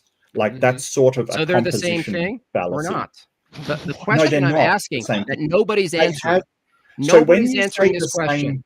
When you say the same thing, when I ask you the question, they have the same properties or not the same property? Like, what do you mean by saying? I asked you both a question and you failed to answer. I asked you, what method are you using to determine whether an effect of physics is an emergent property or not? Oh my God! What's the method? We look at the thing and see the interaction between them, and then make a distinction based upon the behavior that the individual parts have on each other. What's that behavior? Systematic, number one. Yes, it's interconnected network behavior. Okay, great. So we look at two effects of physics that have network behavior. I'm asking you, what's the deciding factor called the behavior that you're going to study up on emergent properties? Oh, you don't have an answer. Yeah, good. Fail. Bye bye. So long. You're done. So you're cooked. Childish. That's a really. No, you're just I'm explaining it to you, and you don't seem to be understanding it. That's not my problem. Say, Mark, I would not defend emergence because emergence strays into that territory of the mind. And I would rather defend supervenience and talk about complex systems as not being mechanistic. Well, supervenience will run you down that sort of synonymous with emergent. Like they're really not exactly. It's emergence is like a little spookier, and it strays into that. It kind of strays into mind stuff in a bad way. And what does that? What does that mean? What does that mean? Just the questions that he's asking you about how you would determine what is an emergent property. That's still discussed largely by metaphysicians. Like there isn't one set answer, and that's the thing that a lot of people don't understand about philosophy broadly. Is a lot of this stuff is not like settled. There isn't an answer to some of these questions. Yeah, and that's why I don't defend emergence, because it is so unsettled and it's so problematic. So, Well, it's not really that unsettled. It's just Oh, you're a lot of coping now. Now they philosophers fight each other. wonder why. oh, me People and No, we're Leo just having a always fight. conversation. That's all. This is how people. No. converse. And- Answers in atheism And is not all nodding and agreeing is okay. I understand, but answers in atheism is correct, and the question you can't answer, right, is between two effects of physics. How would you actually determine, aside from asserting it again? Yeah, and How you're would you asking a determine? nonsense question. Yeah, I'm asking you a question you can't answer, and No, you're therefore asking a saying nonsense question. Because no, you agree. No, you agree Well, I with the agree that consequences emergence is nonsense. because Okay. they can't That's what answer they this do. question, right? It strays into really Yes or no? weird territory. Right. Would you agree? Answers in atheism. Okay. Would I you don't know. agree? Let's give them a chance to answer the question. If they're emergentists, then Leo and Mark, please. What's the try to- question? Please steel man it, please. For Yeah, the love of God. is that okay? Please guys? give me back I my don't question. think I know what the question is. You don't. I do don't you? think I do. Okay, ask it I'm again not very surprised. clearly. Jimbob, ask it very clearly. Okay. Yeah. Between two effects of physics, what methodology would you use to determine whether one is an emergent property and one isn't? Well, And first, it's okay if you guys think what this is a scale are we nonsense are we question. talking at here? Any scale Yeah, you what want. scale? Right. Well, there's going to be scales where things are emergent. but Pick there's one. also going to be scales where they're not. So That's great. That doesn't answer the question. Pick one. yeah, No, your question's a bit it's- malformed. That's Oh, I see. A Another dodge. well-formed nonsense It question. depends. Not Okay. a dodge. Okay. Pick anything you know to be an emergent property. temperature. Anything. Okay. Temperature. Temperature. That's good. So, one. so temperature is an emergent property. That's correct. Okay. So what's temperature? Temperature is how hot or cold something is. So is hot or cold an emergent property? Yes, it is. Okay. And so what's the difference between temperature and hot and cold? They're the same. They're the same referent. Okay. So the question is, Are you trying to ask me what does temperature emerge from? Because the answer to that would be the mean molecular energy of a macro scale object. so is that's an effect, and you're also calling it an emergent property, right? The mean molecular energy of a macro scale object, Yes you or could no? consider sort of an Yes. effect. Like that's not Okay, great. That's fine. necessarily an appropriate word to use. Not what That's I fine. would use, but That's fine, Leo. I understand. So can you give me an example of a physical phenomenon that isn't an emergent property? yeah, the emission or the spontaneous emission of a photon by an electron-positron pair. That's not That's not an emergent effect? property. It's an effect. an It's not emergent- an emergent property. And how did you determine that effect is not an emergent property? Because it's not systematic. It's not something coming out of a broader system of interacting parts. So Like what? So temperature it's is the interacting parts photons- of all the atoms in the object. so wait. Are you saying that what you described in photons isn't observed in a system? No, It's not. no. So are you observing behavior? How are we using the term behavior here? Just Yeah. are you observing directly an object that behaves in an any object? particular way? No, elementary particles aren't objects. At least not in any sense that we mean object.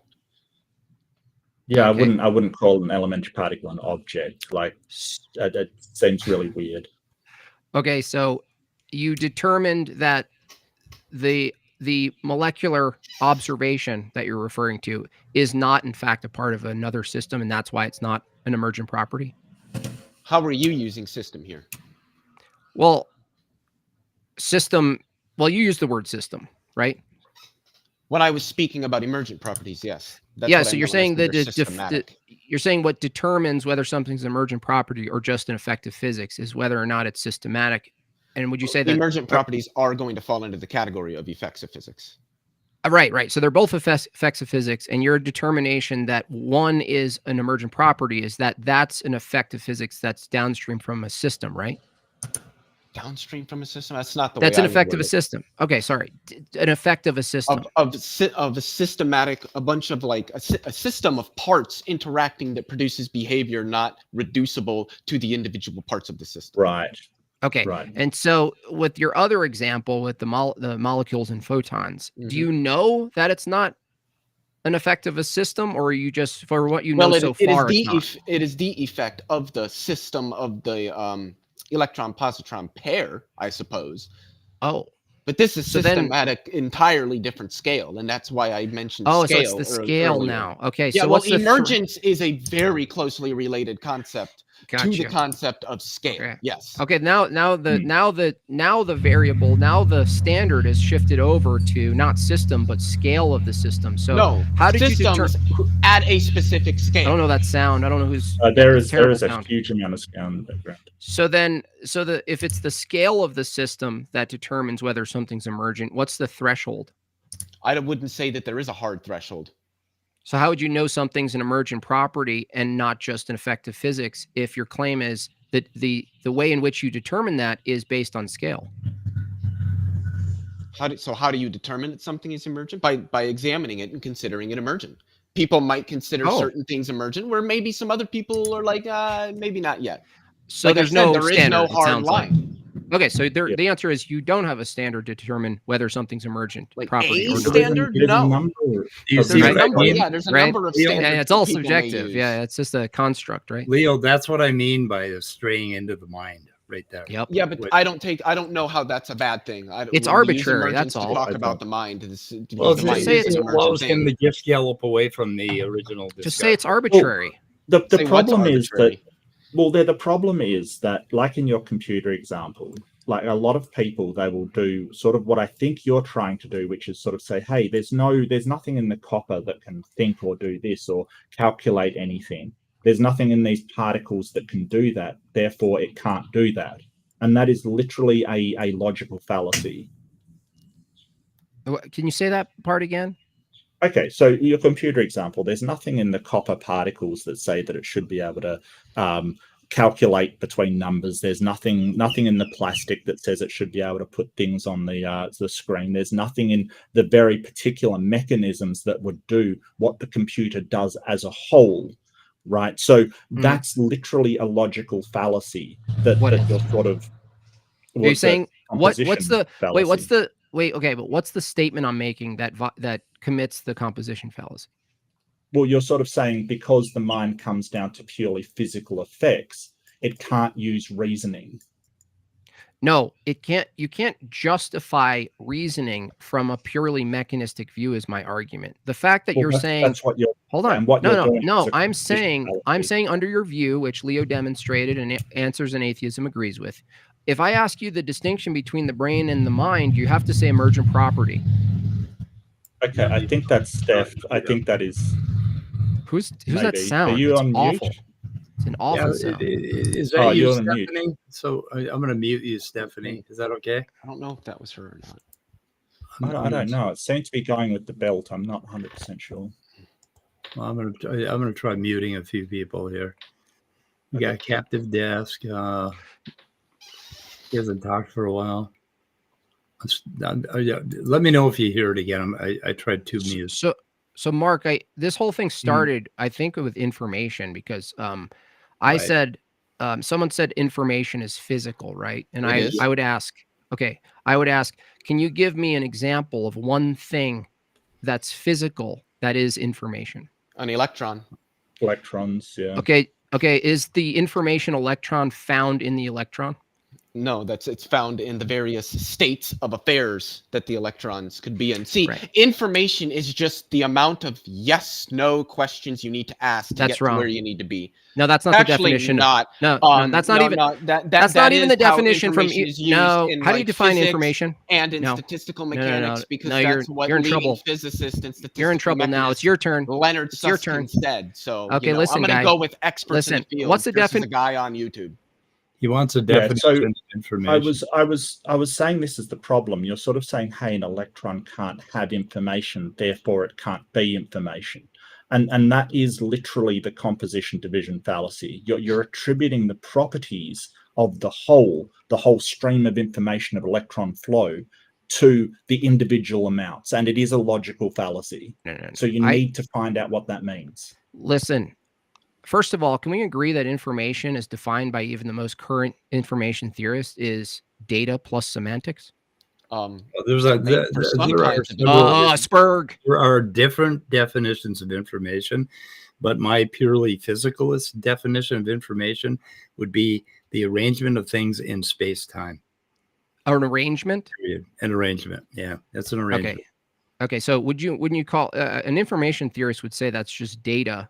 It doesn't tell you the information of the Well, arrangement. an information theorist would want to abstract that and talk about. Okay, you're all talking at the same time. Oh, okay, I'm trying to talk. An information theorist would start talking about communication and noisy channels and all of that stuff. And some other person would talk about it in a different way.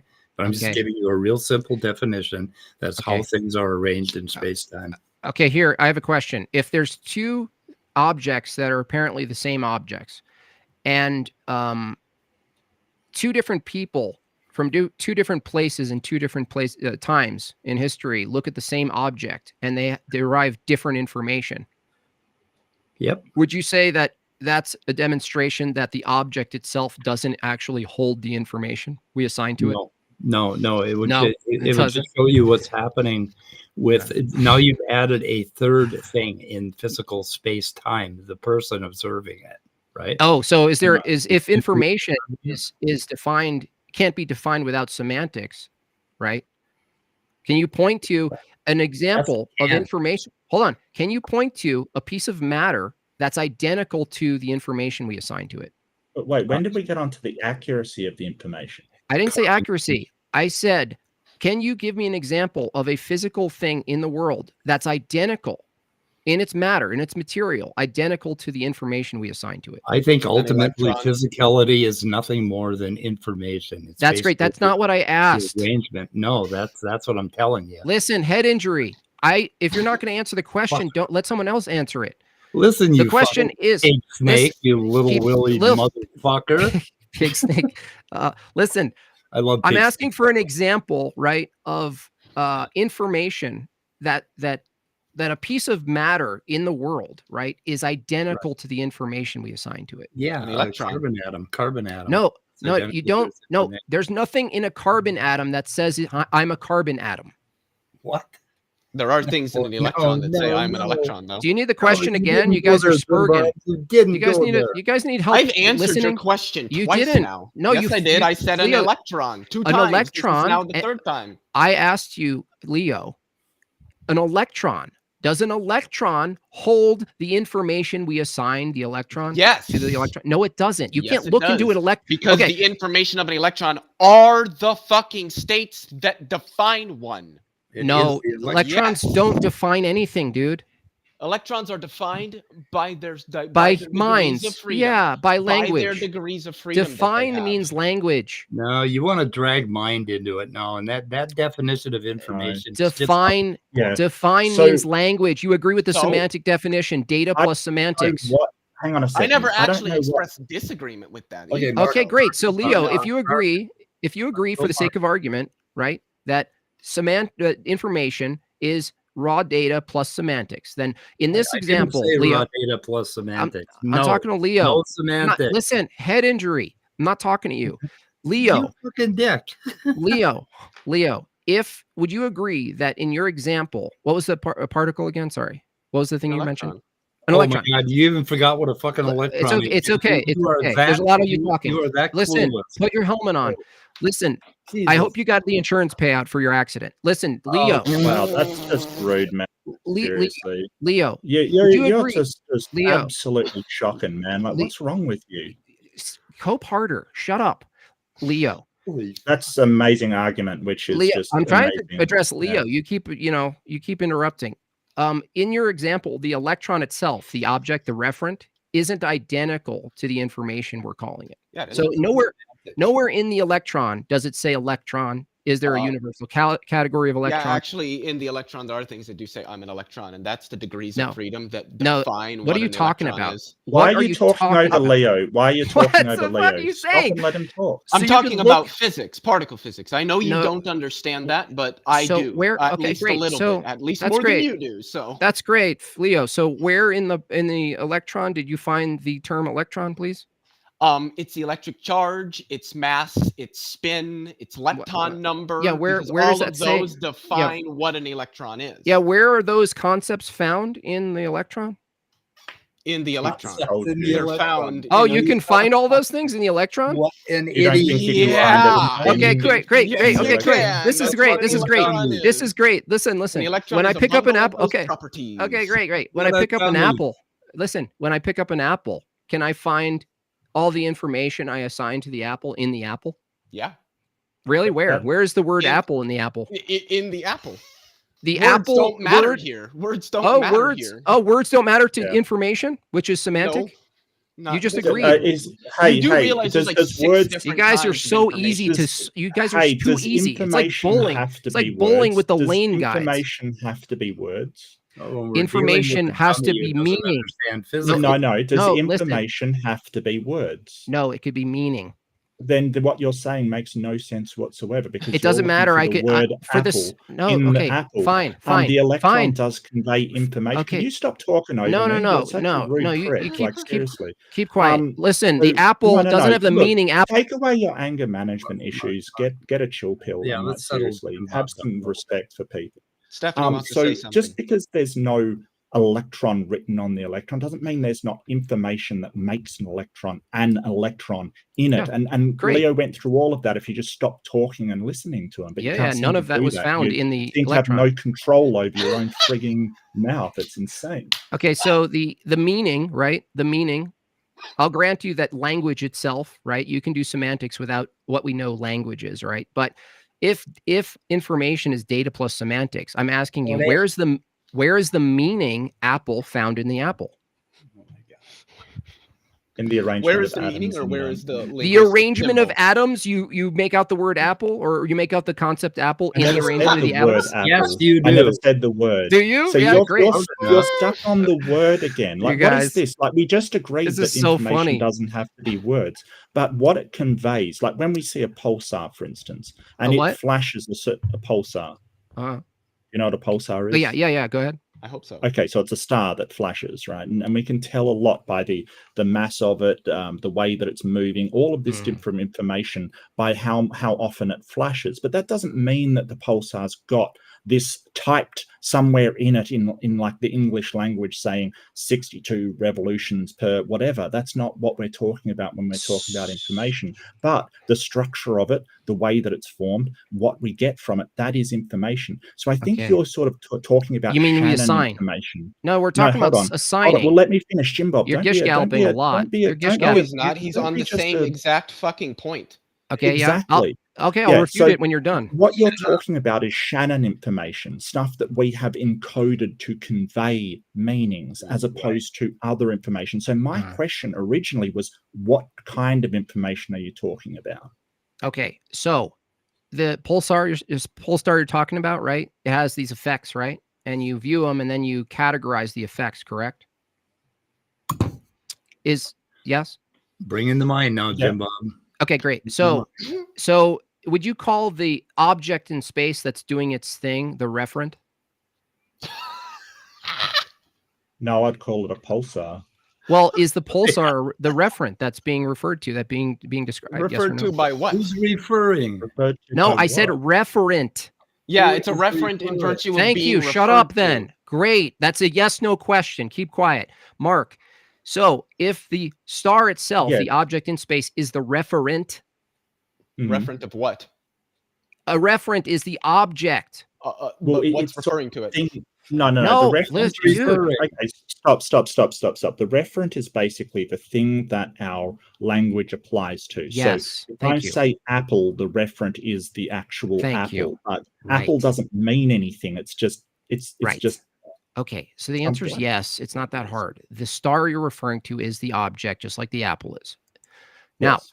is the reference, the description of the referent, identical to the object? Is the description of the referent identical? No. Great. So that, would you call the description the information? No. It's a form no? of information. No. No. Okay. No. So where is the information absent a description in the referent in this point. So Where's the information? describe a pulsar as a flashy star or a That's Christmas light. that's That would I, be hang on, no, let that's me a finish. description, Let me dude. finish. You That's didn't a hear my description, question. right? You didn't hear my And that is not descriptive of, like, seriously, you're just What? talking over the top of me. That is just a description. It just refers to the referent. The information is that pulsing that it is doing. That I'm not. You you assigned didn't address that. that at all.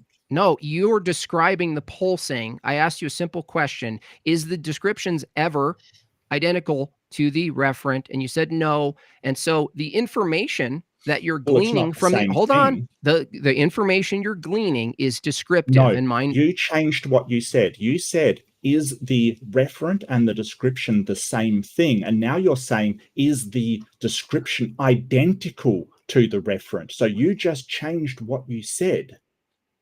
Hold on a second. Stephanie, did you want to take a shot? I unmuted you if you want to jump in.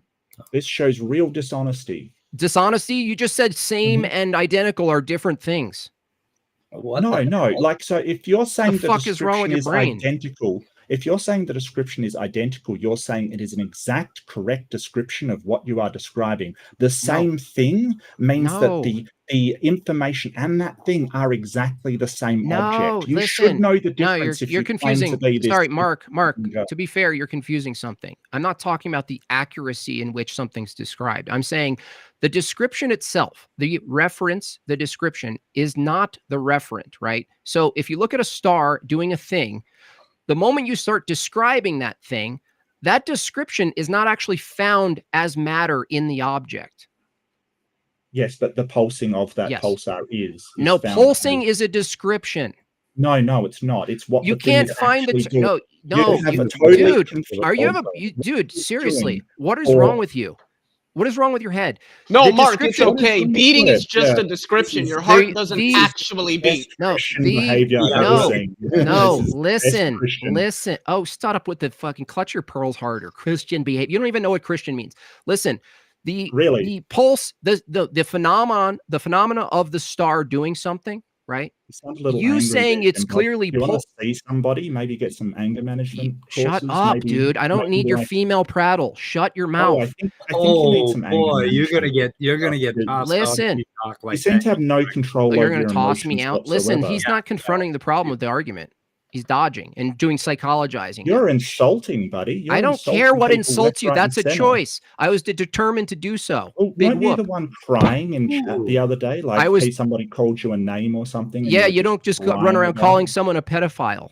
Calling them an idiot is fine. Who the hell calls? Is there you- a difference? I don't know. how Mark, do you know Mark, that? Mark, How Mark. do you Is know there a that? Mark? How do you Let me know just that? ask you. How do you Let know me that? ask you. How do you know that? No. How I do I wanna know it? how It's you in the know chat. that. How do you know that? Know what? Know that calling somebody one thing is wrong and calling somebody another thing is right. I'm asking you, are you okay How do you determine with calling that, someone? Jimbob? Is it right? Oh, no, is- I do you- don't call anybody anything. That's the I didn't thing. say you Like, did. I don't devolve into that level. This of is all just a childishness and derail pettiness. because you guys are toasted on the information argument. No, not really. It's just Yeah, you're it's just derailing. information. Yeah, you're derailing. is- Leo, you can jump back on and get boxed a little bit too.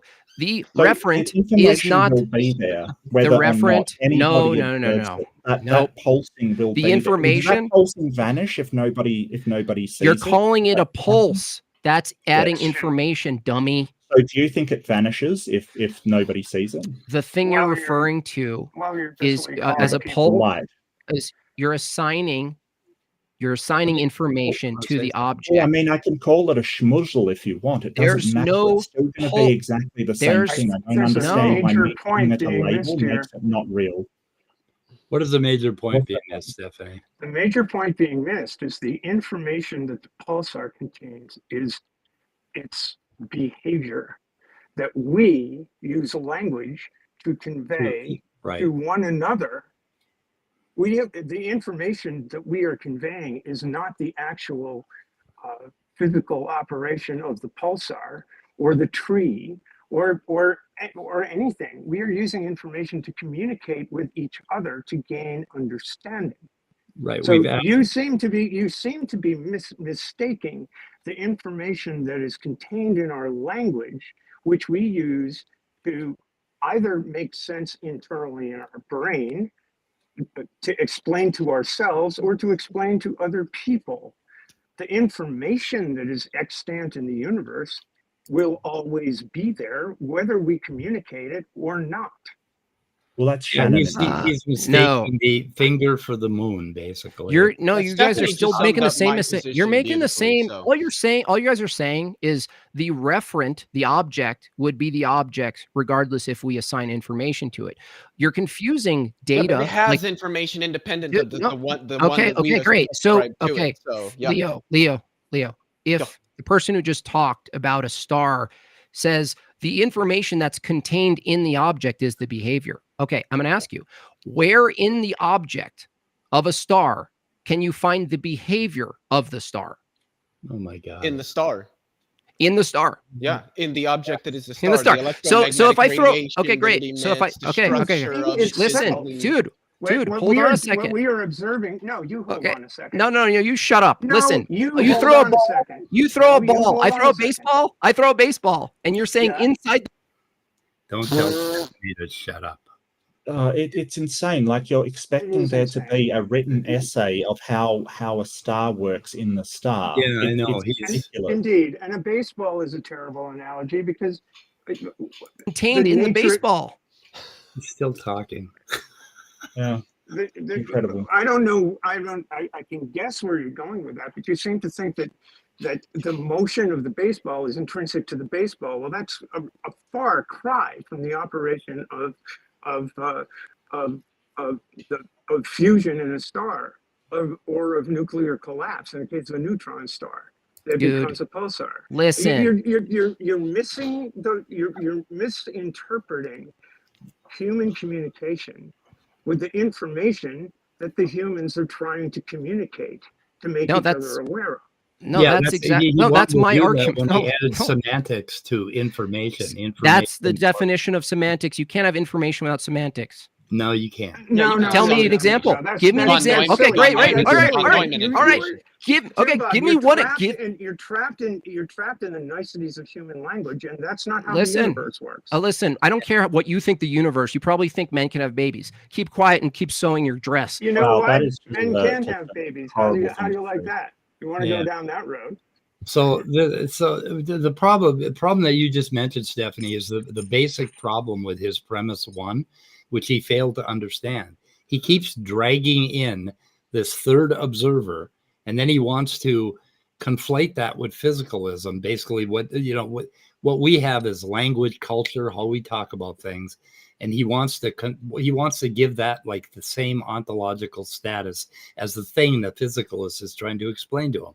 And it's the same thing. He also, by the way, in case I think everyone in this chat, that's been watching this thing, he also wants to Obviously a man. He obviously wants to inject personal insults, his own bigoted worldviews, his own approaches, and whine about it when somebody calls him out on it.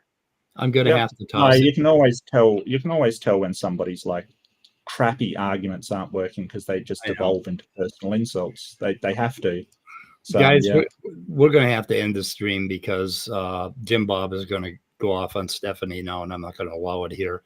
And we've been going a long time, and I would like to have another conversation with Jimbob at some point. Oh, I'd love to have Jimbob go off on me. I'd love to have him call into the line sometime, call into Takis sometime, Yeah, and go call off into on the me. You just go ahead. We can go ahead and do that.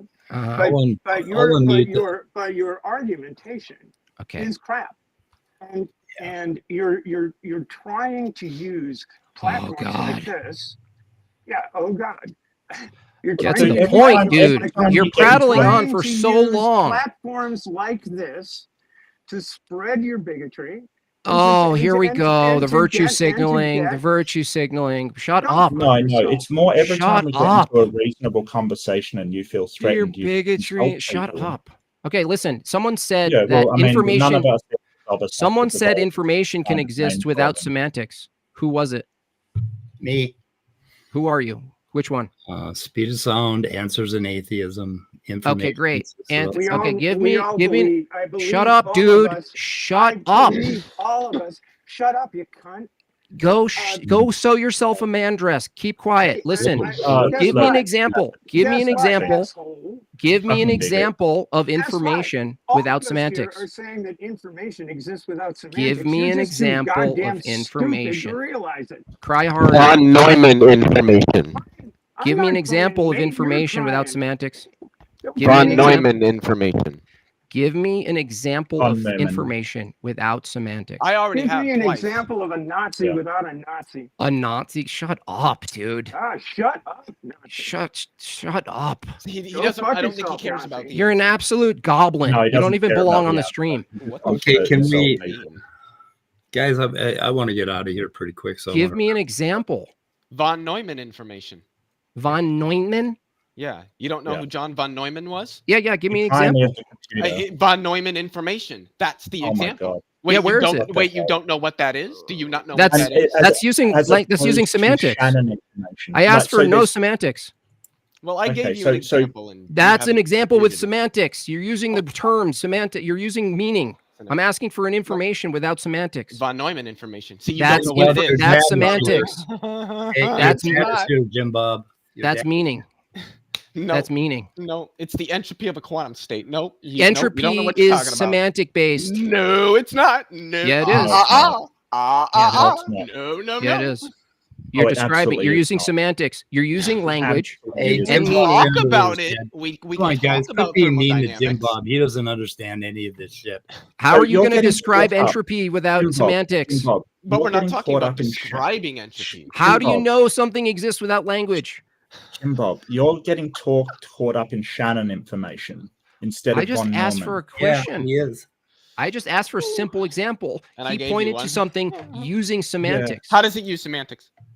Hang on. How you're hang on, using hang on. your Stop. it's a, Stop. you're using a Jimbob, stop. category. Oh, you just interrupt. Yeah. No. You just said he described it using semantics. Uh-huh. Because he uses semantics to describe it doesn't mean that the information he's describing uses semantics to convey information. Which it doesn't. The question is, you're observing something in the world, right? No. Can you just acknowledge what I said? Right? Yeah, What a you guys little can't even. weenie. What a little weenie. You got to Listen, drag the observer. So you guys aren't going to answer the question, You right? should have been calling him that the whole time. Speed. How did you observe that type of information, Leo? By measuring the entropy of a quantum Measuring? I'm sorry. state. What does measuring require? Ooh, we got to Well, have it a depends person on what there you're and an measuring, observer. doesn't it? I said, how do you have information? How do you have information without semantics? How do you know you have information without semantics? How do you know you have information without semantics? Because there's no Yep. semantics involved in that information. That's appealing to language to describe.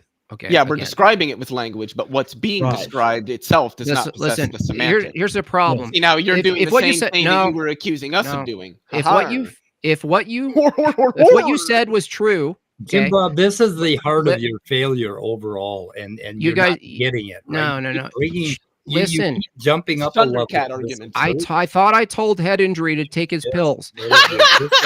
Listen, if it's Yeah, true, insult. if it were Yeah. true, that there was information without semantics, you can walk right up to that data, right? That raw data, and you wouldn't need to assign anything to it. It would be embedded in the matter itself. Oh, right. Okay. Yeah. The semantics would be embedded in it, right? Even though you're the observer supplying. It or would applying tell you what it was. It would it tell would you what just it was. drag you in with it, just like a fucking That's right. black hole would suck your weenie That's right. ass down into. Yeah. Finally. Yeah. Motherfucker. Finally, you get it. It's Finally, like, you get it. Clearly, You- man. you that's guys- into my you guys- streaming patience. You guys are just evidence that we need to bring back bullying. Oh my god! Oh, here we go. Wow. You got bigger muscles there, Jimbob. So you're gonna take away our rights to vote. Rights? I don't know. I think You don't have a Bob's right to very- You got a vote. little weenie and a big I muscle. think he's a short You king, think you quite have a right frankly. to vote? That's hilarious. Why are we talking about What? that when we were talking? He just about brought it up information? because he just brought it up. That's why, Leo. The right to vote. I don't understand how this is even connected. Are you like doing I something? know. I illegal? brought it He up. brought I it brought it up, Mark. He brought was it up. my fault. It was my fault. Oh. I was taking a shot at one of his previous ideas. What idea is that? The idea that a whole bunch of men are going to take away the women's rights to vote because we have big. They muscles. are going to, or what? What are you saying? I don't know what the fuck you're. No, I don't want. What to are you saying? But No, why men- the fuck do you think you're allowed to vote, you fucking incompetent piece of fucking dog? Oh shit! Ooh, Wow, who's that guy? Why the fuck do you think you are allowed to vote when you have a fucking brain of a goddamn child, you fucking disgusting little bigoted fucking bitch? Shut the fuck up, bitch! I don't. Shut I your don't think. fucking goddamn mouth, I you don't- little bitch. I don't think I have the your right daddy to told vote. you to shut the fuck up, you incompetent little piece of shit. A million How many motherfucking abortions? times before he fucking abandoned your ass. So why don't you keep your fucking mouth shut and do what the fuck you're told, you little bitch? I know How damn many- well that you fucking like this shit, you little cunt. So shut your fucking mouth. Oh, I love. I'm gonna this. guess. I'm gonna guess. Have to 3 fucking abortions. but 3 I know abortions. your little bitch ass is broke. That's why you're Either- drifting on fucking YouTube while you're fucking Either 2 or 3 abortions. I'm not raising sure. your fucking kids, bitch. Shut There- the that's fuck your- I don't up. think there's any. This is I your don't think there's any representative? call for This that. is your This is your representative. representative, says the little Nazi bitch. Shut the fuck up, as if you're a judge Speed. of fucking morality, you dirty Speed, little can you just fucking take the bigot comment bitch. down from Mr. This is Hate? hilarious. Shut your Oh, I fucking will. mouth, Okay. you little No, bigot. it's Shut Jimbob, the fuck absent up. Your father. face looks like fucking Play-Doh, and your jawline is the Play-Doh? weirdest fucking shit on the fucking planet. Wow. Bitch, Okay, you I want make to- yourself, I don't. I Bob. don't You think. might want to I get think some we need sense to. This is beautiful. because you're Can we fucking just on. stop? Please Wow. stop. Please, please, Ah. please stop. Stop. Come on. Like You're seriously, we overflowing don't your have to go bandwidth. down to Jimbob's level. No, Listen. Mark. No, I'm not gonna fucking stop until you motherfuckers man the fuck up and actually say something when this little bitch wants to be a fucking bigot. All the Cry fucking harder. real. You want to I let did him say fucking keep something. ranting his little Nazi shit and fucking demean the people that you have in your panel? All of y'all. Until y'all man the fuck up, I guess I will do the job for you. Well, I think This it's is, How more you do about. this is why these spaces are the way that they fucking are. Is because y'all Well, I fucking allow think- this shit. Are you I crying? think it says more about him than it does about me when he insults me. That's the thing. It says Well, a lot then- more about him. Then that means it says a lot about her. So Jim Bob's absent father. Point taken. So you're kind of right. It's you know, I trust me, I've taken plenty of heat around these precincts, and I Yeah, don't mind. It's just I'm not. I do think I agree with Tsunami was rather emphatic. I was getting to the emphatic stage, but you know. Yeah. And this is how Christians behave. You know, this is how Christians it is, behave. Mark. It is, and Yeah. and you know, you and I, Mark, have had our run-ins from time to time. But I've been watching this thing while I've been working, and it's just astonishing to me that you know, Jimbob probably got the clips he needed, probably got the thing. All his folks over there probably probably cheering him on and all of this. But at the end of the day, what use does it do? Yeah, I know. Well, You know? I kind of like the philosophical arguments, and I like watching Jim Bob fail over and over Yeah, but again. unfortunately, the philosophical arguments are not the agenda I here. know. But I did ask you, Stephanie, if I should bounce him out in my defense, and you said keep him on. So No, I no, and that's why. I mean, Right, but I'm that's kind of why. I done. just want to get. You just I am got to done get to the point. I think you just got to get to the point where as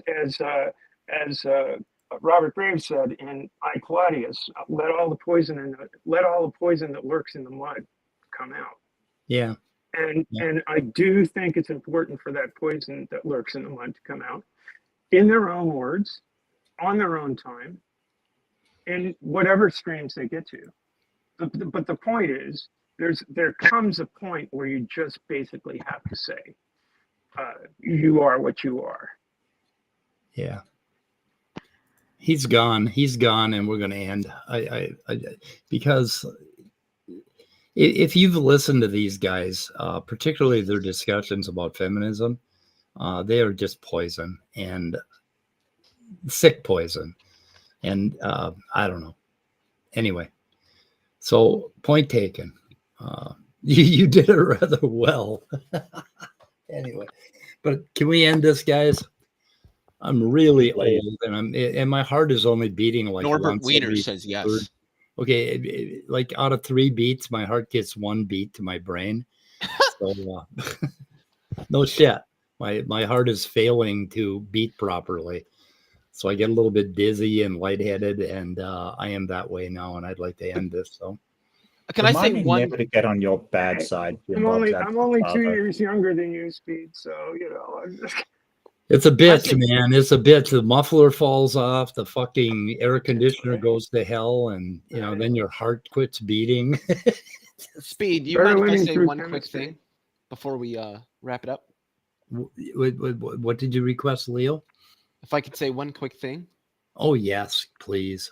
So what we saw, particularly towards the end there, this is what happens when somebody is running an argument with people and consistently getting BTFO'd. Like the minute that, like Mark pretty much already said it, when the argument has been lost, insults will become the ammunition of the loser. So and this is why you heard me laugh every time you threw an insult, because it's just it's funny. It's funny that you've gotten to the point where you have to throw insults at other people because you have nothing intellectual to say. You have no response to what's been laid out. You have no response to the objections. And so you attempt to continue to discredit the person by insulting them. And I think that's funny. I think it's funny to get people to that point, particularly people like Jimbob. And I just want to add something I'm saying in the chat. I just want to add, like, insulting my accent doesn't make what I'm saying any less true. I know. Your accent makes you cool. Well, it doesn't. It just means I've got an accent. Like, everybody has an accent, even if they don't believe it because they're used to it. But, like, it's just how poor do your arguments have to be when you're imitating somebody's accent in order to carry the day? Pathetic. Absolutely pathetic. I don't know who Mr. Anderson is. Oh, you should know who Mr. Anderson. Hang on a second. Everybody go to Mr. Anderson, the YouTube site, and subscribe. He is teaching us how to deal with these guys. So that really doesn't tell me who he is. He's a lawyer. He's a lawyer. He's an attorney. What is he, Mark? Mark, what is he? A lawyer. He's a liar? No, an attorney. I hate you so much. No, he did an interview with Kent Hovind, and a debate. Very basically, just did a deposition of the guy. It was hilarious because he just did a deposition of Kent Hovind. It was actually quite funny. Like live with Kent Hovind there. Oh yeah. Okay, I'm watching. I'm the gonna fuck put out his, of that.